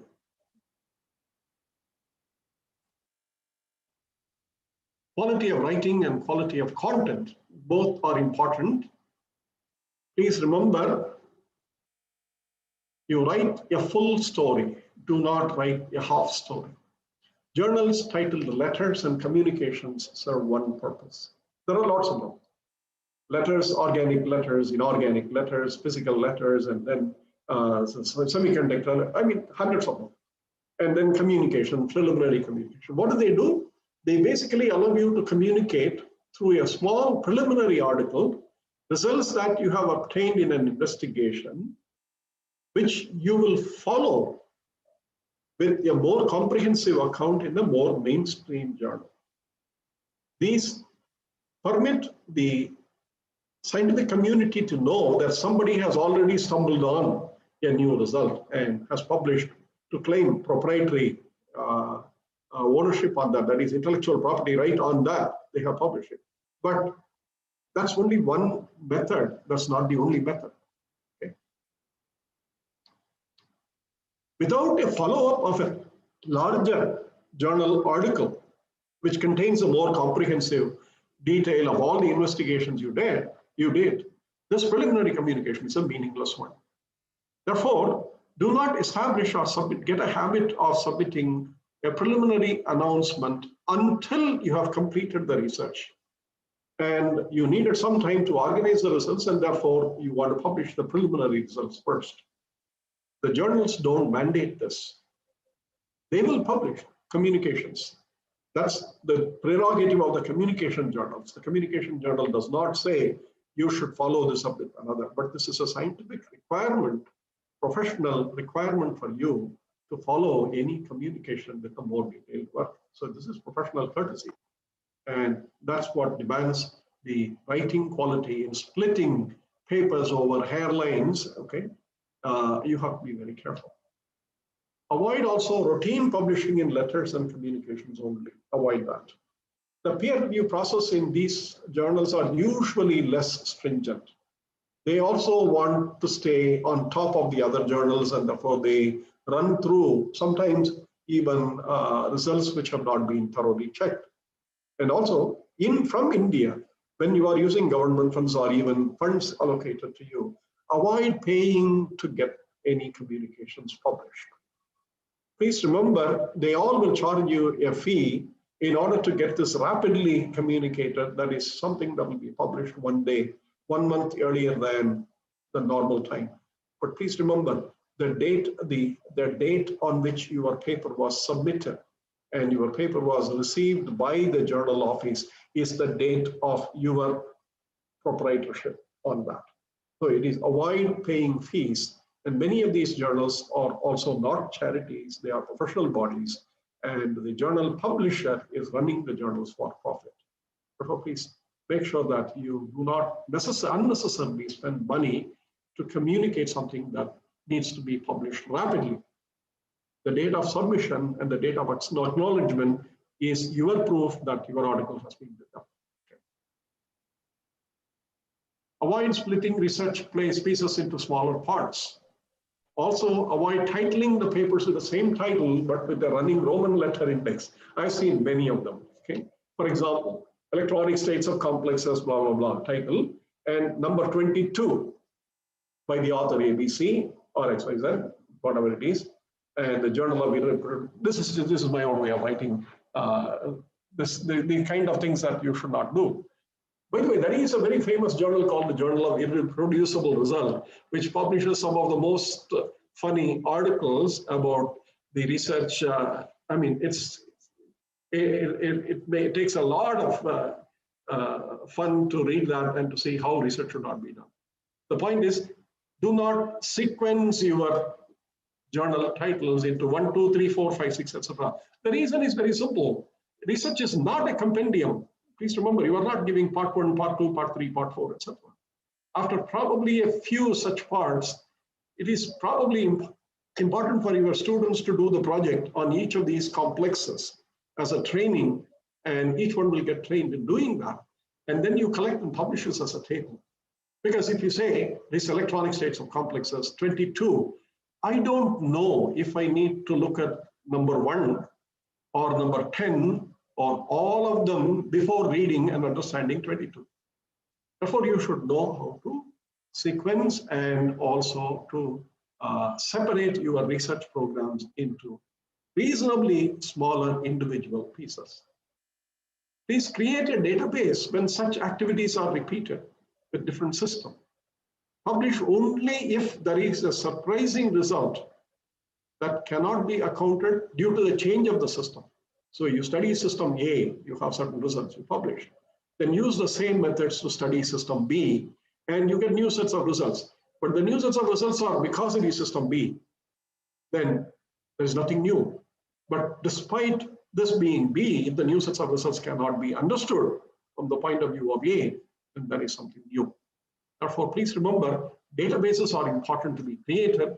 And when you study in a sequence many different systems using one method, it is important to compare each one of them before publishing them. In the entire history of Nobel Prizes, if I know, there's only one researcher who studied many spectra of polyatomic molecules over 20, 30 years.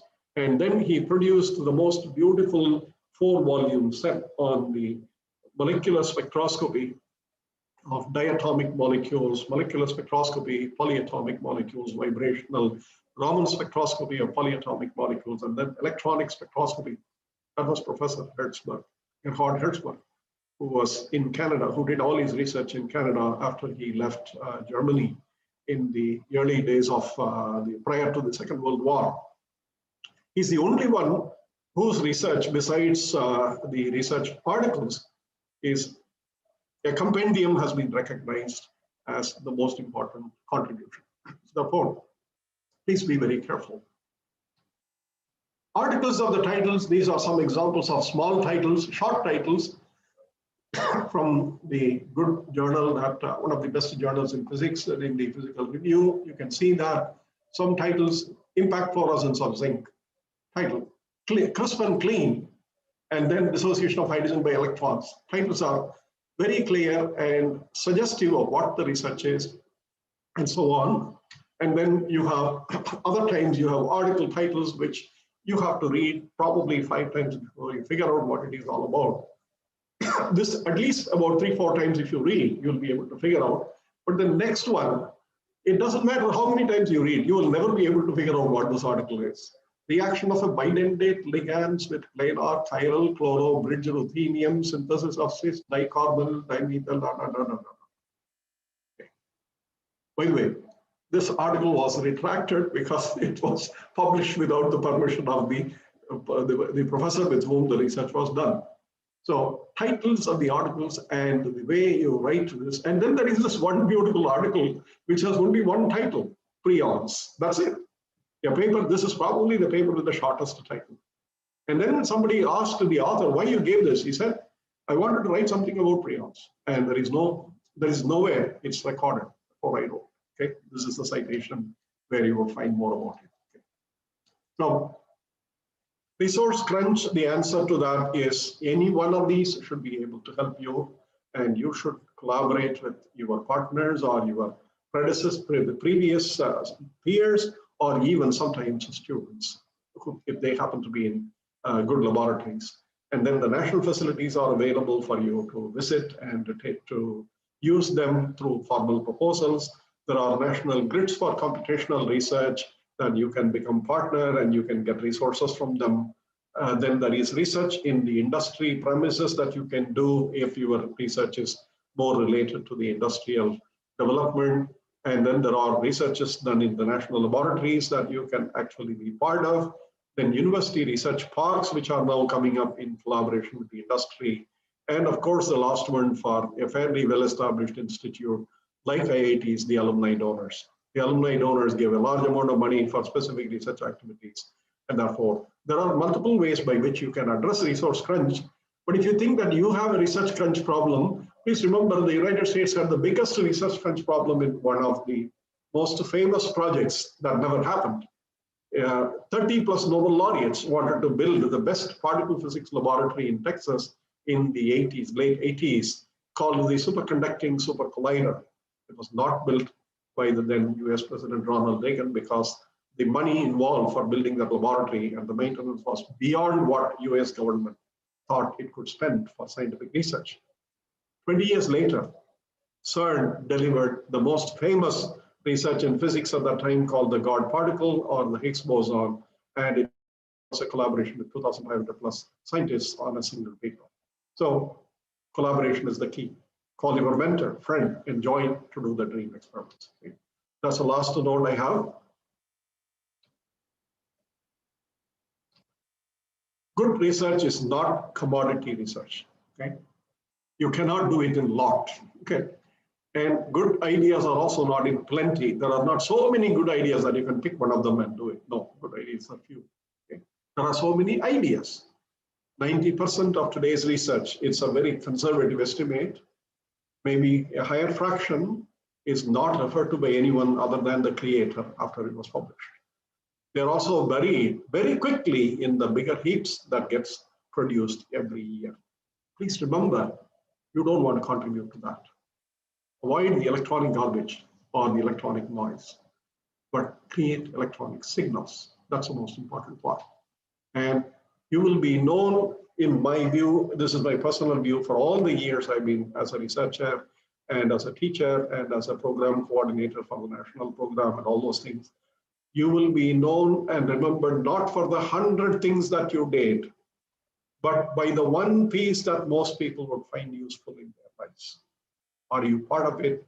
or you want to contribute to that. It is not something that you plan, but if your focus is very clear about how to do research, what are the best practices of research, what are the best practices of research quality, if you have that in mind, it will automatically happen to you.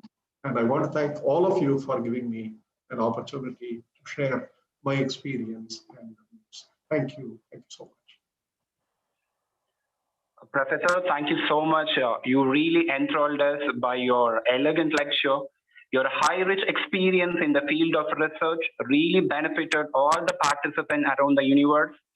We learned more than what is research, and we learned what research is not. Thank you for being so cordial, and thank you for spending your valuable knowledge and your time with us, sir. Thank you. Now over to the participants. Any questions or any discussions to our professor? Over to the participants from the universe. Is there any questions or any discussions to our professor? Professor, I can see there are a lot of messages popping up the platform as they are highly benefited out of your lecture. Over to the participant, any question? Is there anyone? Any question? I hope there are no questions. I hope so. Yeah, that's fine. No, I have given you both a philosophy of what you should be worried about, and so I hope this is out of my own experience. So I'm very happy. It was very crystal clear. Presentation was very crystal clear. That's another. Thank you. Thank you. Thank you. All the best to all of you. Enjoy the workshop, and I wish I could participate, but unfortunately I have my department activities to take care of. PhD interviews and other things are going on. I wish you all the best. Okay. Thank you. Thank you for your blessing, sir. Thank you so much. Thank you. Cool. Over to Raghavan, sir. Shall I wind up or anything? Yeah, please go ahead. Yes. Shall I wind up, sir, by concluding? Shall I give my concluding presentation? Yes, 1 second. You tell me the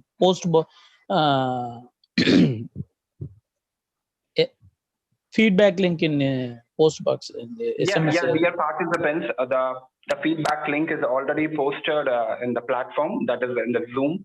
Please kindly fill up the feedback form so as to get your certificate. I kindly request all the participants to fill the feedback link for session 3 of today. I hope all of you have received. So good afternoon, sir. Yes. Sir, we are from non-science background, so we need not to fill up the second and third session, right, sir? You say it again. You are from non-science background, yes. So the previous 2 sessions, maths and microbiology. So we need not to fill up the feedback form, right, sir? No. Fill up participant fill up form is not for any based on the speaker. The feedback link is for the session, as if you have attended the session. All must fill all the links.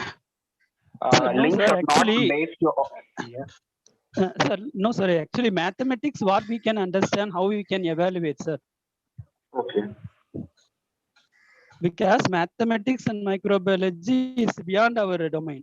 So how we can say it is a good content or anything? So okay, no problem. Okay, no problem. That's up to you, Professor. No issues then. And that's up to you. Thank you. Because one session we will provide morning ma'am provided, parallel ma'am. So that is we've already given, sir. Thank you so much. Okay. Kind of you, participant. Thank you. It's up to you. Yeah. And thank you once again, as we have come to the fag end of day 1 of this 1-week international workshop on how to write a quality research article conducted by the R&D cell of Sri Vidyamandir Arts and Science College, Autonomous, Uttangarai, Krishnagiri District, Tamil Nadu, India, with the collaboration of Christ University, Bangalore and Jyoti Engineering College, Kerala. I thank all the participants. A special thank to the keynote speakers, Professor Dr. Parul Sharma and Professor O.D. Bagdasar, and most respected Professor Mangala Sundar Krishnan from IIT. Thank you all the keynote speaker, and thank you all the participants, and hoping to meet you all tomorrow for day 2. Kindly join us by 10 o'clock a.m. for day 2 session. Thank you all participants. Thank you once again. Stay safe. Thank you all.